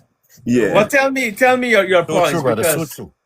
Yeah. No, you see, I was on a panel a few days back, and I was having a discussion concerning the same MV Barima Barima. tragedy, right? MV Barima tragedy, and you know, I don't understand why some people is trying to put up some baseless defensive argument. You know, one of the point that I would say a propaganda of the PPP put forward is that, you know what, the minister cannot be there to overlook things. So I say, man, listen me. I say, you see, one of the things you guys got to be very careful when you're making statement, because if you're going to say that the minister does not directly have to be there, it means that one would wonder, is it the same thing occurring in all the other sector? I'm speaking in terms of aviation, because you're telling me that there's no direct control. You understand? Somebody Yes. must be blamed. Now, if you Yes. don't have control over what you manage, you understand? Should we just blame the employees or the person who's carrying on the job? You have to ensure that this enforcement mechanism is there. You understand that particular thing lies directly with you. And if anyone is to be blamed when something like that occurs, you have to stand for the responsibility. Now, why should we, just look at, okay, the person who was directly involved and then the person who's supposed to be implementing policies or ensuring that policies are being followed are not doing anything. And we should say, that give them an excuse. No, it cannot happen like that. So those are some of the problems we're facing here. But I don't know how. Accountability. Exactly. But you see, the thing, some people only see accountability conveniently, I see. right? 'Cause mind you, if the table had been turned, right, they would have seen, what, someone should be held accountable. But now, based on the political agenda, they do not see the government or anybody who's a part of the government should be held accountable for what happened. I see your point. Well, brother, I've been a lawyer in America here. I was a magistrate in Guyana. I was a judge there. I was a prosecutor. God has blessed me, and I have seen this incident. Do you think there's need for independent lawyers, like people who are not scared of the system, to come down there and ensure that justice is done, or do you think that there will be justice in this case? I don't. I'm going to be frank. I don't see no justice is going to prevail from this case, and I'm going to explain my reason why. Now, I'm going to be very. So true, so true. One, some persons was charged, and one of the question I keep asking, I'm not as qualified in the legal profession as you are, but one of the question that I've been asking, what comprehensive investigation was done for this incident for you to bring about charges? Because if you bring about charges, you're saying that, you know what, these persons who were charged, they are directly or they're responsible for whatever happened. How can you say that when you haven't completed the investigation? Now, I was not a part of the investigation team, but I can say this. I don't think that they did any kind of extensive or comprehensive investigation into this matter. Now, they have a COI. Now, you listen this. You have a COI. What is critical to this COI is wherever information should come out from the captain and the crew member testimony. Now, if you don't charge them, do you believe that they're going to go be before the COI and say anything? No, they would not be inclined to say anything, because anything they say can be used against them in the matter that is before the court, right? Which means that, the investigation would not be able to establish certain things. So I just see that as complete baselessness. Complete your investigation, and if your investigation is completed, arising from that, if the evidence is there to show who is culpable or, who was negligent or so forth, well, then you can bring about your charge. But you put the horse before, you put the cart before the horse. You just went and implement charge. On what basis? Utter nonsense. Well, you're a smart guy. You say you don't know the law, but you sound like a lawyer. I must tell you. I mean, the articulation and logic you brought Exactly. there is very Exactly. compelling. I'm impressed because, one, you said the boat has not yet been resurfaced. So where's the evidence of what happened there is very important. When we did more the cases, or any case we do, you don't just charge. The first thing you do is charge. And this boat is not even resurfaced, and you're putting out charges on 3 small people, and you Guys, want to know if innocent it's guys. cover up. Well, exactly, because basically cover from up. this stage, all I'm Definitely. seeing that the evidence is based on statement what people say. This basically what Correct. I'm seeing right now. You case is based on what people say. You interview a Hearsay. few And witnesses. hearsay is not You admissible in a court understand? of law. The witness say, hey, what happened? This boat being overloaded, the captain being drunk. And as again, I tell someone, I say, and this was one of the questions I asked someone. I say, listen me. I said, only we look at it in the context of a boat. But if someone is driving a vehicle and they drink, or it is proven that they drank alcohol, does that Impaired. mean that that person is incapable of operating that vehicle? No, it does not mean so. However, we have limits in terms of if you go beyond that limit, well then, and that has not been established. Yes, Right? you So don't have no again, this tests and so on, because it shut down the people, be charging before they could cooperate or help them to get into the bigger situation here, well, the bigger exactly. liability. Exactly. Yeah, that's what I'm saying. So I don't know. Listen me, and listen me, and there's something that has been ongoing in this country. What happens, and this is how the police and the I wouldn't say the justice system, the enforcement system operates. They just charge and then do investigation after. But this complete nonsense. You don't charge people, get them punished in prison, and then let's say that based on the investigation that is being conducted by the COI, it is proven that hypothetically, that the crew members are not responsible for whatever happened. You don't charge them. These guys don't languishing in prison. What are you going to say? Sorry, we're sorry for charging you, but we just have to please the public. I don't know how things operate. You mean you use them as a shield until such time as you can exonerate the higher levels?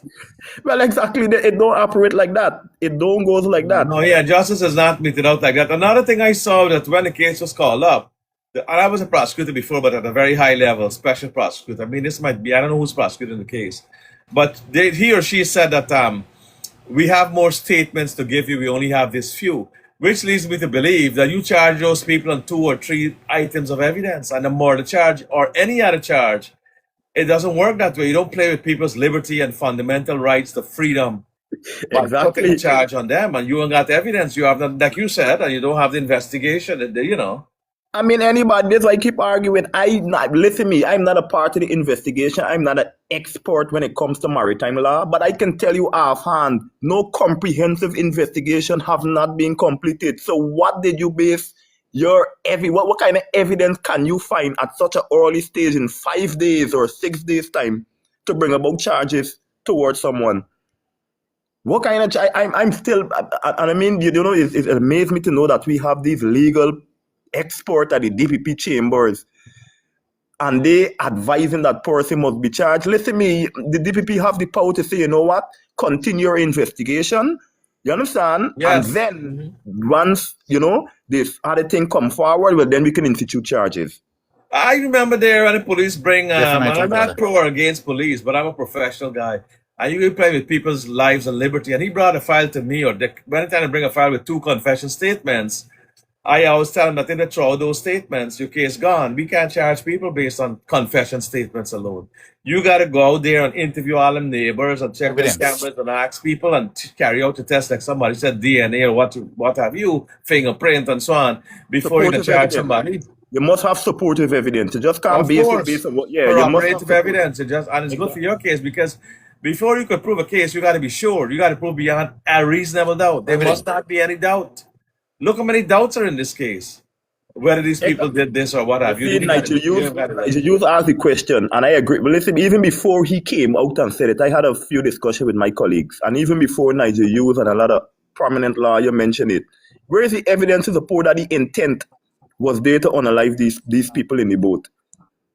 You understand? Yes, I mean, anymore the charge and use is right. You got to get malice aforethought. That's the law. You got to get a mental risk called a mens rea with the actus reus. The actus reus was done. People died, yes. But what about a mens rea, the mental intent to commit the crime? You have to prove that. If you don't prove that, you don't have a case. Your case going down the drain as a no case submission. even if it's because of negligence, you cannot prove your case. Negligence does not mean intent. No, it does not. You It have does to have a not mean intent. specific intent. Negligence Exactly. is not the same thing. Recklessness is a borderline issue, but these cases, there are other charges that you must bring because if you charge murder and you lose, you can't bring it again because Well, it's res judicata.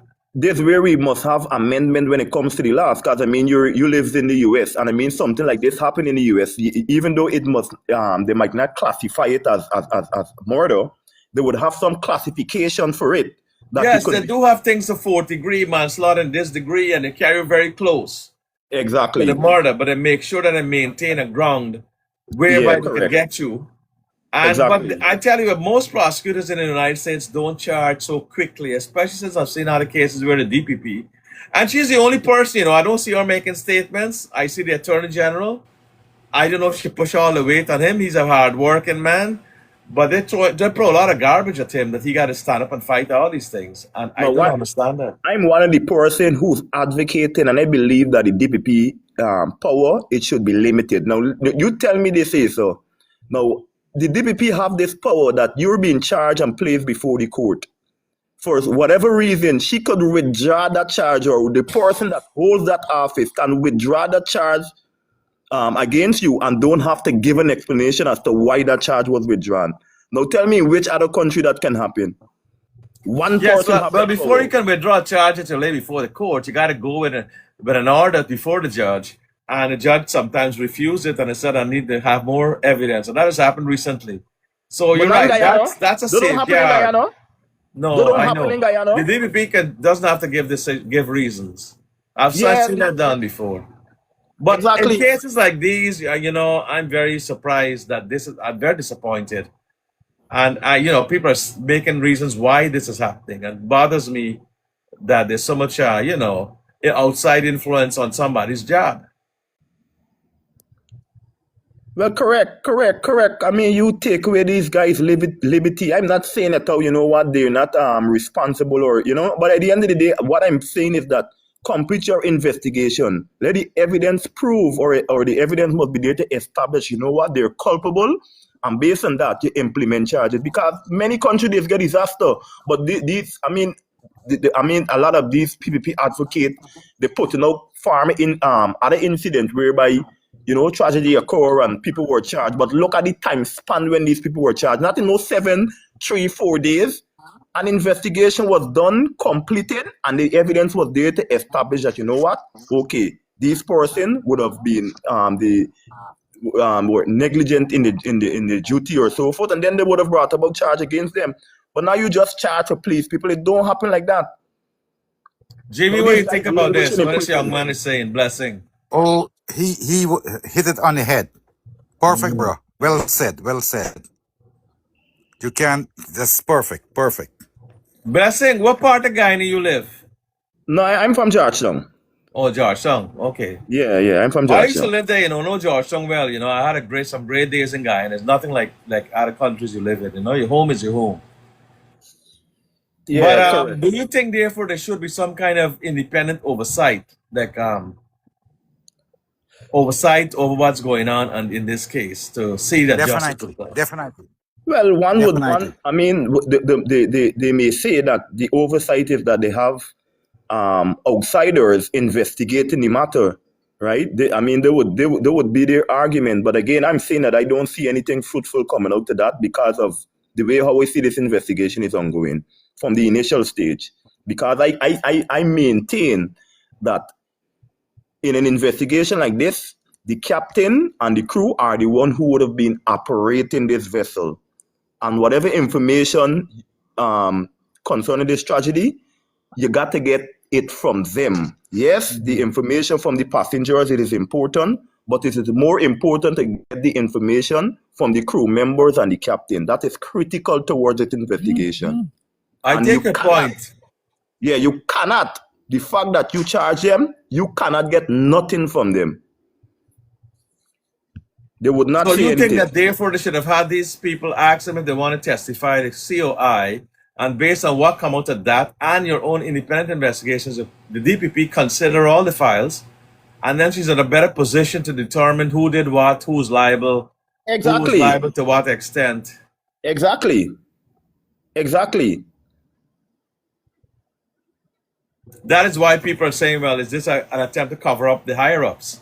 Because Well, you put it on these 3 people, they can't go against those people, because in addition to saving themselves, they wouldn't say anything with anybody else either, because they're going to take the 5th, and the 5th means that they won't scream on anybody else or squeal on anybody else above them. No well, minister or exactly. anybody else. Legally, Perhaps a minister.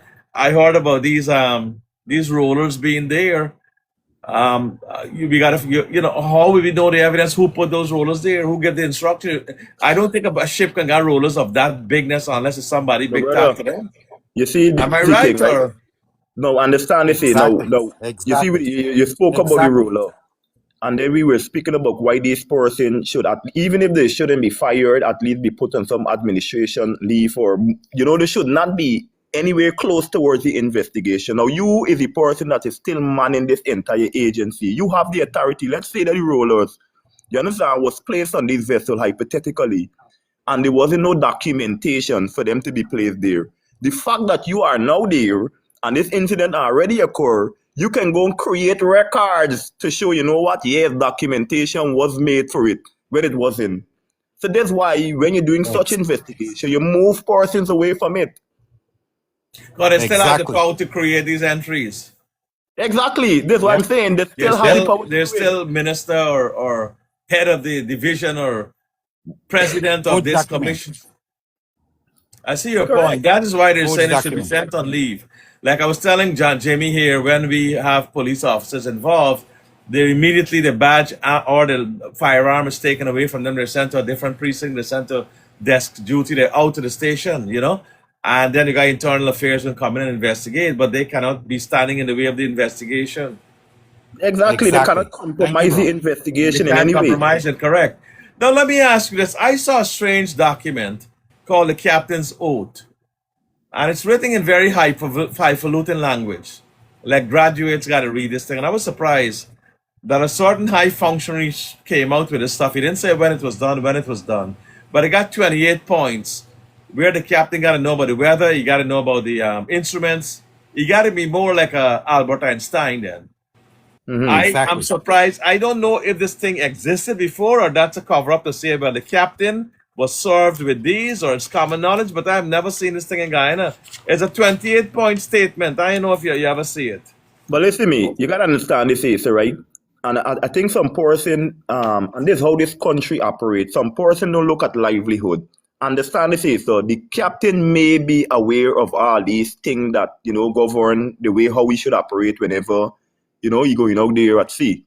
But understand this is so now use the minister or use my boss, and this is how Guyana operates. And you say, listen me, you understand? Put this roller, put this ace on the boat. You understand? Now, would you go against your superior knowing that it can cost you your job? Exactly, brother. So Yes. true, brother. Well said. Well said. Yeah, you're gonna want to keep that job because you gotta put food on the table. Jobs might Yes. hard to get there. Your experience in this particular area. Well, this is Yes. exactly what I'm saying. You understand? You can say, man, the minister can call you and say, listen, me, I sending this ATV. You said it, oh, man, we done over. And he said, listen, me, put this ATV on the boat. And you can say, no, I'm not putting it. You looking for a job tomorrow. Well, a captain Exactly. talked about that. A gentleman by the name, a former captain who was there 10 years. Andrew Donald said for 10 years this thing used to happen, and they used to kick him around and threaten him. I wanted to fire him, and 10 years he knew this thing was like a, what you call it, The trap. The trap. floating. Yeah, they're trap. That's the exact word we Exactly. use. Like the So trap. our question is that you already had knowledge of this thing, and this is, you can't feign ignorance. And like you said, the mens rea, it seems to me that the mens rea, or for some manslaughter charge at least, that the reckless disregard for human life was therefore in the breast of somebody higher up who knew about this thing. I don't know if the person ever traveled on this MV Barima. They must have used a helicopter or small plane. No, they But use a they dumped speedboat. this for the poor people or speedboat, and dumped this for the poorer people and said, well, let them try with that. Mr. I put Albert, it on a speedboat. I can attest to it, and I can tell you this. Wherever happened, it started. You gotta look at where this initial thing started. It started when the boat thing. This thing started at Transport and Harbor. You understand? And it started with the ministers. Because if Yes, everybody brother. was doing what's supposed to be done, it would have never happened. They would have known Yes, that, you know brother. what? If they had enforced certain mechanism, if they've been carrying out the checks and so forth, and Uh-huh. they're not the captain and the crew responsible for the transport and harbor and the minister. Yes, the captain would highlight whatever discrepancy, is with the boat. But if they don't take the necessary step to correct these issues, you understand? Why should we now blame the crew members? Right? So this is what I'm saying again. I'm saying that, what? Start this investigation as Transport and Harbor. What did they do? You can't tell me you manning this particular agency and boat. How you having extra passengers? It tells me directly that you had no control mechanism there. I None mean, like whatsoever. people who have certified this boat, people who've inspected this boat, these are all people that we have to hear from as to whether they issued a false certification also. So they would, and they might be supervisors in that MARA Department of Transport and Harbors. And Above again, the you never captain. know these. And again, you never know if these persons are being controlled by the minister. Now they could go and fabricate documents because of what happened just to cover themselves. If Bro. Well, that's why I drew your attention. It's a big 28 page, 28 point system, and the captain got to take an oath. And here's how this oath read: when I give the order to sail, I accept full responsibility for every soul entrusted to my care. I will never knowingly place my passengers, crew, or vessel in unnecessary danger. I will place the preservation of human life above schedules, cargo, profit, or personal interest. My authority is great, but my responsibility is greater. I sail only when I am satisfied that every reasonable measure has been taken to ensure a safe voyage. And this vessel, say you gotta know about vessel loading, propulsion, emergency life jacket, build system, cargo manifest, electrical and power systems. To me, this is like a scapegoat document to dump everything on the captain. exactly. I mean, yeah, this is the intent. So I would like to cross-examine this person, Kali, before the commission, be who hire, what kind of person this is, head or what. And I know who I'm talking about. Came out and said we've issued this to all captains. Well, they are in the aircraft business. How come nothing don't apply to aircraft? Suppose they crash and die and kill people too. They must also have one for aircraft. So he's now pulling himself out. He's above that. And I believe this is some special advisor to the government on national security and that kind of stuff. But this person is making a case here to come forward and say the captain was warned, he was told, he signed a document, like you said. You can always have a system whereby he signed and say he was served or somebody served it on him. Whereas the captain may not even read to that level to read up all this fancy language. But the way this language is a lawyer of many years' experience, I feel that this is a concoction. This is a setup to directly tell a jury, this is the man. This is the man who got to blame here, this captain. You know why? Because he signed this document. And nobody else. Exactly.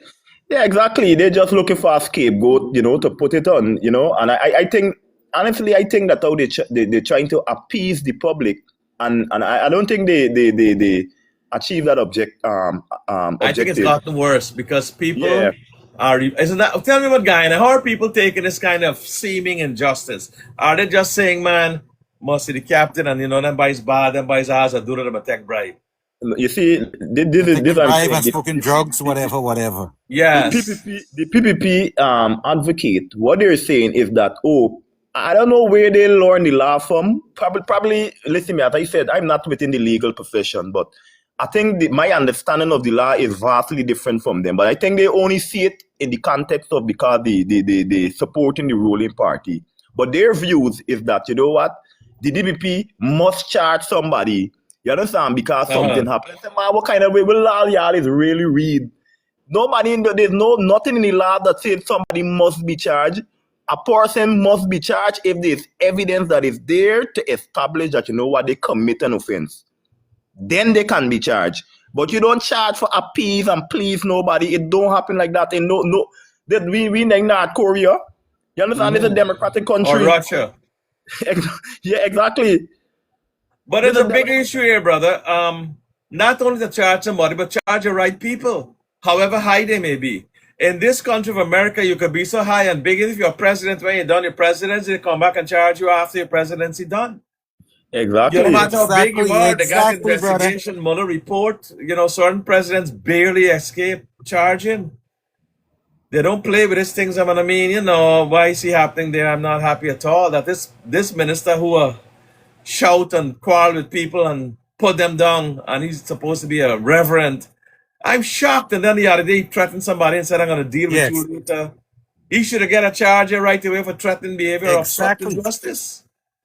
I I was in the panel and I point out to them, I said, listen me, you see this how Guyana operate backward. And I point out to them an incident that occurred right there in the US, right? Where I think when attempt was made on the current president life, Donald Trump. Yeah. I said, listen me, the person who was in charge of that agency, she wasn't the person who was planning the security details. She had layers of supervisors, you understand? She had deputy, layers of, but I mean, when the incident occurred, she had to go before Congress, the Senate, sorry. And what happened? She had to resign. You in charge.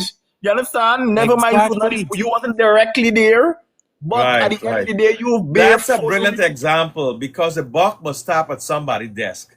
Not the man who clean the toilet, not the man who clean up the garbage. It must be the man in charge, directly in charge. You might not go to the president because that is not his ministry. But at least the person who's in charge of this, right? The certain high level is at the highest level, may be the minister. Because I think the president was away then in some conference also, and he got no direct relationship to that. Or the attorney general. I don't think you can say, well, these people know exactly or failed to pass this law. They're out. Unless there's some other thing connecting them to which I don't think there exists in all fairness. Or even the prime minister, I don't think you can connect it to him. Although he has made some blunders in what he tried to say, well, keep the ship out there and make it a memorial. And those are not nice things to say because you look at you trying to cover up or you're trying to help somebody. Exactly. Or or you're trying to save the shark and you yourself could go down. So correct. You're quite correct about that. But I mean, there's accountability. Accountability, you just can't look at, okay, well, I'm the person in charge, directly in charge of this. You understand? No, it doesn't stop there. I have a boss. My boss have a boss. You understand? Who's overall in charge? Who's the person that should ensure? You understand? The minister and his deputy are the one who should ensure that, whatever policy is there at transport and harbor, it is being enforced. Because if their policy would have been enforced, they would have never had excessive passenger. They would have never had excessive cargo. If the boat had any discrepancy, it would have been corrected. If they've been enforcing these things, right? But it's just like they had a lackadaisical system operating all the time now.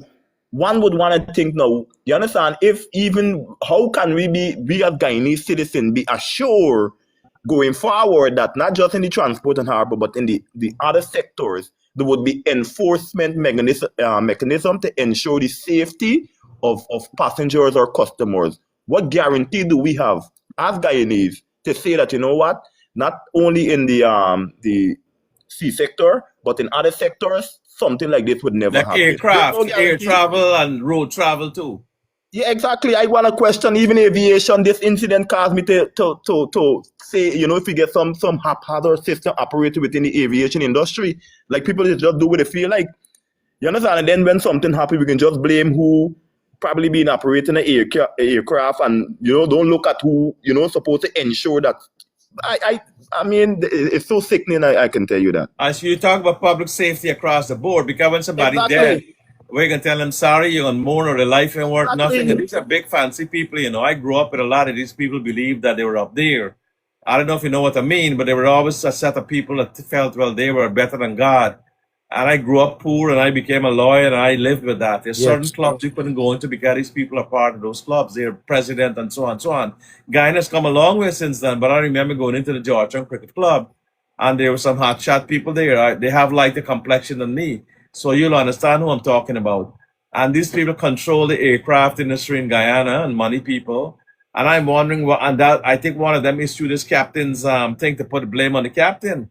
And he put it on his Facebook. And I'm saying this guy here believes that he's above the law because he's some kind of advisor or special advisor to what? But that doesn't mean he's immune from the law. It's the same kind of people that kill you and assassinate you.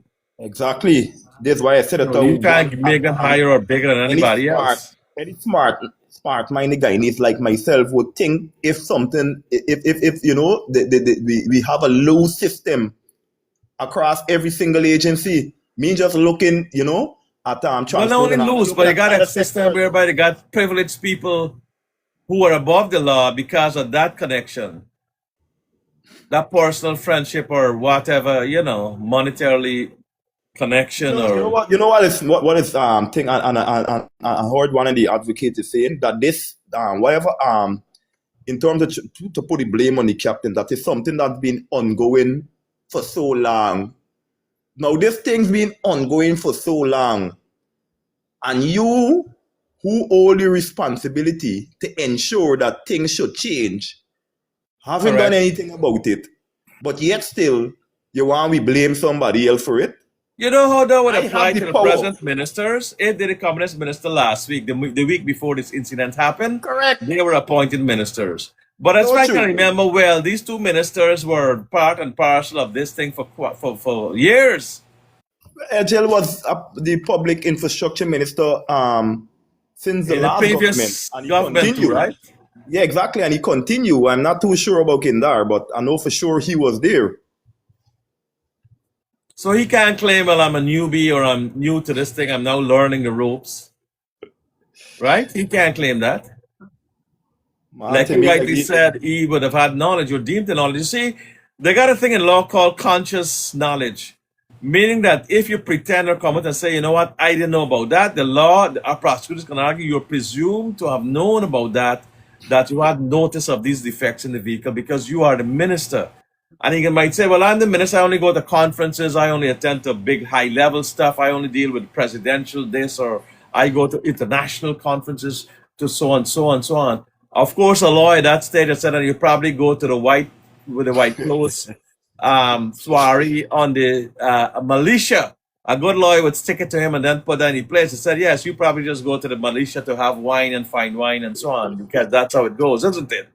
And when you then they will bring him back to earth and say, well, you know, what you're claiming there doesn't make sense because ultimately, you know, you would be the one responsible.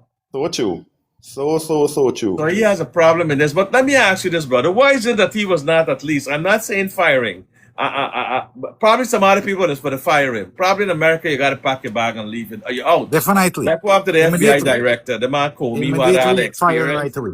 They're pack your bag and gone. That's the end of you. You ain't got no second chance here.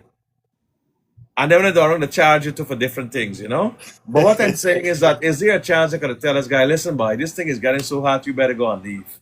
You go and Yes. leave, and let's have this investigation. Let Why it did they quiet say down. that? They Let it would quiet never down. send him on leave. This exactly. And let me tell you something. And something like this would happen again, and he would not be sent on leave. But why It is would that, Jimmy? happen What 2-3 you more think times. is that? This man is too big or something? Or? Yes. Yes. I think Definitely should go and leave. Okay, don't fire him. Go and leave. Let me get this thing sorted out. And we figure it out. Bring up the boat. We get all the evidence. And okay, who will fire? Who will fire? If the captain or whoever crew member or you. Of He's course, starting by the that same taking, the exit. captain could He's say, the well, he one was should be following fired immediately. instructions. And he could very well not be You fired, know the something? captain or Sorry, bro. charged.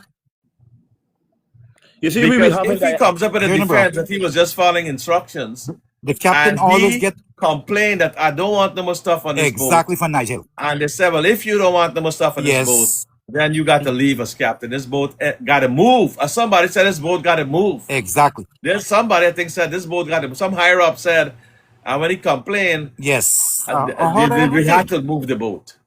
I think it should be blamed on the dynamic Well, of when it concerning politics in our country, right? Nigel, You know, is the But he can dynamic craft of a defense on that politics. If I was his lawyer, I'd craft a defense on those no, politics. here where I'm getting to is because you see, this is the thing about it. You don't find that at least I can't think about any incident unless you disloyal to the party, then they would try to hold you accountable when certain things happen. But once you're loyal to the exactly. party, be what it So may, true. right? You would be covered by that party. Don't Well, care let me what ask you happens. this, brother, Blessing and Jimmy. You know, this thing ain't gonna go away like this. A lot of people are talking about this is the biggest scandal that I have seen unfold against the In my life. administration. You had Madia, you had so on, and these things are only leading to a climax where you got such a big thing and the obvious attempts to sweep it under the rug. That people are coming to me. I was elected to represent the people in New York, and they're piling up and coming to me and emailing me and calling me. Says that's something I could just say, well, that's not our concern. This place is called Little Guyana here in New York. Everybody I got an know. interest in Guyana. They have to be part and parcel, whether you like it or not, of what's going on. So my thing is, why is the administration? I know elections are years ago, 2013. I hear people say, man, some cash grants can suddenly come out and you say everybody can be happy again. Yes. But I'm Yes. wondering why people are going to give up your soul over people's lives, 100 lives, you know? And you hit the Bro, harmony. You hit the harmony bro, nail there. it's Because over listen to me, 150 life. you Not see the thing 100, about over it. 150. Some of the advocate who is supportive to the party, here they're saying, because they even was arguing, they abusing the protesters. Because they get various bodies doing, they get the Amerindian Association. They even have the UG Student Society conducting protests. And they bombard, they bashing these people. They want the people to Yes, look I at, saw that. listen to me, they're looking at, okay, the government is doing outreaches now. Now, why should we just be distracted by these things here? So and be like, oh, the government is doing outreaches. Forget about whatever happened. Just look at the outreach. You understand? No, if something happened, we need to voice our concern. You can't just come and say we can do outreach now, right? And then we must forget about whatever happened. No, it can't happen like that. They want interest to be paid towards the whatever the outreach is and forget about the protest. They see that as complete nonsense. No, it don't happen like that. I'm supportive of the persons them who are doing their protesting. I'm 100% fully supportive towards them. Me too. They have a right. Me They have too. a right constitutionally, fundamentally, the right to protest, the right to speak, the freedom of speech, and so on. Whatever they're doing is peaceful protest. If they're looting and breaking and stealing them is a different story. But from what I have seen, they're Exactly. doing peaceful, and they're entitled to do that. But my question to you, Blessing and Jimmy, is this. Are the people of Guyana so weak or so compromised that if a large cash grant suddenly come out to everybody, that they will just walk away from the 100 lives that perished in this tragedy and forget about it? Exactly, brother. My brother, Exactly. you already seen it. You're already seen. This is why I raised. This is why I made that point, because where you find the government, I don't know what the the interest now came about. They're doing some extensive outreach across the country, every single region, every Yes. single Say it, community. brother. They're Say it. going in Say it, now. brother. They're doing all kind of thing to appease to these people, and and I believe it. Quiet I them see down. it as a form of distraction, right? So I mean, to answer your You mean like question, the model village and so? yeah, they're doing Yes. different Oh. things. So it's We're not like when talking you about ask 100 about the deaths. cash grant. There's the same incident about the cash grant. You understand? Yes, Mhm. Guyanese. I think Guyanese. So incident is just be there probably for 3-4 days. And then whatever is being done, they completely forget about it. We had the Maria fire. Over close to If 20, over 25, young kids lost their life, and nobody they speak about it anymore. This happened in the next month or two. it Guyanese, they're gonna disappear. just forget about it completely. You had an Exactly, brother. incident with a young person that drunk Adriana Young, and I think that has also lost Disappear. any kind of steam. No Yep. justice was ever given to that family, no inquest held. It has just Yep. disappeared from the Just public. disappear. Well, So you there's have a point exactly. there that's likely that these deaths, especially since it was a poor people from a Meridian village, rural community, it's not like people you see every day. It's like people who got their own mind, their own business, and carry on with their own life. However, they eke out an existence. I mean, they're not like in your face or in front of you every day. It's like people. There's always like playing well. Oh, them is like some people claim. I don't want to say the B word, but they write them off as B people. You know what I'm saying? I mean, Exactly. Yeah. I mean, listen me, and they have no respect for these people. Cause listen me, they talking about to buy a boat. Now I don't know how other country operates, right? But tell me something. Now you're gonna order a boat. Let me say you're providing this boat for, make conditions better for these From people. India. And then your argument now is that you didn't From build the India. docking facility. Now, if you're gonna order a boat, you don't know the boat coming. You understand? You don't yes. expend money. This boat got bill, I mean, one would only think that the logical thing that you would do is try to build the facility to accommodate this boat. But you can bring this boat and then months after, you understand? And then come telling me a day like today that, okay, the reason for the boat not operating is because the docking facility was not built. Come on, who And you here, really that speaking was to? that excuse ever offered before, or it came up No, only after the tragedy? only after the tragedy. You see, you're thinking like only after the tragedy. And You now Because know, the you I fact, make me understand there was laugh, bro. You also make a me lot of laugh. why are everything in Guyana commanded or controlled by bids and sub bids and so on. Because the amount of millions I read about this, that the person who got the contract, some Jag Mohan, I don't know how come he's not charged for fraud or what have you. and when he got Guyana that pay. contract, based on the document that you have there, when he got a contract to build this He docking got it facility? soon after the boat was bought in India, and you had 2.5 years he took for build this thing. And when he done build it, they had to change it up.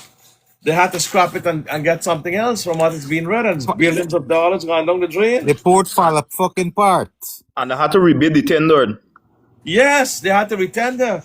So I'm looking at this thing and said, this can't be for real, guy. It's not a real place. This guy don't know You what the do fuck he this thing doing. in a roti shop, they fire you. They lock you up, they charge you. And Exactly, you bro. coming up with your nonsense and you ain't got skills and then you hire another firm for do something that you couldn't do, subcontract. Billions. 100 something Billions, billion yes. dollar. And then you got oil and you're not acting, they're taking 2% in your state. I don't understand how this country can carry on with this. This is funny. So they Man, gotta it's find funny, it. but it Funny, hurts, bro. brother. I mean, when you I say back, laugh you all had the a good time. laugh, but when you see how people punishing, right? And you hear they want to speak and they can't get enough food or they ask you for some barrel of Wasting this one. Guyana.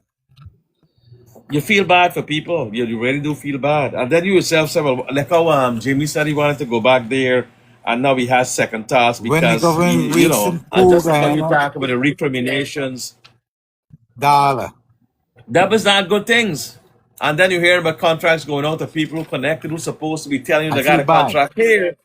And the good thing is that they themselves Yes. taking the contract. I hear about a man who was head of What's some going on? organization, the Iron calling name, but he took over some big Here now, concrete bro. contract Brother, himself. As me come out to contract you is right based on now. your affiliation. As me come. Contract is based on your affiliation to the government. Imagine Critics was awarded a pump contract to build some pump and so forth with no experience. Yeah, Now I understand if you say that how you want to they give a pump it dick. contractor, all right, good. Cleaning gutter. I never clean a They gutter pump it before, but get that's to something 100 million simple. I mean, you dollar. don't They gotta get no pump it kind of dick. expertise for clean a gutter. You understand? Because you clean your Right. yard is something that you would know how to In do. But Guyana. when you go into these complex thing, you're looking at experience, right? They had this guy named Fit Motilal when they with the hydro project for build something. Nothing he do, and I watched so much contract. This in the last PPP government. Now, why would you give contract to people with no experience whatsoever? So, what was this skill that Critic was required to have before he could have gotten reasonably getting that contract? Well, I mean, obviously, it means one of the things I would want to believe that you must have experience in building pump before. You Billing obviously, pumps, we're right? talking No, about a no, you got billion to be an Pump, people. what can engineer pump? to Dick, build a pump it big dick. pump. Exactly, you got to Pump it be dick. you get some engineering experience. You got to do it. This not something to be talking about. Somebody Me, said I 200 million, no fiber optic cable, and so on. Nothing, Flip nothing. No Motilal got away with experience. 4 million US dollars. This Flip Motilal, 4 million US dollars. yeah, He the never man. had to account for that. I come for what? It's exactly what you're speaking about when you're talking about. I don't know exactly the information concerning the. So it's not a coincidence that his name is Flip. You know, flip is the thing where you can flip and go off somewhere else. You know, you flip out. Uh-huh. So name and nature. So what happened to these people? They'll not face any criminal charges, civil Nope. charges. Critic is critic. It's Nothing, PPP nothing, member. nothing. Nothing. That's what I'm saying. Based on your association, listen me. I can. They could. I tell you, I have no experience, and if I'm close to the government, I could get the contract for going expand the Temeri Airport. Me You too. understand? But my Me too. you understand? But for me being awarded this contract is just based on my affiliation. Expertise has nothing to do with it, and that's what's going on. Here now, bro. Me get a little farm in Guyana. Me have like experience in farm in duck. Me grew up in farm in Guyana, raising duck, sheep, cow, everything. Me could get one maybe 1,000 acre for do like ali farm too. You You understand? know, Because Me you get have good the farm in Guyana. Me have experience, yeah. sheep, everything. It's in farm. Me have Because you'll have to pay experience. taxes, you'll have to pay gains taxes and so on. You're prepared to do that, but you just want the equal opportunity. Is that what you're saying? Exactly. I'll Right. get 209 acre land. Maybe give me a 100 acre. I'm good. Me and his farming guy, but now I'm overthink right now. Sell out everything and just stay where me there right now. you know they be boasting about the how advanced or modernized or healthcare facility it have gotten, right? But my question is, and I would wish if anybody can answer this question, regardless of whether mediocre illness government ministers or affiliates to the government may have, ask them whichever one of them have ever went to any one of those very health facility that they're so bragging and boasting about for treat their illness. They don't None. go local. None of them. Absolutely none of them, I'm telling you.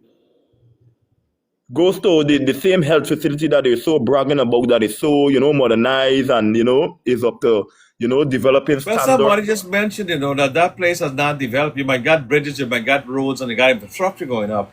But somebody's dropping the ball on medical because they're not bringing up the medical as it should. And yet we're talking about Dubai, and we back Dubai now, and we're going to be the Yes, I heard fastest about that growing too. economy, and all these big fancy comparisons are being made. But at the same Yes. time, they're false comparisons because it's just a shell you're having, and you're not having the doctors, the equipment, the CAT scan, and you're calling some big name out of Yes, Mount yes, Sinai, yes. just come here. Beth Israel, I think some fancy name, somebody come when I came here, and my eyes jumped because that's one of the top medical institutions in the United States. And if we're in Yes. partnership with them, so I said, oh, good. So therefore, this big hospital might be in Guyana. What I get to understand is just some little small amount of expertise or equipment is, not good enough to call that name and you're doing that. You understand? Like if I say, man, I could bat like Gary Sobers, I'm the new Gary Sobers. And all I got is a lacing from the man's shoes. I don't have nothing else. I don't have the bat, I don't have the gloves, I don't have the style, I don't have the torn up collar. All I got from compare me with Gary Sobers is a man's I'm shoelaces. listening. One, Listen. not two, one. You're And very I funny, call, and bro. I'm the great Gary. So Gary Sobers, when you call his name, you got to call me name in the same breath. So there was a comparison like that. I hate to sound facetious, but you can't throw around these names. Are we doing this? Are we doing that? And you ain't got no national hospital. You must have a national hospital that can take care of everybody. A public including hospital yourself. where Exactly. people.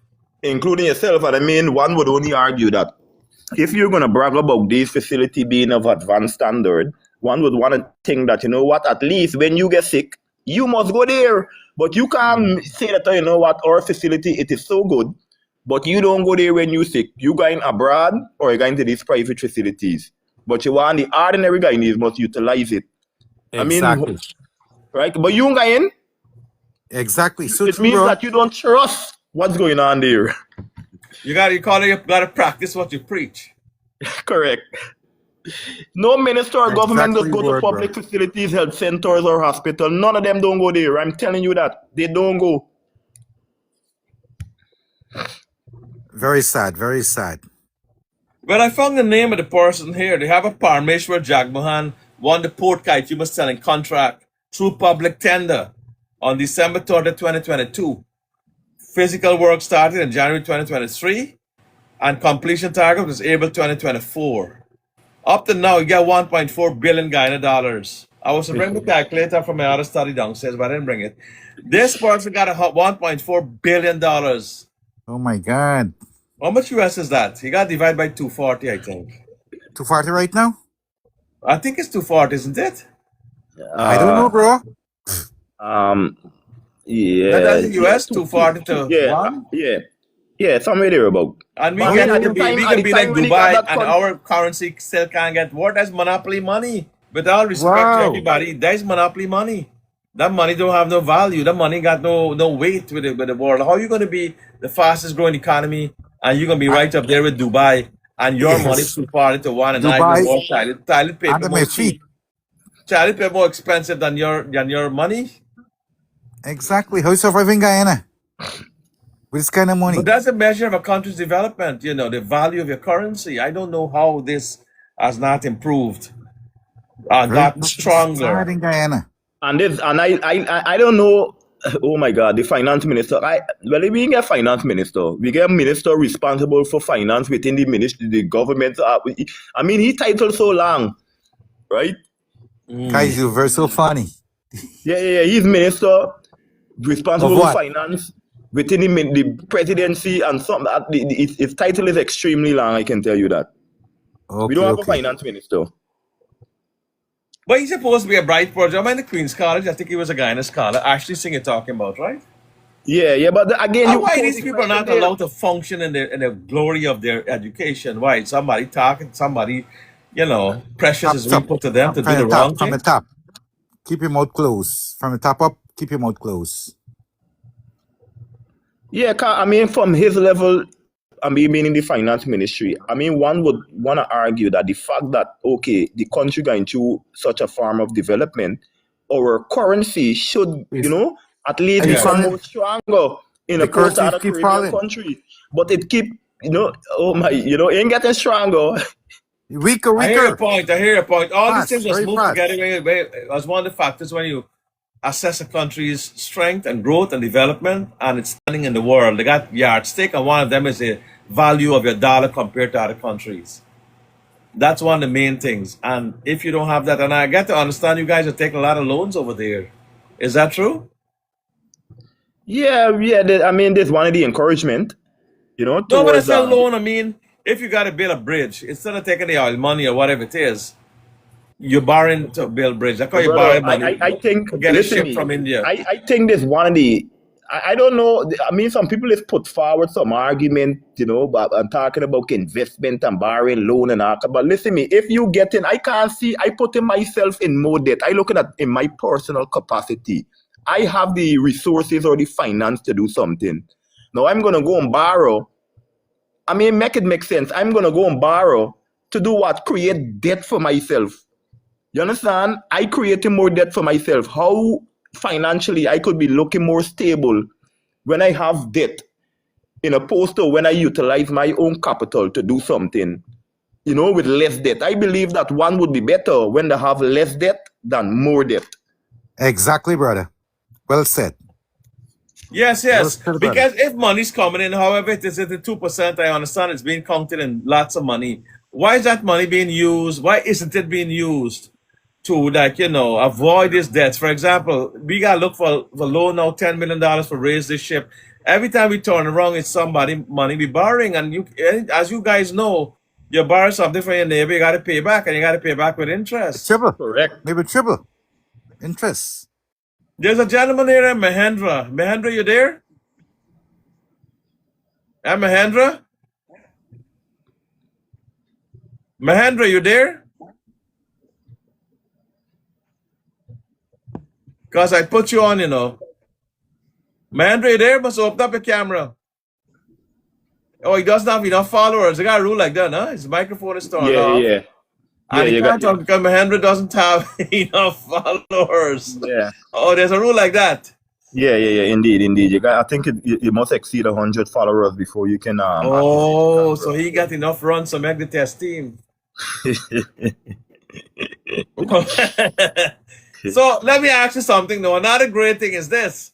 When our boys, the Amazon Warriors, win the title, and I'm sure everything will be put in play to make sure we win, rightly or wrongly, I guess, what would happen then? Would that say, well, oh, we win, we're the champions, don't worry with that MV Barima, man. That was a little kind of a... I heard somebody say that, that was a little problem we had. A man come out here from the consulate, right? One of them I would have choked people in Guyana and so on, some women. I don't know this man is not in jail yet. And he come to some people over here at some Blair month, and he was giving a speech on behalf of the consulate, on behalf of the government again. He said, well, everything is going well. This was about 3 days after this tragedy.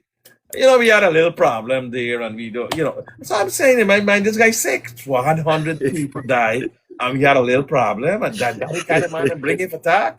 He locked the people and broke some bottle on the head because, you can't talk about dead people, 100 people dead, and you can say, oh, we had a little problem, but we're going strong, our economy is moving. People are trying, like you rightly said, Blessing, there's sort of attempts being made to minimize this influence, to probably put it in the background with other events, other gifts, other donations, other cash money, other, overtures to the Guyanese people. And they're likely to forget after a month and say, and another thing is that them is the B people, them is like, like I got a man, I've been calling him Buckman, a poor Buckman come on here and he's talking and crying and so on. They're going to say, oh, them is Buck people. In Guyana, I don't mean no disrespect to Buck people, but they're Amerindians and I treasure them greatly. But it's easy for somebody to say, and some people have said this, them is Buck people, man, they're not so important. Terrible race. Yeah, exactly. And I minimizing agree. their existence as if they ain't got no rights or they ain't got no respect. And it's sick that people are bringing in those terms to say those are people that don't really matter too much. You say that about the Native Americans over here, they would clap some race charges against you, what it's called race crimes, hate crimes, and they make those crimes serious stuff to put people in jail. So I would not tolerate people calling or the people who died, as people of no consequence. And let's call them inconsequential. But that's what it, and you know what they're saying? People politicizing. I mean, no, let me, and I mean, you see, I believe that they have utter disregard towards our indigenous people because I mean, one could only think that had it been happened to another ethnicity, I mean, one could only think about the revolves that would have been occurring, right? Because we had 20 something Amerindians, you understand, burnt in a fire. Nothing came out. We have 100%, majority of which were Amerindian. And again, right, one could only assume that if it had occurred to a next ethnicity in this country, what would have been the revolve? So I think that they're very, careless. I think they disregard, they have no respect towards our indigenous people. Because why would you, look at people who now, looking or asking the government to do more to prevent things like this. And you say that, you know what? Oh, these people just using this or using those incidents, you understand, for political gain. I hear you. That's what they say. We're using it for political gain. I hear you because, it's illegal and very unconstitutional. They could sue you and they could put you in jail when they got these race crimes, in America. For example, if somebody look foreign and they have like the foreign gear or how they dress to their customs, Muslims and what have you, and you're going to attack them, you can end up. It's not only. They make it harder now. They make it like a more serious offense next to murder for those Correct. to stop them kind of Correct. things. That you know. So true. That is So so this true. is what they have done. They have done this because they don't want to see that happening. You know. Yeah, So I think they have complete disregard when it comes to our indigenous people. You yes, know. but I have one coming on now. His name is King James. He was on a previous broadcast, and Yeah, good hi night. King James, how are you, brother? Hey there, Let me ask you morning. something. Good morning. You're Amerindian, right? Yes, You're of Amerindian heritage. So I yeah. compliment you and respect you for that and so on. So on. How is the Amerindian community in Guyana taking this tragedy? And are there like there's some demonstrations? There's some people are expressing and rightly so their disdain and their lack of satisfaction with the solutions being found. Is the Amerindian community doing anything about this? I think Blessing you had mentioned that there's some Amerindian People Association. But there's different Amerindian body that is, there's different yes. Amerindian body that represents the Oh, Amerindian people, and that's just one of the body. and they consist of Amerindians. Yeah, yeah. Okay. So Kim James, you want to shed some light on that? Yeah, well, I could see some light on that, yes. Well, Yeah, go well, ahead.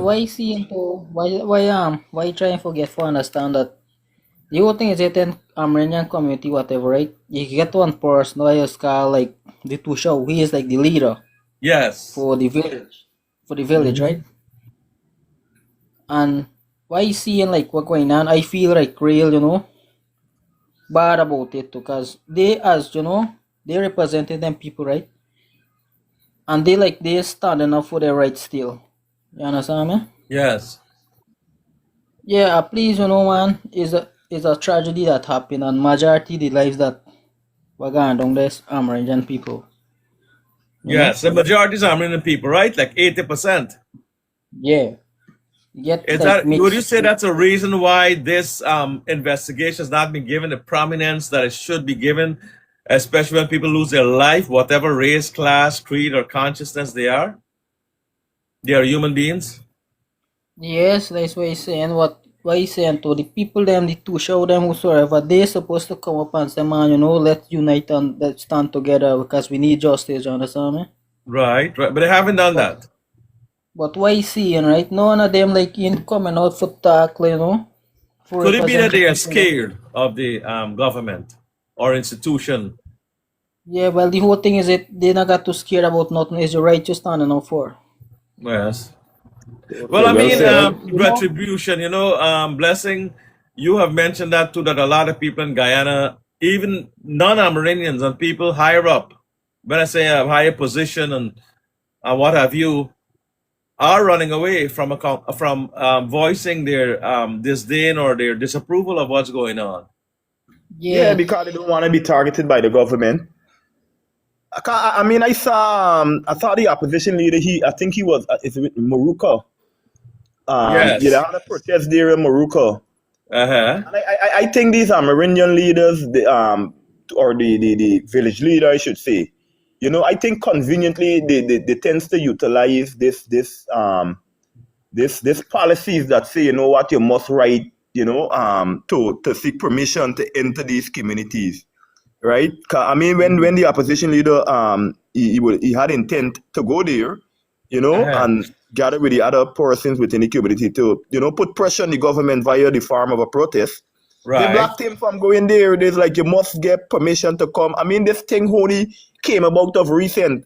Yes, we do know that it existed, right? But I mean, it's only now they try to enforce it. But before, nothing was being done. Conveniently, they're using that now, right? So I see your point.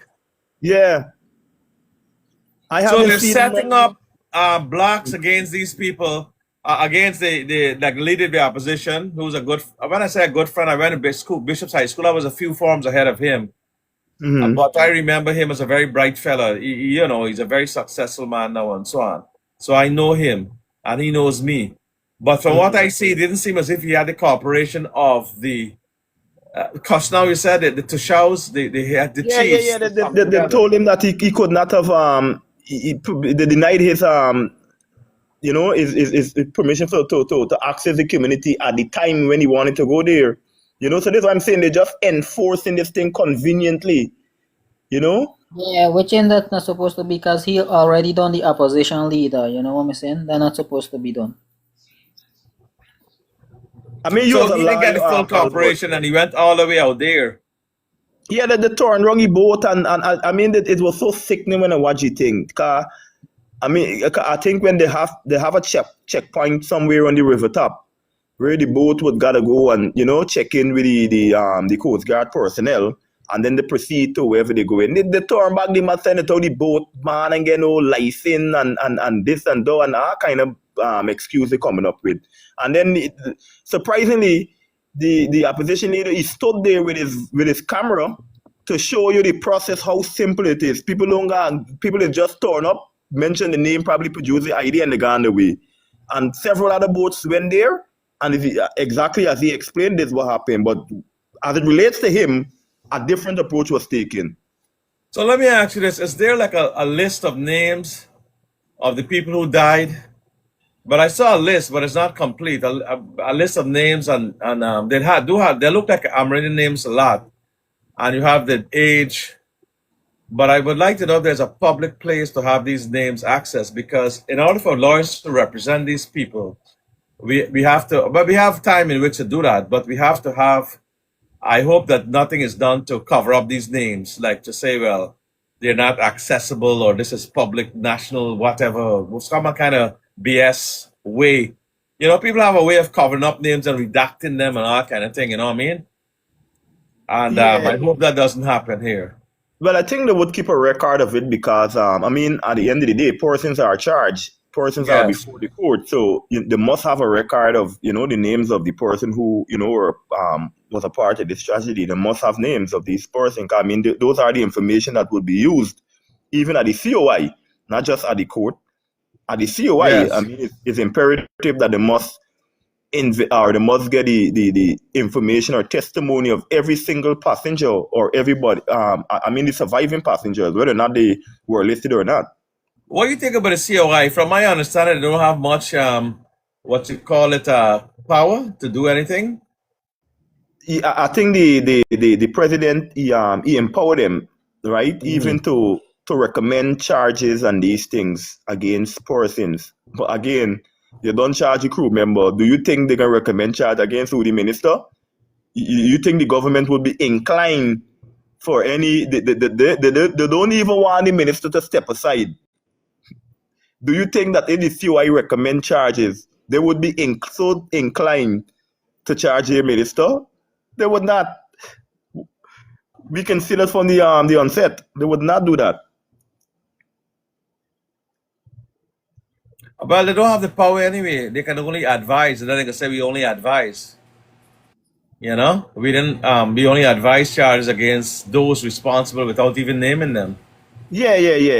I mean, legally only the DPP have the legal power when it comes to recommending charges towards anyone in this country. And you understand? Any other Oh body? yes, they have the sole authority. Like I know about that law because I used to Yeah, work as a state prosecutor. exactly. So My first anybody when it job. comes, yeah, COI could only recommend they could only make recommendations, right? But they Yes, cannot yes. yeah. And I And mean even if they were to charge, and the DPP said, "Listen, I respect your commission. I understand what you're here for, but under the constitutional powers vested in me solely as a director of public prosecutions, I hereby annul and withdraw these charges against the minister or against this body or that body." yeah, I would have mentioned a bit earlier. I think that they should have some constitutional amendment to limit the power of the DPP. I could recall, and there's one thing, and again I say I wasn't in the legal. I'm not in the legal profession, and I always question this particular incident. I could recall, there was a guy from the U.S., Marcus Bishram.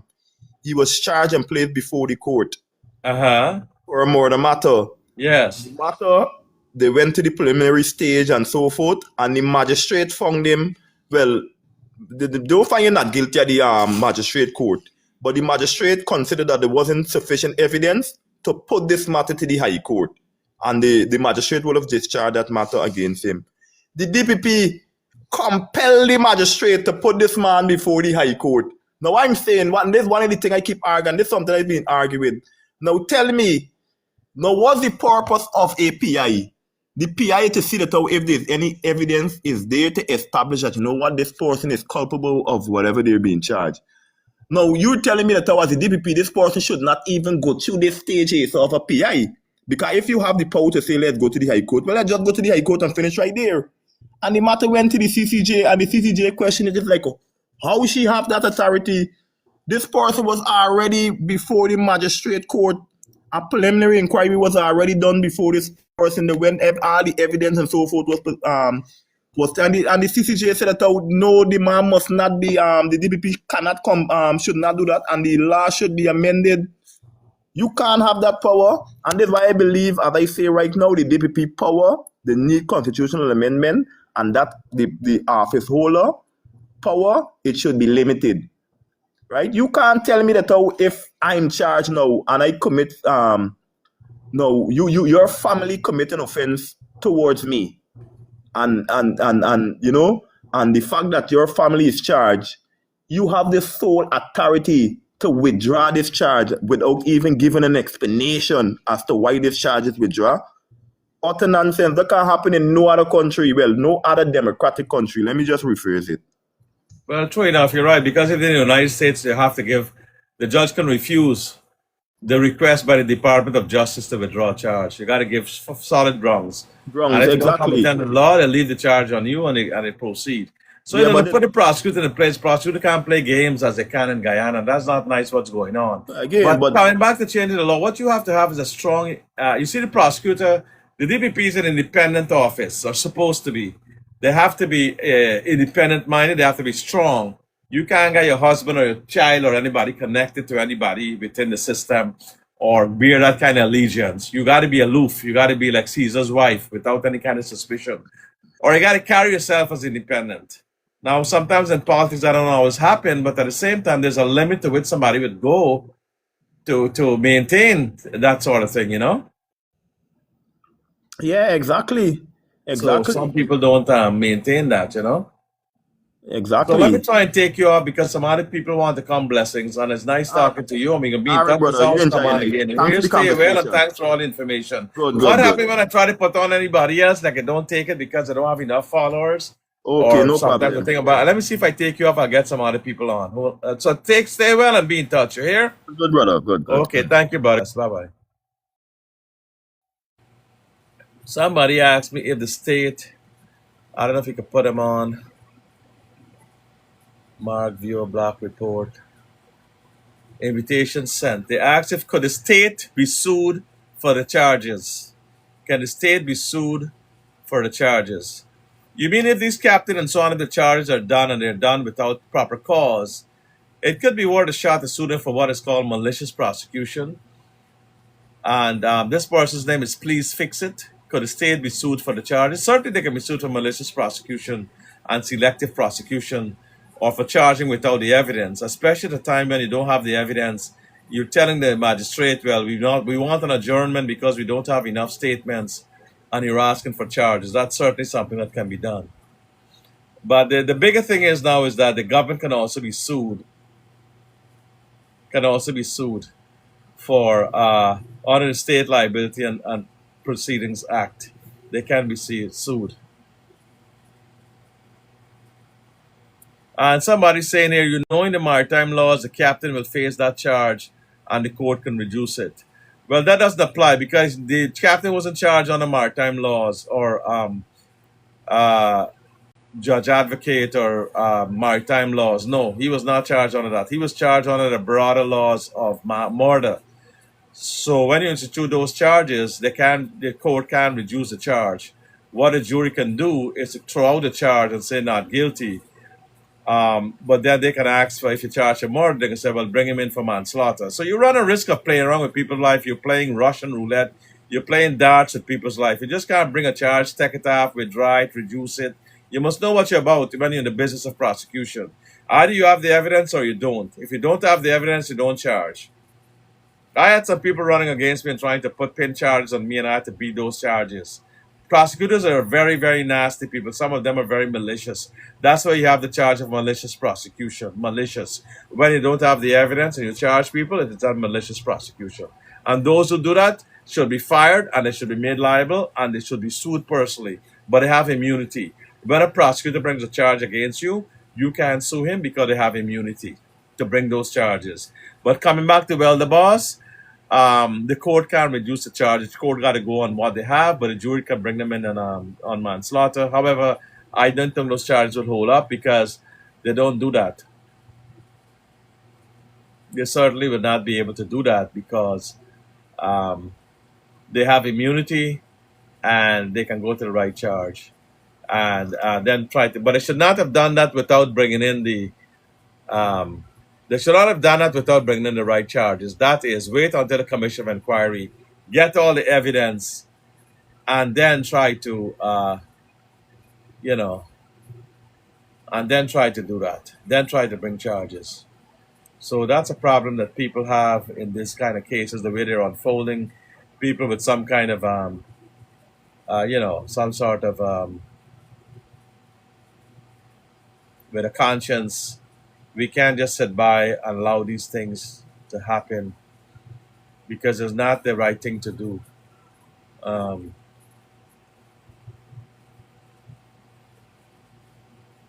It's not justice, and that's not the way things are done. And if that's happening in Guyana, then we should all stand against it.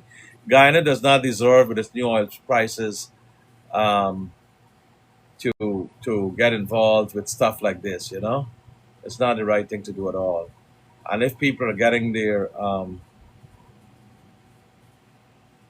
if people are doing that, then they should not be allowed to continue to savage and to pilfer the country.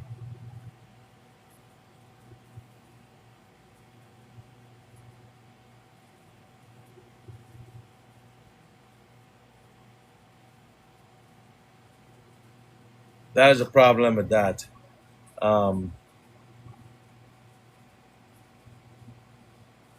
Ultimate Virgo saying you need to help investigate chocolate minister Zulfikar, humongous wealth, and IRFAAN farm. Wow.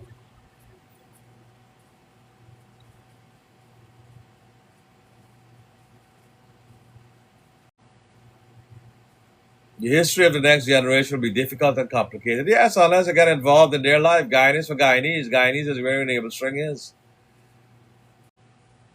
So you have to be part and parcel of what's going on in your country.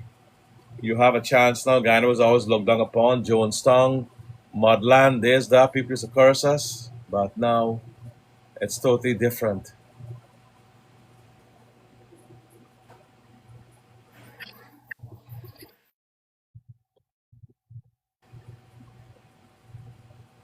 So it's totally different now.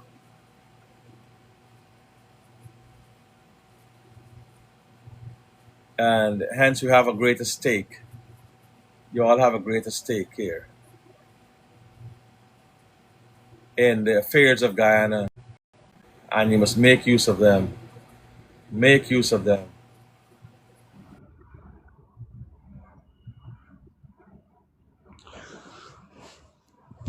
Yes, Pastor, how you doing? Good night, brother. Good night. I'm good. I'm good. I'm good. Enjoying your program as usual.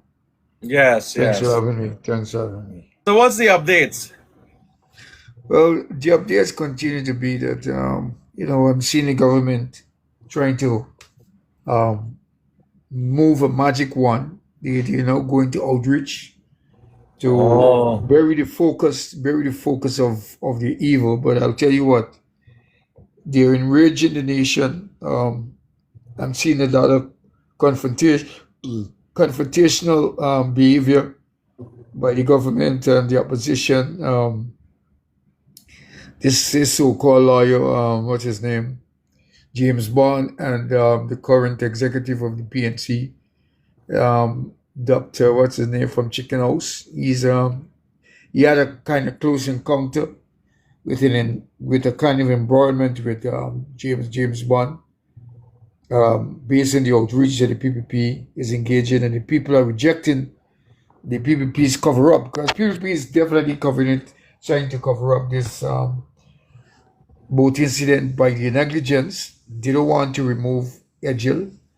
And so the country is going to be daily be pressed with this unconstitutional behavior, where they are blocking Mohammed from moving around the country. This man is the opposition leader. The Constitution, under Article 184, gives a right to freedom of assembly. So, in that sense, they are violating the man's constitutional rights. And I would call on his attorneys to file a constitutional motion that will prevent the government from stopping this man from moving freely in 83,000 square miles of Guyana.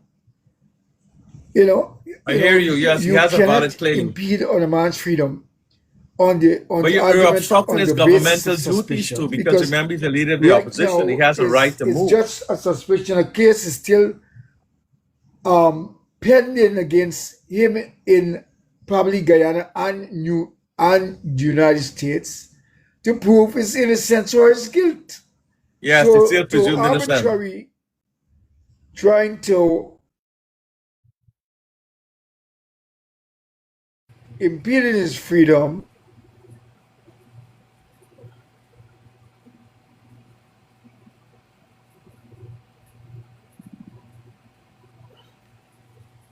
You there, Pastor? Wait, why I'm not hearing you? is a Oh, I hear you now. Yeah. violation of his constitutional rights. And if I'm wrong, I'd like you. No, you're quite right. He does have the right, especially given his portfolio. The opposition leader has a very important function, and you can't impede his governmental functions. Even as an ordinary citizen, let's say he wasn't moving around, but based as a businessman, not as necessarily as the opposition leader, he still has those rights. And everybody has those rights. You can't stop people from moving around in a free country, in a free Guyana. He has that right. And you're right, if that is being done to him, he should sue. But I'm asking you, Pastor, I'm very surprised and disappointed that I went to a meeting last night, and people are very concerned about it. But they're saying that if the Guyanese people get a little cash grant, or not a little, but let's say a bigger cash grant, that they will forget all about this incident. Is that what your take on this too?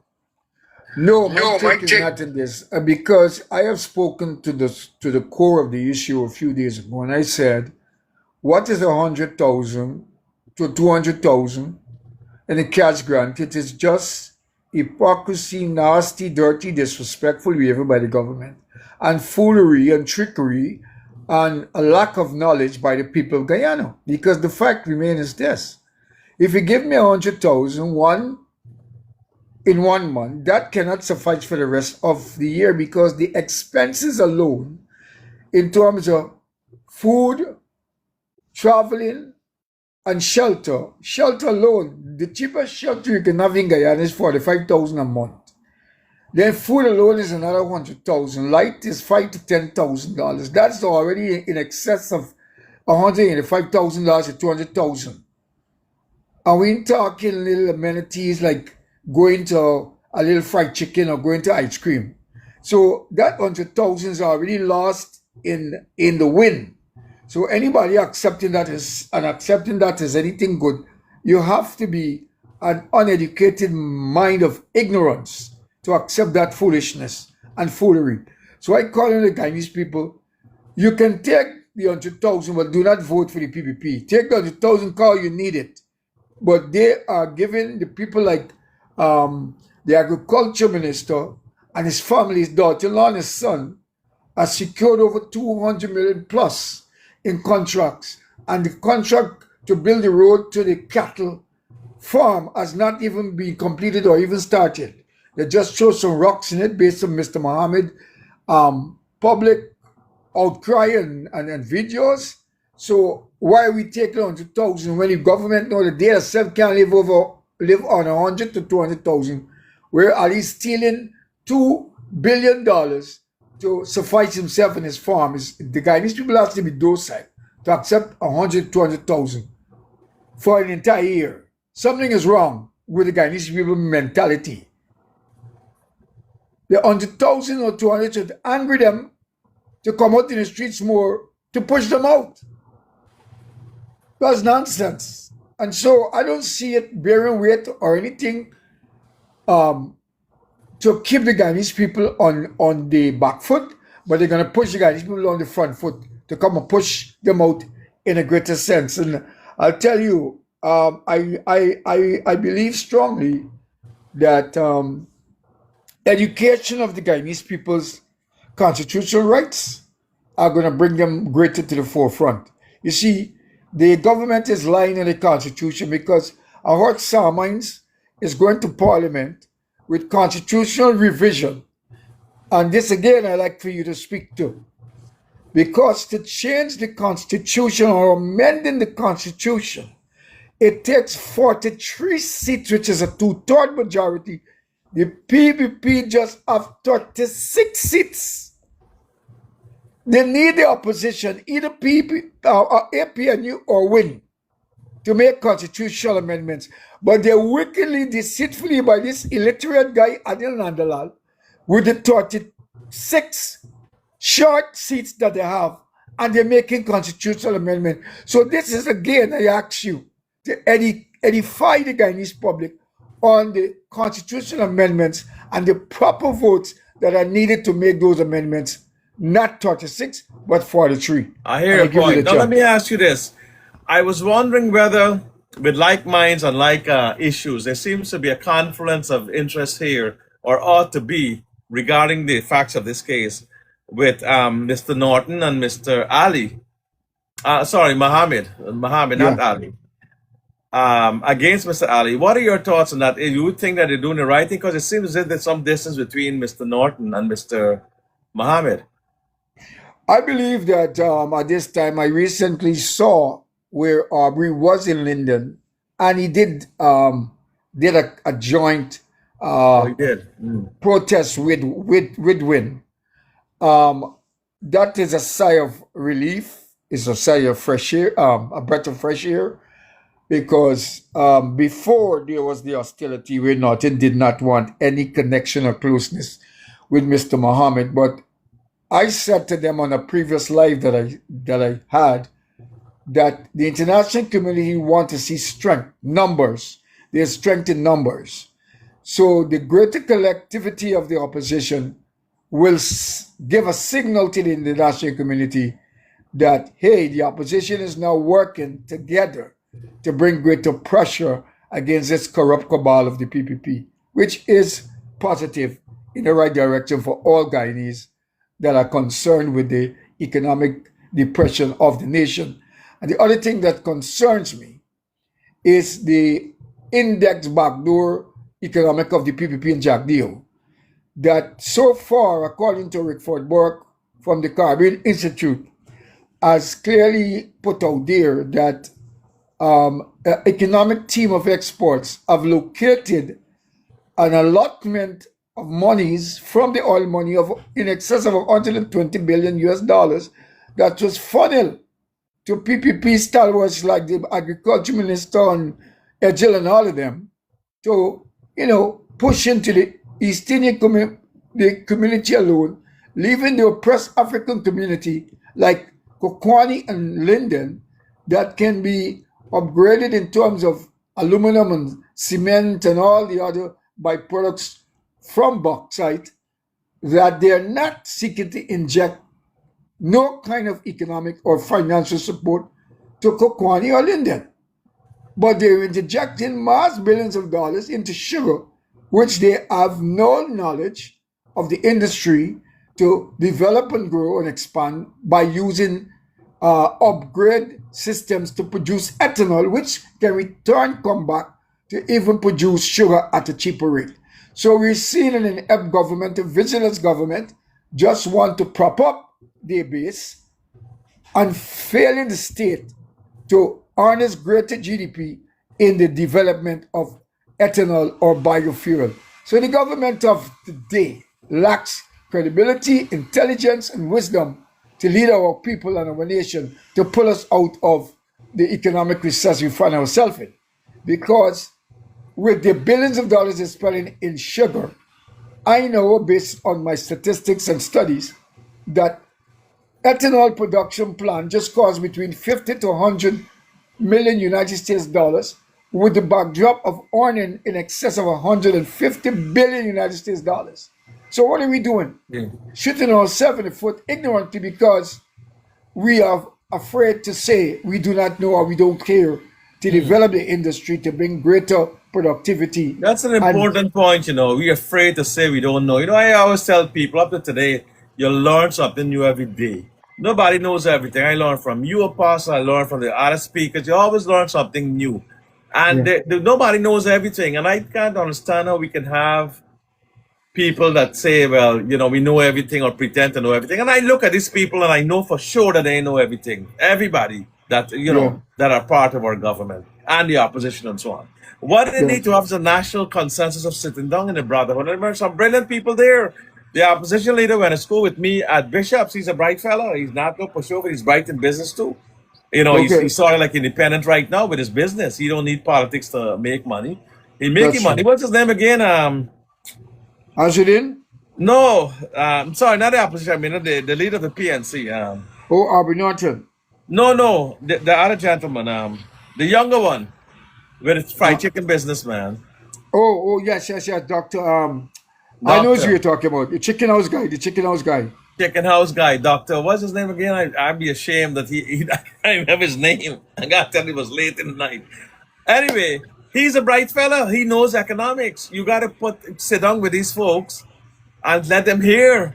You can learn a lot. I can't understand how one set of people will sit down and then make all the decisions for the rest of the country. That's true.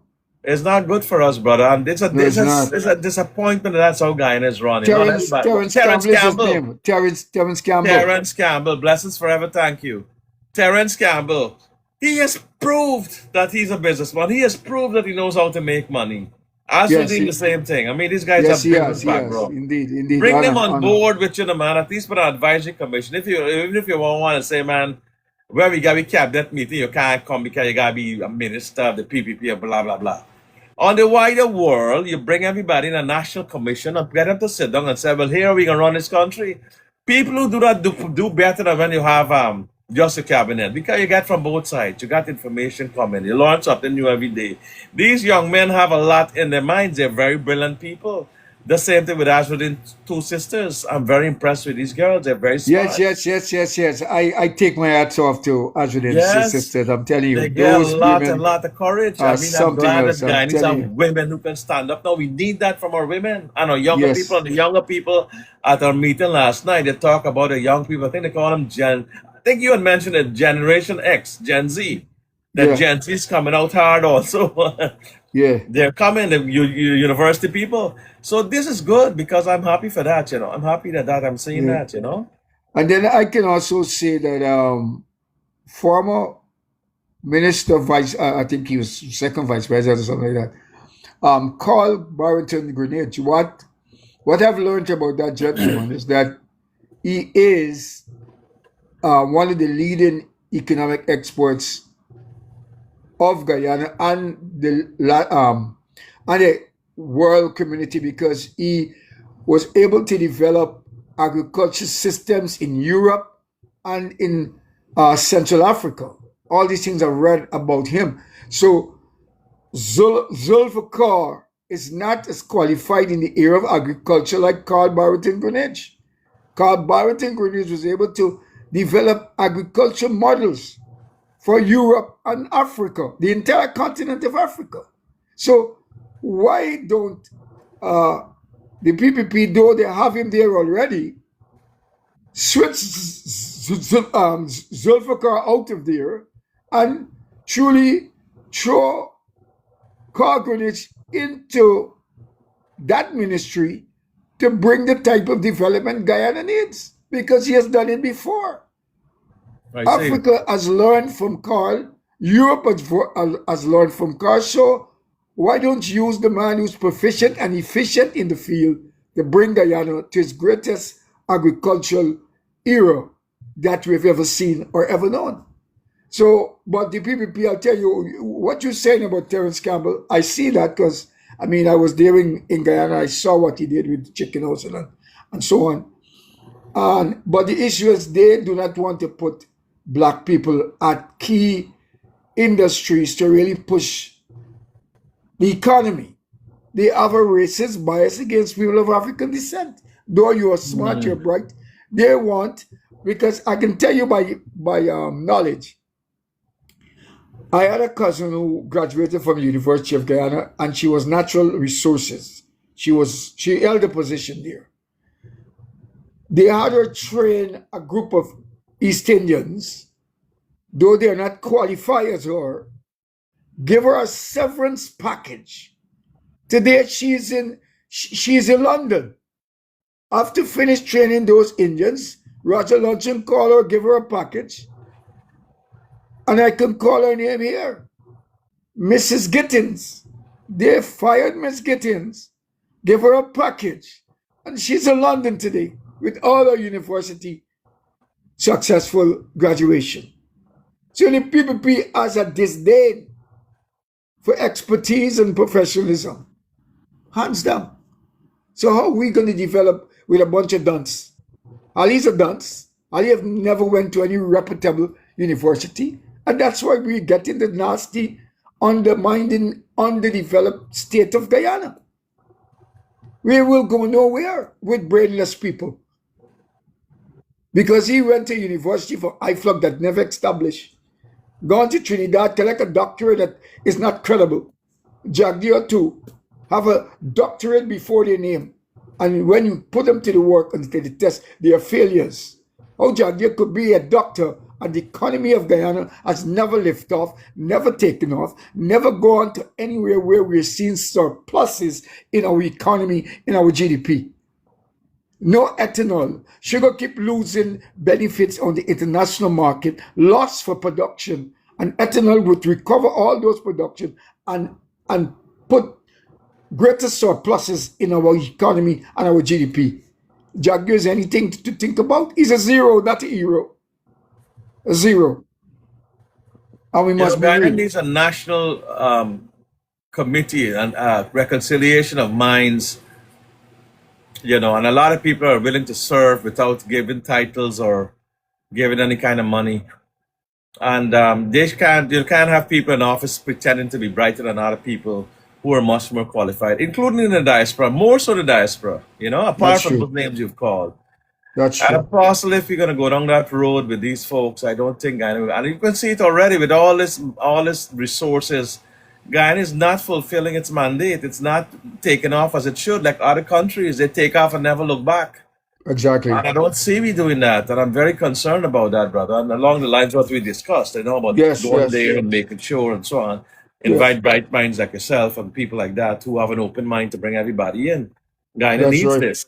But you saying that this issue will not be swept under the rug by the infusion of grants or like the moving around to carry out other model, to like take away the imagination of the people, because this is a very big one to cover.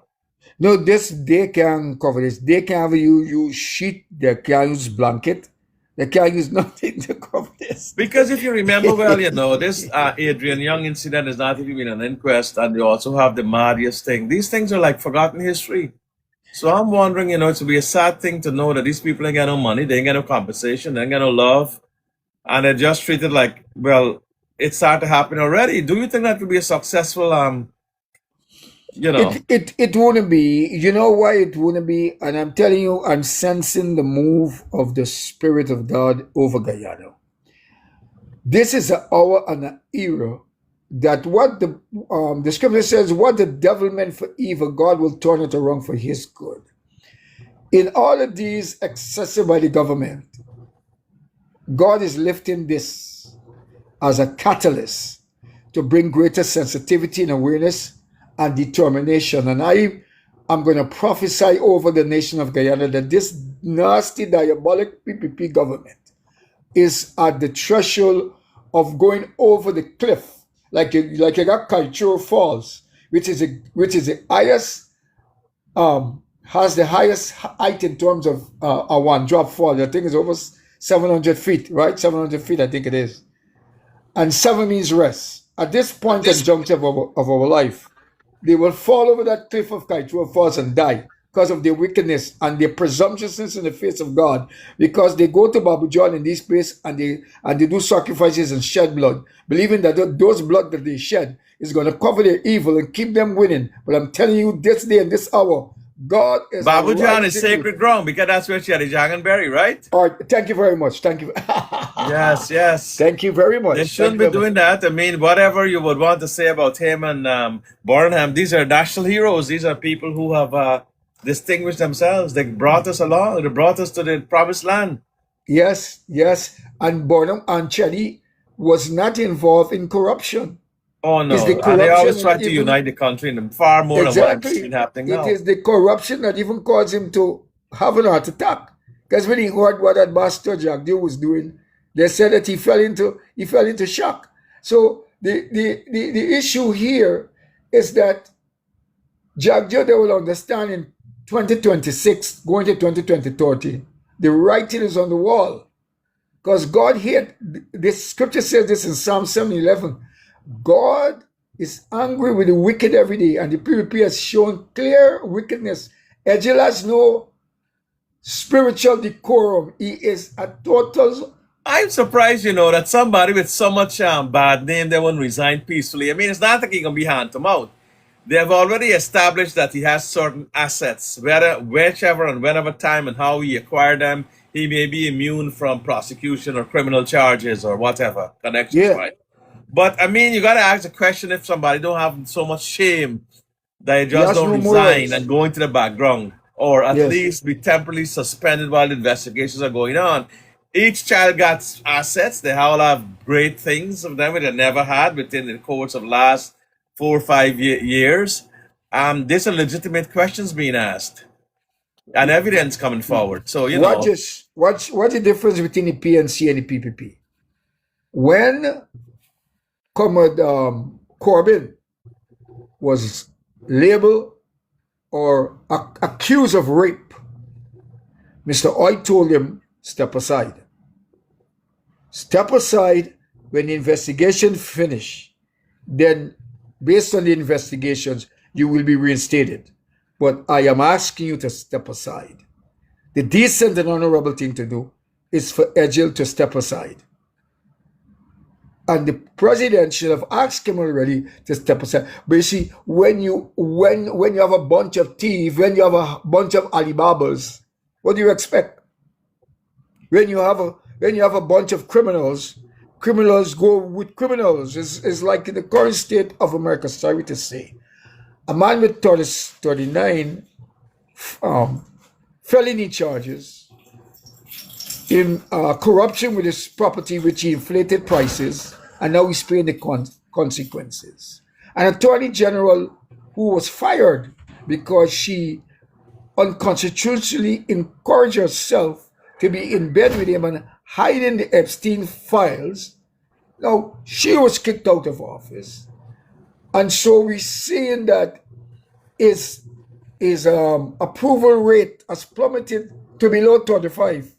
So it means that in the upcoming elections of America in the midterms, he's already lost the entire race and he's going to be impeached. Whether we want to believe it or not, I see impeachment. I see nothing else but impeachment at the hand of his own doing. And so it comes back to show when corruption is the order of the day, those who... Oh, you mean because they have both houses and they will vote to impeach him? Yes, they will win. The Democrats will win both the House and the Senate. And that alone is going to cause him to be blown into oblivion, because they will not win anymore, because the people are crying out against the economic injustice, political injustice that is taking place by the Trump administration, just as what is going on in Guyana. The tide is going to change. The tide is changing. And so all the PPP retribution evil, Adriana Young and all the killings that they're involved in, I'm telling you, the chicken has come home to roost, and we will see changes. Nothing. God is over Guyana, and I'm speaking as a prophet of God that the PPP jig is up, and God will dismantle them 2026 and onwards. JAGDEO can say what you want. Brahman can't help him. Shiva can't help him, because none of them is above the power of Jehovah God, because he reigns and he rules. Revelation 22:13, it says this: He's Alpha and Omega, beginning and end.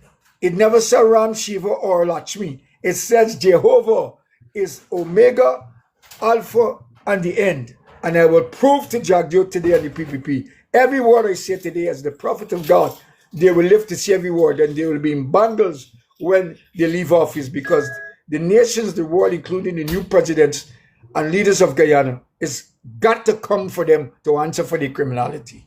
Thank you for listening to me and your panel. All right. Well, thank you very much. It's past 1:30. Always a pleasure to hear from you. I look forward now to going a little, doing some, go to bed. And it was so nice hearing from you again, Pastor. Sleep well. And let's pray for Guyana. Let's pray for Yeah. these lost souls. Let's hope Guyana can heal. Let's hope Guyana can come together. I don't like when there's fighting there. I don't like when there's, that there's rupturing of one Guyana and that we don't see each other, and we see each other differently, and that this thing is continue to fester and keep Guyana apart. That is preventing us from becoming a great country. Yeah, And that's we true. have to have people come together and be true Guyanese to each other, you know? But I I don't want to like say it, and it's not thank going to you. help us. Thank you. We got to pray for you, Guyana, brother. We got to pray. yeah, But of yeah, course, but justice but I must be done also. but I can tell you that you're a breath of fresh air to the nation. You're a true son of the soil. You're balanced. You're fair, and God enjoys justice, my brother. And you are the one to bring that justice to all of us. And I stand with you, resolute, strong, unmovable, unshakable, like that tree that stands in the book of Psalms that says, the tree that stands at the river and will not be shaken or taken down. And so, keep your faith, because I know the Guyanese people are looking to people like yourself that will bring the strength and joy to our hearts And before we we have to close our teach eyes. them the objectivity and the love that we have developed for each other, where we see each other as true brothers and sisters here fighting a common enemy. They That's see right. each other as different, and I understand what's happening there. Our Yes, exposure to life in these higher developed countries, in these bigger developed countries, have taught us the meaning of love and understanding for each other. And it's an experience which we have to go to them and tell them to say that it's not going to be, if you don't love each other, nobody's going to love you. There's no way they're going to love you. Trust me, we went there. exactly. We've been through that. We know what love is. We have Exactly. never gotten it, and you will never go to another country that be better than your own country. That's Stay true. here, develop it. So if I That's have to right. share my experiences and let them know that Guyana is for Guyana, and then anything come by to Guyana, you stand up and fight. Like this That's 2% right. oil, we are now trying to contact the President of the United States, and I've told President Ali he got to contact the President of the United States and tell him that the President told Exxon that they're greedy, and he must tell him that you got to give me more than my 2%. Yeah, He must be exactly. man enough, lead enough to do it. That's And true. charity, as you know from the Bible, covers a multitude of sins. That's And true. if he earn little charity and little zakat and little forgiveness, trust me, it will take him a long way. But I know that the benefit is coming to the Guyanese people if he can perform and deliver as leader, whichever leader wants to make that call. Even if you put the opposition leader and Mr. Campbell on the line with Mr. North and said these are the four pillars of Guyana's government here, opposition and so on, and all of us.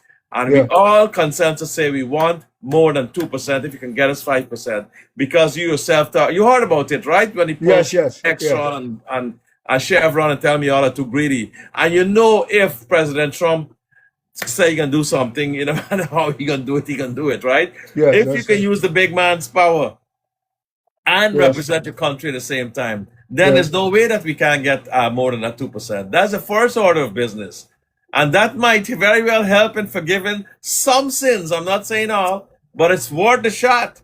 If he wants to say, well, with all these things you all tell me about, at least I get more than the 2% that, was contracted. I've gotten 5%. And then he might have the strength to say, you know what? Like you rightly said, Some ministers, you got to go while this thing is going on. While this investigation is going on, I catch myself, y'all got to go. Yes. Y'all got to Yes. go. Let justice be done, you know? That's right. That's right. Thank you. So you Thank you think so I'll much. be able to overcome the evil and the obstacles that will be thrown at anybody with good intentions who goes there to try to make a difference? Yes, yes, you will, because I'll tell you this. I said before that in terms of the behavior of the police force, we need to take constitutional motions to the high courts, allowing the police commissioner to know his behavior is unconstitutional and void when he's taking political instructions, because his office is an independent one, his office is a constitutional one. So you need to allow, as the lady of the scale and weight of justice is, her eyes are covered, her eyes Right. are blinded, and she has a scale and weight. So the same promise that governs the judiciary needs to govern the police force, because it is the government who has a responsibility and an obligation to do due diligence in ensuring the police force is properly funded, that they can carry out their constitutional duty and mandate in the law. So it is time that I believe that with people with your kind of legal expertise and knowledge, as we begin to get into the country and make our presence known, we need to tackle the law and its entirety to ensure that we bring greater transparency and accountability in law. So the entire military leaders know that they cannot act political, but they must act entirely by the Constitution. You take an oath to the Constitution. You don't take a oath to the president, though he's the we call it, he's the chief over the military. The military obligation is to the Constitution. Yes, the commander in chief, yes. They're Yeah, all subjected to the powerful law of the Constitution. Any other law is pro tanto void. That means to the exactly, extent of its inconsistency. exactly. So we need to force the hand of every institution to truly honor and respect the Constitution, which is the highest law in the land. Though the president Exactly. has, although the president has executive power, he needs to act in conjunction with the Constitution that grants him that executive power. He didn't get executive power on his own. He's not acting outside of the Constitution. He needs to act within all times of the regulations of the Constitution. So we need to hold these people foot to the fire. We need to hold them Yes. accountable, and it's not Yes. far gone. So we still have a chance to rein in the wild horses and to hold the bull by the horn by holding their foot to the fire to adhere to the Constitution. So we have an obligation as a people, a nation, lawyers, judges, magistrates, to hold the president and his cabinet to the Constitution and not be afraid of who says what, because these are independent judicial arms of the state. So no judge, no magistrate have to follow no minister of government, but follow the Constitution, and let's hold them to constitutional obligations. Yes. We got to be faithful and loyal to the Constitution. Yeah, You're right about that. Somebody has said that Trump is manipulating the markets with his word here in the US, and whatever he manipulating Samuel, whatever benefit he's getting personally. What is a phone call from the head of state of Guyana, who has been very good to the United States of Gulf, Venezuela, and so on, and our relationship and the ambassador? They just said, Mr. President, is it possible that we can get more than 2% if you talk to these oil, American oil companies? The most you can say, I'm sorry, I can't do it, or I can't help you. That's all, story done. But to fail to try is to fail. that's right. That's right. And he should at least pick up the phone, given that opening that Trump is at war with these oil companies, and they're the ones holding Guyana to ransom. That he could very well tell them, look, give the damn people more than what you're giving them. Exactly. That's that slavery. You got them. They're gonna come with reparations next against me. Whatever excuse you can tell them, this is gonna be a racist history because those are people of color, and you're a white company in America. Whatever, are we gonna style it? Said, listen, I'm kindly asking you to give them a little bit more. Even if it's at 2%, that would help us. Help us tremendously. Somebody said, but somebody gonna pocket the money. You know who they're talking about. And I think that's bad too. If there must be an audit and a forensic accountability of how this money is being spent for the Guyanese people. It must not be going to nobody's personal account and so on. They just cannot work that way, you know? But what we are seeing, what we seen, brother, that Ali and JAGDEO is behaving like the wealth of Guyana belongs to their private slush fund or their personal bank accounts. Because for Ali to get that farm he has, let's say it is his alone, which I know based on my senses, Ali is in a joint venture as a partner to JAGDEO and many other ministers in that government. That farm speaks volumes because the construction of those pens and houses and all of that, I'm telling you right now, JAGDEO is aware of that farm. And JAGDEO might be having definite direct link of investment along with Ali into that farm. So when people say that JAGDEO is innocent, we will learn sooner than later that JAGDEO is a part of Ali's investment as well. So let us don't rule it out. Let's don't rule it out. There's widespread corruption in the PPP government with oil money. With oil money. And that oil money is the people of Guyana money. And I'll tell you this, I heard today from former former oil export, Mr. Adams, that work in the Granger administration. There are several oil wells in Guyana, with Stabroek Block being the largest block. I can't see there's more than 1 well, 5 wells, 6 wells, 7 wells, whatever, how much they have. And they're saying that all these wells just accumulated to $11 billion of oil. That's a lie. Because even Mr. Adams said that when they look at all the wells and they did the calculation of the wells, of 7 wells or 6 wells in Guyana, there could never be an estimated calculation of $11 billion. It must exceed that.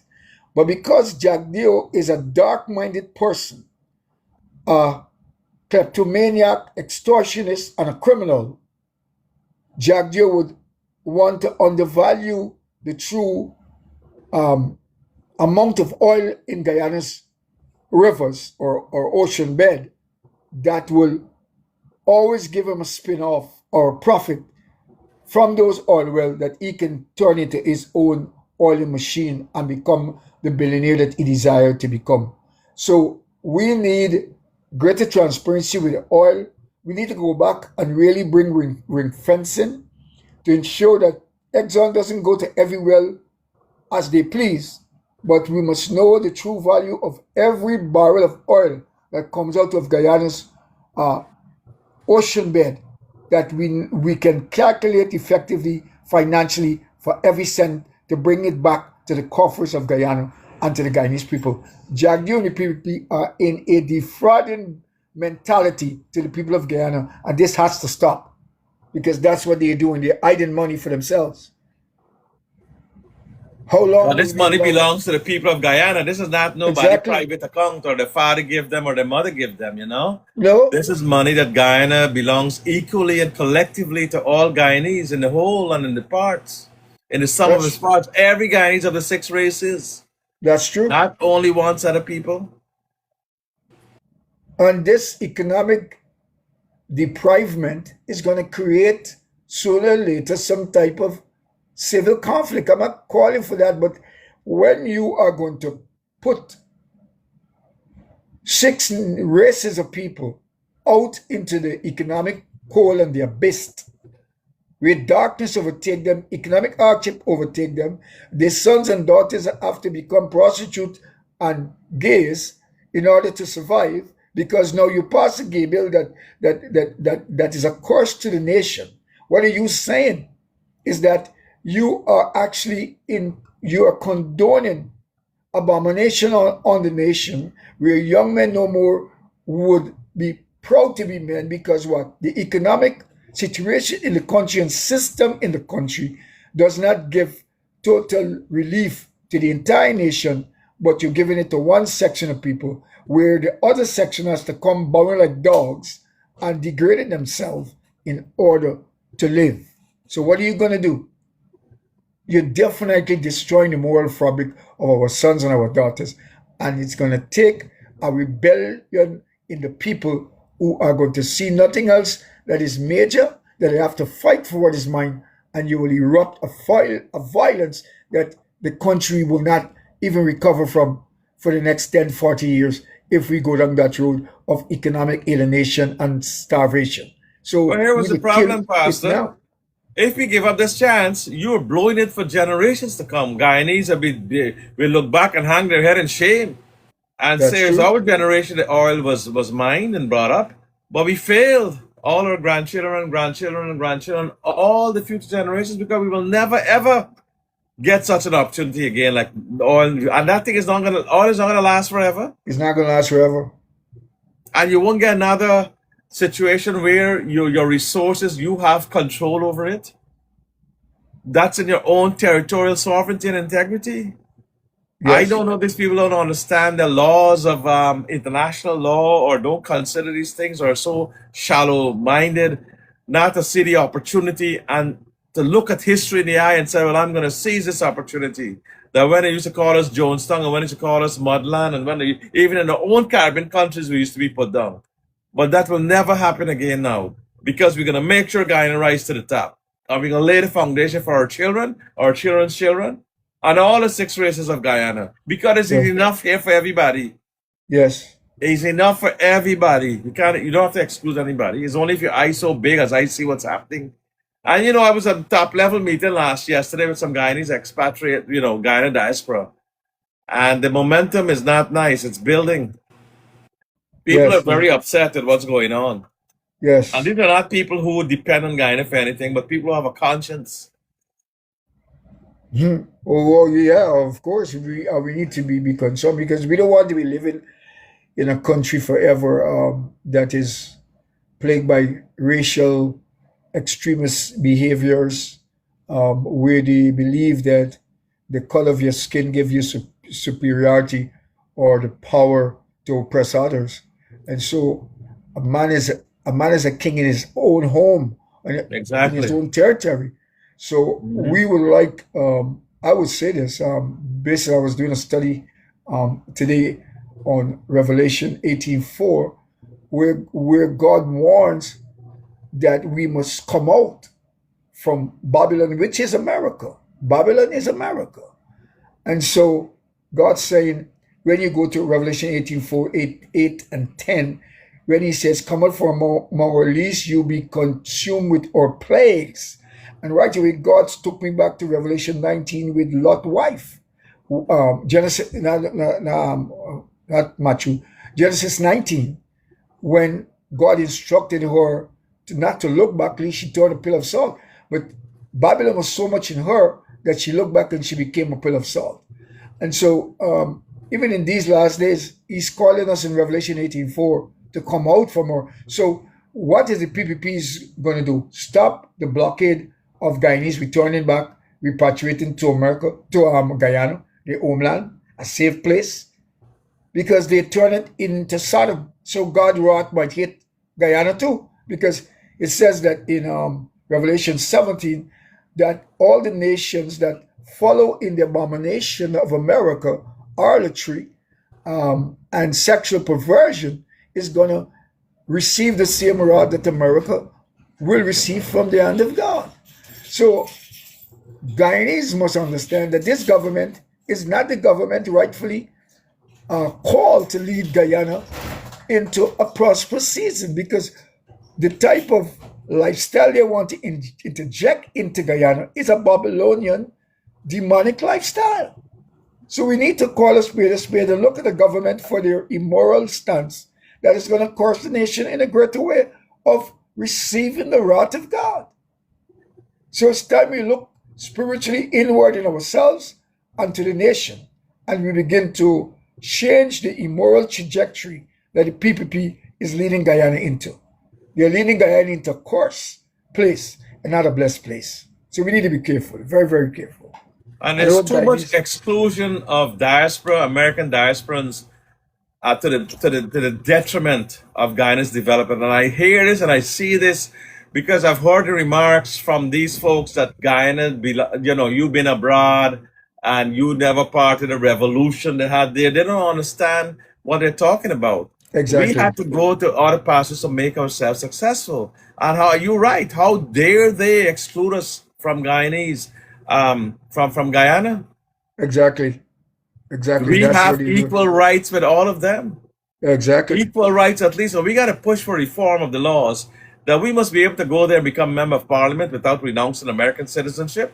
That's Because right. at the end of the day, like calling President Trump to get more money here, having us, like we talked about the senators and the Congress people, the Black Caucus, and connecting up to the powers, we have to have that American citizenship to give us leverage and to give us standing. You That's can't give right. up a trump card that convinces an American or a Secretary of State or a president to listen to you as an American citizen. It's worth more than a Guyanese passport. It's Yes, worth good. It's worth your constituent. So they have to now think that you cannot take away the weapons or the shields that we will have as American citizens in fostering Guyana. It's a blessing and it was well earned and they didn't give us that.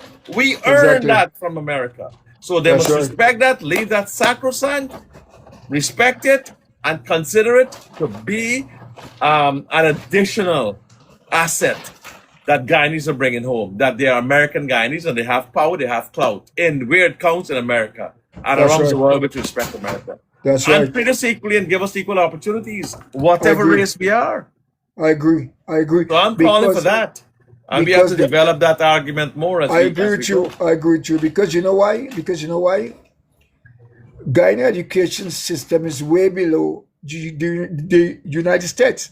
You have 10 countries in the world where the academic standing is far surpassed that of Guyana. Guyana academic system needs to develop equal to the rest of the world. Oh yes, you can say that And again.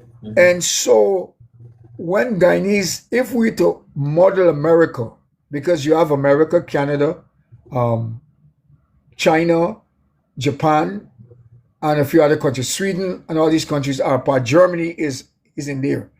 So if we are to develop our academic model to the rest of the European developed world, it means that we are bringing our entire economic system equal to the developed world, where we can manufacture cars, do just as what they are doing in their economy. But if we stick to our model, we have nowhere to go, because so far Guyana's academic model has not delivered nothing of industrial soundness for our nation. So why would you want to ostracize America when you have nothing equal to America to offer your citizens? You're definitely docile, dumb, blind, and illiterate. Definitely blind. And America does not respect people just like that. But if you're an American, they will respect you. You have standing. You have standing to debate them one to one. And that is why Guyana should never give away its greatest assets. Forget about the barriers and forget what we do when we help Guyana with, and Guyanese are brothers and sisters. But don't put aside the asset of being an American Guyanese to stand up for America in the American sphere of influence and allow us to be member of parliament and presidents and prime ministers or whatever we want to be, equalized, because when you're done, it's a Guyanese in America that will help you faster because of the qualifications of what we've been through. Exactly. And the love, why be we leaving a big superpower to come and live in Guyana? It gotta be we love our country perhaps more than those who have never left it. Exactly. Now we come back. Exactly. We come back to build it. We don't need That's to. We true. can stay here and get a better health care and all these different things and all them kind of things, yes. But we come back and we help build it. That's true. That's true. That's true. And we are bringing our higher academic technical skill, because in America, all the industries that are here, all the AI and all of that are taught in universities in America, and America has one of the greatest, second to China, industries that are building all that America has, that we are enjoying it every day here, and we are benefiting financially from our academic levels of education. So what America has is far greater than what Guyana can afford us. And we're bringing Exactly. this expertise back to Guyana. Should the government embrace the high level efficiency in our academics? For this government is totally blinded, brother. They has no knowledge, they have no wisdom, they're stupid, very stupid people. Well, you bring all the things in America, all the great things here, Starbucks and Kentucky Fried, all the great things that make America great. But you don't Yes, want to bring the Guyanese, a human element, back in the same way. You don't yeah, even rename Kentucky Fried Chicken or all the different multinationals that come. You don't rename them. So yeah, take us back as we are. Don't force us to renounce. That same Carl Greenwich, a brilliant man, and I know he's a very brilliant man. He had to renounce his citizenship in some other country, I think it was UK, just to yeah, be able to hold a minister position for which he was more than qualified. How can you subject a man to do that? That exactly. man earned his right and merit in London and England and competed with the best. And because you want to take advantage of him, you got to take that off before you turn minister in our country. Yeah, Guyana. nonsense. That's Nonsense. nonsense because that man could have stood up in any university and be a lecturer, be a professor, have that joy. But because you like Guyana, you're gonna take advantage over him. That is not nice, man. For you to take away an arm, you gotta lose an arm. You want to come to Guyana, where 100 people Exactly. are dying, you all can't lift the boat in 1 week, 3 weeks Yeah, pass, and you're still in a position. Whenever you are short of food and clothes, you all ask us to send barrels and we comply. Come on, why you yes, taking away the asset? They recognize dual citizenship all over the world. We're yes, not gonna yes, throw over nobody in Guyana. There'll not be no insurrection. There's not gonna be. exactly. Yeah, like how you're bringing in all them Venezuelans, you're bringing in all them Cubans. You don't even know who's in your country. And when That's a right. Guyanese own neighbors ring they come back to tell you, oh, if you want to turn minister and MP and you want to be part of any decision making, forget your education. Give up the way you fight for so hard and take back what you had anyways. It Yeah. doesn't make sense to me, Pastor. No, It's a no, backward no. way of thinking. Yes, it is. It is. It is a non-productive way in thinking, and it's going to keep Guyana back in the Stone Age. It's not going to push us in the modern times of technology and Look, science. Israel, you think you're gonna tell people about give up your citizenship for America before you come back to Britain? All these other countries who see the light, they don't do that. They don't ask of that. In No. Barbados, you're a British citizen. They call it Little England. When I was there studying, it's still a Little England. They don't take away certain things. They still give Sir knighthoods, like Gary Sobers and so on, to the people who distinguish themselves. Well, we can just cut off everything that we had in our past and said, oh no, we're the greatest country in the world. Forget you got to give up American Guyanese American citizenship. You got to give up this. You got to come to this is we're not perfect. We don't have health care. We still got to come to America, forget the health care because you all Exactly. take the money, you all do the place, you all put in no mental structures there. You might got the physical structures, but what about the equipment? Medicine's not run only by buildings. You got to get a technology. And watch what they're going to do with that boat. Even if they bring it up, Brazil is not even a day away from Guyana. But this is how they steal and they hide money in the system for themselves. They're going to go to till probably Italy, somewhere where they have a corrupt underhand deal that the government can benefit from whatever money that they're going to put out there to assign a boat to come and lift that boat. Because all the government loves is corruption. But So they could what's go the right to latest Brazil. on lifting of this ship? Has anybody gotten a contract this ferry? Or They has said anybody they said two started? weeks. They 2 weeks? give a tender out for 2 weeks. This is all delayed I just tactics. spoke to a man who said he went on boats. The man who was, I think it was two guests before you. He said all these boats from moving from Argentina to Europe, these big boats. And he said anytime one of them sink, they bring him up in 3 days to the beach, find out what happened, close back the hole that caused it to sink, and structure it up back. They don't Yeah. play and they don't make this long thing of hiding evidence and destroy. And I bet you they're gonna want to destroy and pelt off those things that who put on those rollers and those kind of thing. Them thing then coming up with that ship. That's why you're supposed to have supervision of all parties present with some kind of cameras to what you're bringing up because There may be people who's going to be given instructions or said when you find them two rollers, you cut them when you find any drugs. I'm just saying, I'm not saying this and accusing I know. anybody of anything. But let's say if you find anything illegal or anything that's not supposed to be on that ship, because people have been telling me why the ship is not being brought up because it has a lot of issues, a lot of questionable belongings or things that are being fetched on that ship, and it can put a lot of people in trouble. Why can't we hear about this thing in Guyana Parliament? Like somebody said here, I'm a Loki. Why can't they debate this thing? Why can't they have everybody with a stake in this, which is all the opposition parties? Let them all see what's Yeah, coming up and what's left back. listen to me, they can be very, very well aware that if they bring up that ship as it is and they bring witnesses like their combined opposition, let's say, forget the people, but the combined opposition, with cameras to take every item from off that ship, boat rather, Egil, two rollers are going to be the evidence that Egil is responsible for those murders and not the captain actually. So it's a cover-up to save Egil, not to give the PPP bad face that they have a minister who was reckless and was responsible for the killing of those people. Egil is responsible if you ever find those rollers, and that's why they're not pushing to get the ship up, because Egil know, JAGDEO and everybody know, Egil are those two rollers on that ship. So it is just devilish for them to be seeking to cover up this thing, and the people must revolt against their corruption. Must revolt against their corruption. That's what they're trying to do. So there was kind of a project that he had personally, and that's why you have to have whosoever own all these lands and transport and titles, whosoever own all lands in Guyana, the 3,000 square miles, last time I checked. We can't just deal with Georgetown and Linden and certain parts. We got to get the whole of Guyana now. Who owns what?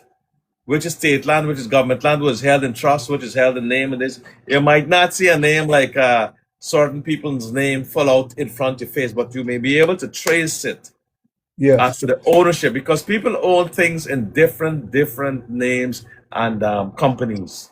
Yes, that's true. So we have to be able to get a link as to how these things are owned for the benefit of the Guyana people. There must be a forensic audit as to how Guyana assets are, because it belongs to the people of Guyana. Of course. Of course. But the Egils of Guyana, the Ali and the bishop, the Fisher Bishop, a man with no integrity. And I know a man God will wait to slap to hell for his foolishness and his dishonesty. He has no credibility. Egil has no credibility. Egil is a thief, a covetous, adulterous man. He should remove himself from being a man of the cloth. That chain he has walking around like he's still an ordained bishop. He's a devil and a hypocrite. He has to repent. He's wicked, a very wicked man. But we need to continue shedding light. And they have theories how they can also bring charges against what called unjust enrichment. The Americans have a system here, the forensic auditors, that they would look at how much money you own in 2020, forget just the baseline. And in 2026, whether you were selling chocolate or selling whatever and so on, they look at all the excuses and your other worldly businesses. And like when I mentioned chocolate, what I'm getting at, right? You understand the connection, the confectionery and the sudden wealth, without saying it specifically, what I'm alluding at. That if you were in a business of confectionery, whether you could acquire all of these properties. So what I look at is your 2020 assets, what you own then and what you own in 2021, 22, 23, 24, and see the upward mobility of your assets compared to the salary that you're getting and your perks and everything put together, whether you win the lotto, whether you went to Vegas, whether you win anything. And if that don't hold up in court, then they hit you with charges of fraudulent misappropriation. Yes. And they can prove to a jury, because it's easy for them to bring the figures and so on and say this is what this person had. 3 years later, they're on the trade stock exchange. They are the Wall Street. They're the world's richest people. They're the richest people in the world on Forbes magazine. And it's difficult for them to overcome those things. So I don't know. You know, they have people there. They're inviting them all the time to write their laws. You Yeah. know, so But this what thing you here, like what you said, is the chicken come home to roost. what is your take on the 36 to 43? Because um, the Constitution definitely says 43 seats are required in changes to the Constitution. But the PPP continues to use the 36 and calling that a majority. That's not a majority.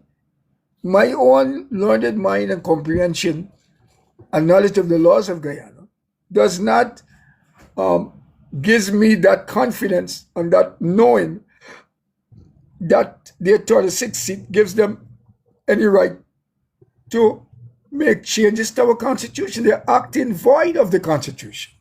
And But as you so, mentioned, the Constitution is a supreme law, and any as only as the top law of the land, and any other law that tries to contradict or clash with the Constitution is null and void. exactly. If the Constitution prescribes 2/3 or 1/3 of what it will be, I'll have to check it up. Then that is the law we have to go by. And from what you were saying, it seems like the higher figure, Yeah, uh, for the that 43, you have to get I 43 did the votes calculation. to get those changes. Exactly. And the other thing here that I've seen that I've taken note of, the Constitution gives 43 seat to even installing a human rights body, which is active in Guyana, but the PPP so drummed out one man. And I think we need to call for an upgrade to the human rights body of Guyana, because they only have one man. He's Caucasian. I don't know where he's from. He's from Guyana or where part of the world, but he has a kind of British accent because I've heard him before speak. And like he's buried. He don't even have a voice. He don't even understand. Is that McCormick you're talking about? That's the man. God, That's that poor fellow been around there like a voice in the wilderness since I was there in Guyana practicing law in 1982. Oh my God, God bless his soul. yeah, That man been around a long time, a very well-intentioned man, committed, yeah, genuine yes, man. But they yes, will never be given a task. You know, people like that you should have as ombudsman, race relations. Give them top positions. These are men with a conscience. yes. And the point is that on human rights, he should be able to really bring advice and leadership and recommendations, and his voice should have a great weight in the nation because he's speaking from a constitutional position, and his views must be taken seriously. But I guess fear of retribution have him very, very timid. We don't need such a Yeah, person. because you know, one of these gentlemen, a priest, he taught my brother at St. Francis College, Dr. Baldeo. Poor man was stabbed dark, Yes, Doctor. by Yeah, I do Guyanese remember. and so on there. That's not good what it did to the man.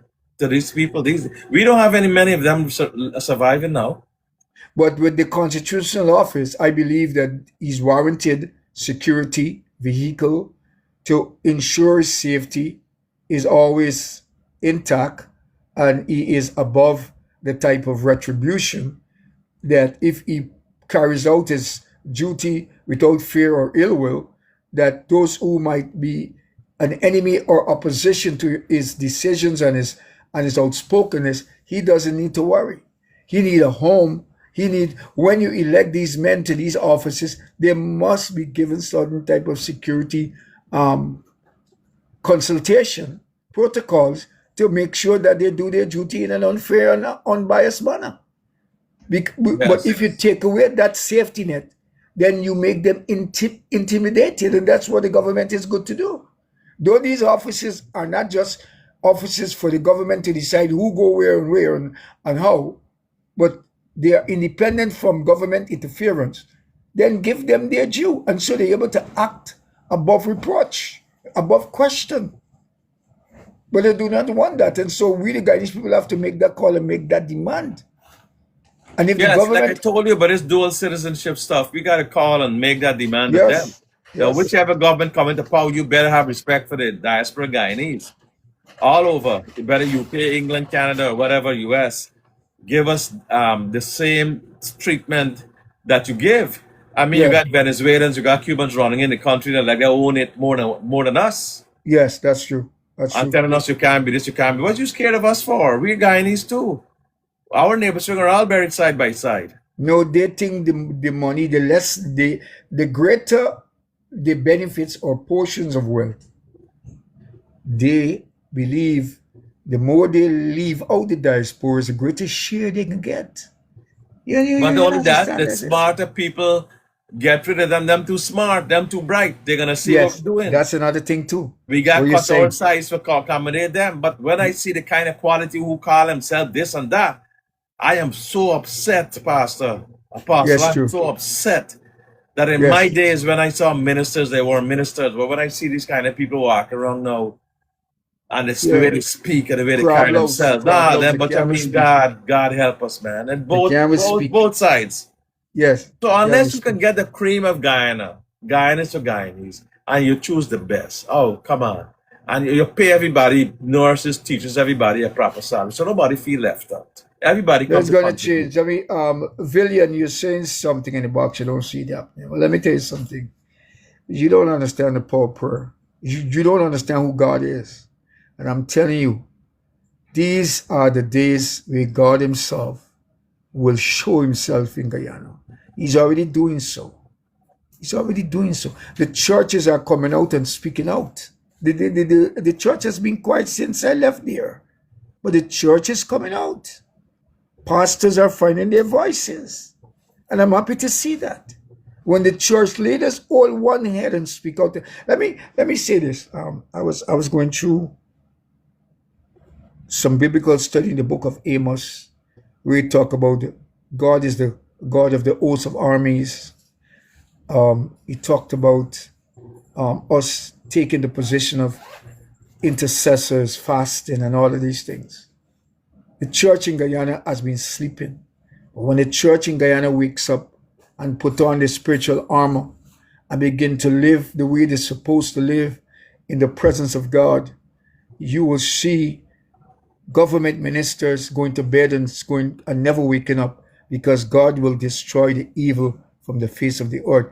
The Bible says, and God shall cut the wicked fast without remedy. There will be no medical salvage of their lives. The wicked shall be cut off that without remedy. Without what? Remedy. And God's word is above his name. The PPP has to be conquered, because them and the false gods believe that they are gods forever, like JAGDEO believe that he's a god. JAGDEO is worship like how Jaga was worship. And God don't play with worship. He shares not his glory with no man. And Guyana will begin to see the hand of God. I'm speaking as a prophet of God. I spoke in 2015 that Granger will come to power when everybody else said no, impossible. He came to power, and I also prophesied his end in power, because he was stubborn, hard-of-hearing. He never want to listen. He think he know it all. He never synergized. He was not a team player. The teamwork brings the dream work. Without team playing, you will never be able to bring championships home to your team. And so until Guyana and Guyanese begin to incorporate all of our skills, all of our members, and put it together, Guyana will never be the place that where dreams are realized. Dreams are realized when we synergize. Who give us all the nations of the earth? God. God, not the PPP. And who is them to separate God's people? We are all his creation. All men were made in the image and likeness of God. But the PPP has a mindset and ideology that all men are not equal. PPP alone has the right to govern Guyana. PPP alone and the supporters have the right to all the benefits and wealth of Guyana. Everybody else has a zero, and they alone are the heroes. We need to stop that nonsense, because that is not spiritual, that is not moral, it is not ethical. It is ungodly, sinister, diabolical, and evil. And in 2026, you guys will see the hand of God changing all that foolishness, that God will put a stamp of approval on Guyana, uniting all the races. Watch, it will happen. Well, these circumstances, I've seen the movement. What you're saying is quite right. I've seen it. I've seen faces coming out. I've heard voices silent before. I've gotten calls from people asking for, for intervention. It has also come to a level where they're asking for help from overseas players and powers, and they have different things. For example, they talked about this 2% last night. They will go into broader things for justice for this 100 people. And of course, we have the option to engage the Congress of the United States if we don't see enough is being done to bring justice to these families. And America has influence. And we have, also considering that option. If we don't see fairness being played out for this 100 victims, perhaps we may have to hear from the Congress of the United States, or perhaps we may have to hear from the Human Rights Report about Guyana. So Yes. I'm advising folks there to be very careful how you're trying and whatever you're trying to do, because if you don't do the right thing, and we're not threatening anybody, we're just saying that the world is looking. These are 100 lives. This is not something you could just push in a corner and trump over it. No pun intended. There are things that can out trump you in the sense that we can we can get help in terms of and making sure that justice is done.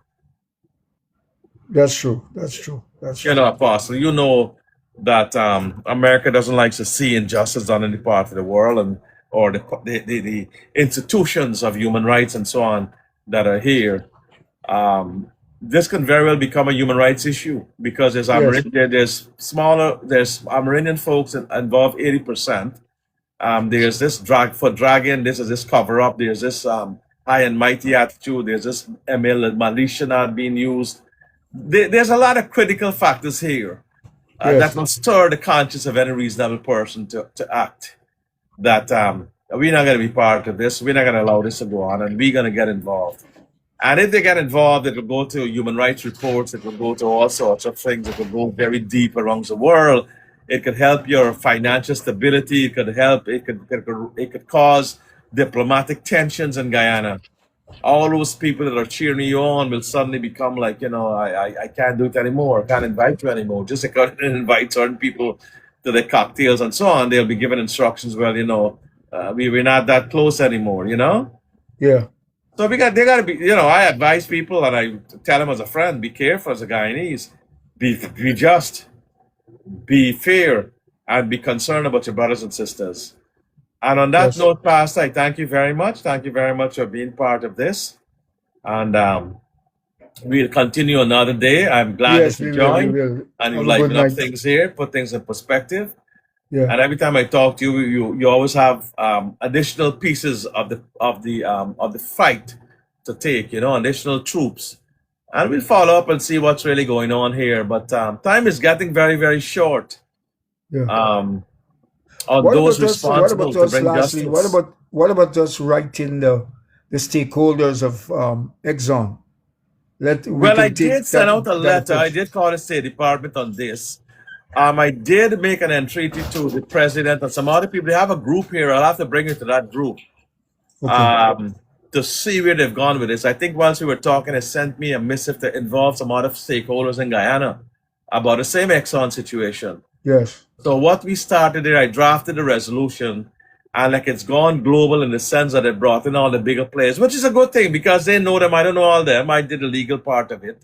Yeah. But it calls upon President Trump to help us, and it calls upon them to do the right thing.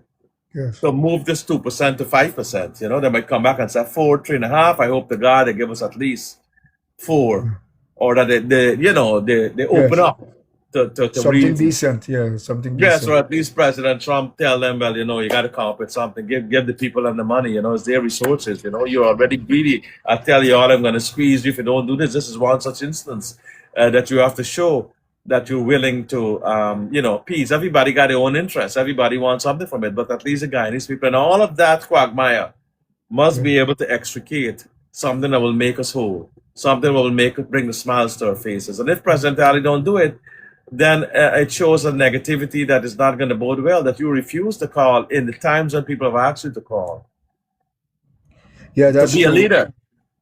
But I want to tell you that I'm sensing this strongly in my spirit, that your involvement in these litigations are going to propel you, because The people are seeing those who mean them well and those who don't mean them well. The PPP doesn't mean the Guyanese people any well. And you, with your legal expertise, are coming to the table to put all that you have learned in law to represent the people of Guyana across all the racial groups. And so you will be honored and commended for your input and for your knowledge. So I'm telling you, have no fear. God is putting you to the front of representation and honor to the people of Guyana, and they will see you for who you are. I promise you that. Guyanese are not stupid. Your love and your support and your legal expertise will propel you to the top of Guyana's leadership position. I prophesy over you. You are the next noble man to lead Guyana out of his moral cesspit and political darkness. And to your life and your family, God bless. Keep stepping. You're a David. I say this to you, and I pronounce you to the nation as a David to Goliath. Fear not, said God. Fear not. Yes, thank you very much. And you know, what you're saying has seen itself manifested, because I remember those words when I was there yesterday at this meeting with these top folks in the diaspora. And it came up that it talked about his 2%. And I thought of it when I came home, and God gave me the inspiration to draft a resolution, a 3-page resolution, which I read out earlier on the program. And in that resolution, it calls for two things. One is for Exxon to give us, and Exxon, Mobil, and Chevron to give us more than the 2%. I asked for 5%, or the group is asking for that. And also to the Barima tragedy, to bring it up as fast as they can and to make sure that justice is done in that respect. And to send Egil and Indar on leave. They spoke about that, pending the investigation. So they can't corrupt anything, or they cannot be seen as influencing the investigation unduly.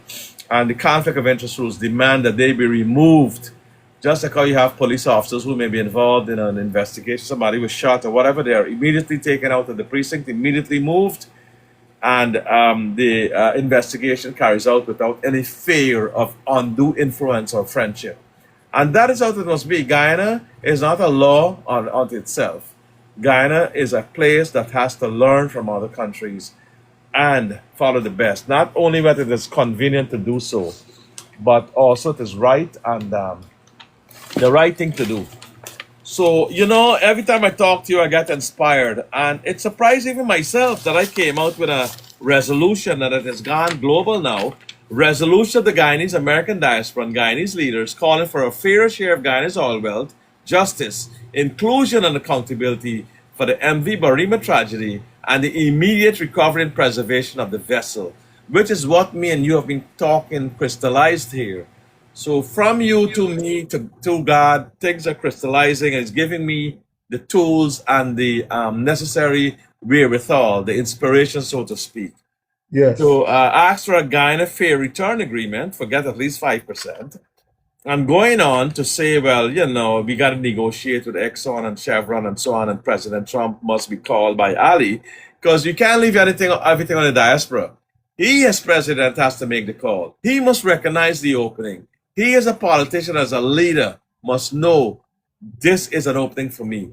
I'm not too proud to say some other person in America advised me to do this. You don't have to call our name. Just make the call. Make the call. When the call goes through, that's how the president of Guyana wants to speak to the president of the United States. The president of the United States will pick up the call. But if we call, that's a different conversation. It's the same conversation, but a different messenger. He must be the messenger of the people. He must be the leader of his people. He must be able to make sure that he can pick up the phone and call on behalf of his people. And not only when it is necessary for a personal matter or a personal enrichment issue or a personal financial matter. He must be able to call as leader of Guyana, to know that he has a duty and a moral obligation to make that call. He must find the 5 minutes to do it. The most the President of the United States will tell him, no or yes, or I will look into it. But at least he will have made the call or the follow-up calls that are necessary. Yes, true, true. So we did all of that, and then we came back and asked it to be resolved. But I have to go down now and see what's going on here, and find out that civil, administrative, or criminal procedures against any and all persons, regardless of status, found responsible. We have also asked for that 14 items that the Commission of Inquiry and all proceedings here. And you can't just say, oh, the Commission of Inquiry is dealing with that. No. There must be continued accountability from the ministers, the president, the vice president, and everybody as we continue this rediscovery of Guyana. This rediscovery of Guyana. Yeah, And if they can't do it, well, it is better to put it in the hands of those who can. yes, I agree. Right? I agree. So with that, Pastor, let me bear my leave with you. Yeah, God bless thank you. you. Have a great night and And good night. And thank you. enjoy your And God's rest. blessings to all and to Bless you everybody too. else. Yeah, Thank thank you you so so much. Good night. Bye-bye.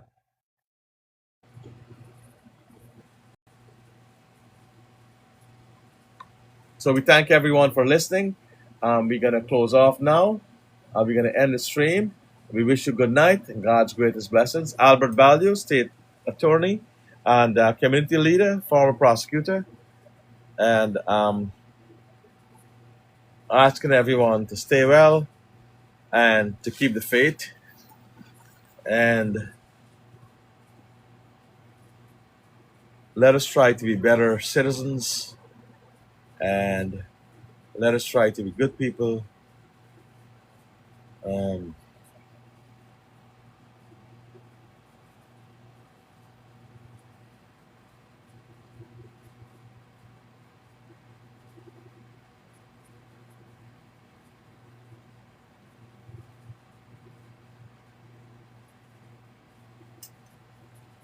So let's continue to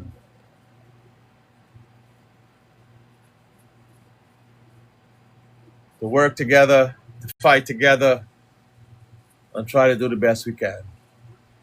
Thank you very much. May God bless you all. Join the live, join the link, share the live, and make sure that you get notifications. So whenever I come on, you will know, and you don't have to guess. It will come up on you, but you can only do that if you're part of my group. If you join the live, share the link, give us stars. And before I go, I want you to give me a blast of stars and a blast of joining at 2:38 in the morning, so I can be encouraged that I've been of service to you as your community leader and advocate here. Give me a blast of light, love, hearts, lives, and also join my group. And thank God for life. Thank God for being part of these wonderful examples of living life at the fullest. And thank you very much, Williams, for all the hearts and the love. Samuel, like the live. Samuel again. Carwood Williams, thank you very much. Villain, like the live. Like the hearts. Amaloki, like Villain again. Thank you so very much. And O'Chanil, thank you. Like the live.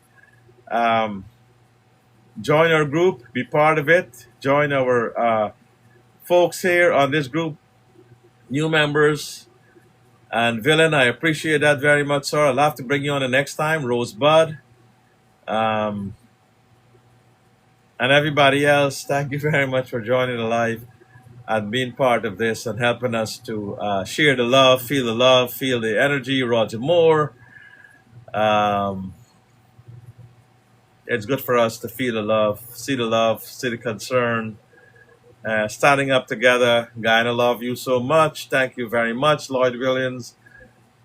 Like the life.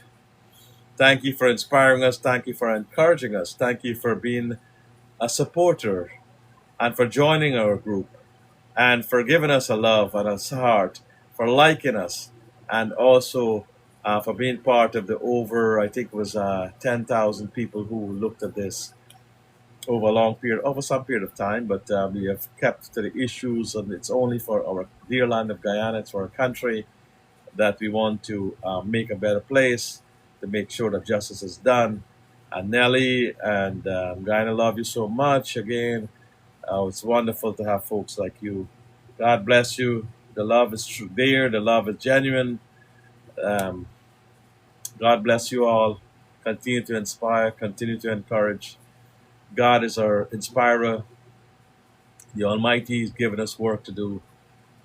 And Allison Ned, like the live. Good night, Allison. Good morning.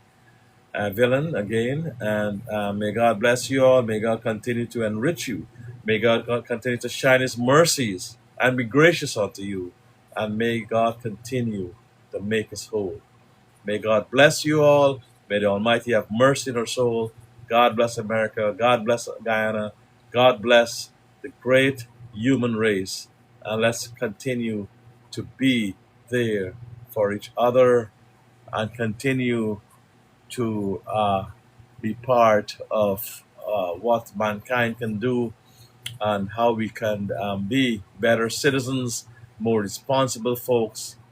Um, Bereft the course now. I don't know. It's very late. 2:41.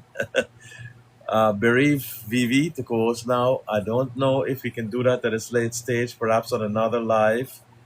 Hardy Al Budram, you're joining now. Welcome, sir. But we are going off now. You can look back at this video. You can look back at it. It will be on YouTube.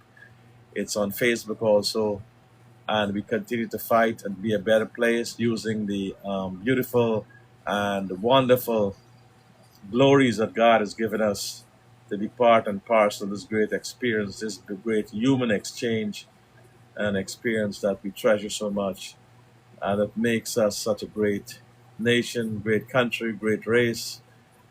Uh, and may God bless you all. Thank you very much.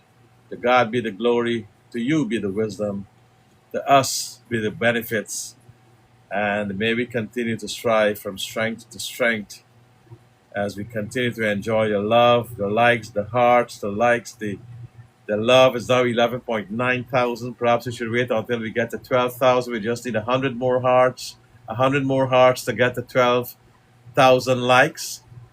And let's try to get there, and then we can sign off, send the hearts, send the lives.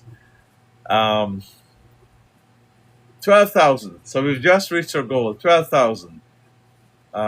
Very good that we've reached 12.1 thousand. We got a lot from Williams, Lloyd Williams, O'Toole, 123, Allison. We got a 12.2 thousand. We're flying now. We're 12.3 thousand. You folks know how to really work this thing and to get this thing nice, to make people smile at 2:43 in the morning. 12.4 thousand. 12.5 thousand. O'Chanil, Allison Ned. Wow, 12.6 thousand, 12.7 thousand. Wow, that's a lot of thousands coming. 12.8 thousand. Goal ended at now, 12.9 thousand. 12.9 thousand. As soon as we reach 13,000, I'm going to go to do my other work. 13,000. So if we reach 13,000, God bless you. May He continue to hold you in His arms. May He continue to bless you and your family, show you the way, illuminate your path with glory and greatness. And that way we can continue to be stronger, better to each other, a stronger nation, stronger people, more united, people united in love, heritage, Guyanese harmony, Guyanese blood, Guyanese sympathy, Guyanese interest, Guyanese wealth, Guyana oil. That will all come down to share for all of us. Even though we may not be in Guyana, wherever we may be, Guyanese are Guyanese, Guyana is for Guyana. That is what this is all about. That we can continue to be proud, contented for a great country. And may God bless us in that endeavor. Good night. God bless you all. I will recognize you. Carolyn Lloyd Williams, Allison, Nat, I am Loki. And we will continue to be with each other. And we will continue to be one in the spirit and in the love we share for each other. Because that is the embodiment of God Himself. That is the closest we will come to God. the love of God transmitted and translate to each other. That is the greatest thing we can capture. That is the greatest embodiment that at the highest level we can reach. Thank you very much. May God bless you all, and may He continue to be in our hearts, in our minds, in our soul, in our lives, in our children's lives, and in every living thing on this earth. That is what we need. That is what this God will give us. We're on the verge of going to 14,000 now, and God will take us there. God will take us to the promised land. In this land and in the next land, He will guarantee us life here and life after, that we may have a life that we truly love, deserve, and with His blessings, He will take us with Him when our work on earth is done, making sure He inspires and blesses us at all times. All times He must bless and inspire us so we can be better people, we can be better citizens. God bless America, God bless Guyana, God bless all of you, and may He continue to shed His light and give His grace and shed His grace upon each and every one of us. May God bless you all. Thank you very much, brothers and sisters. Thank you very much. May God bless you all.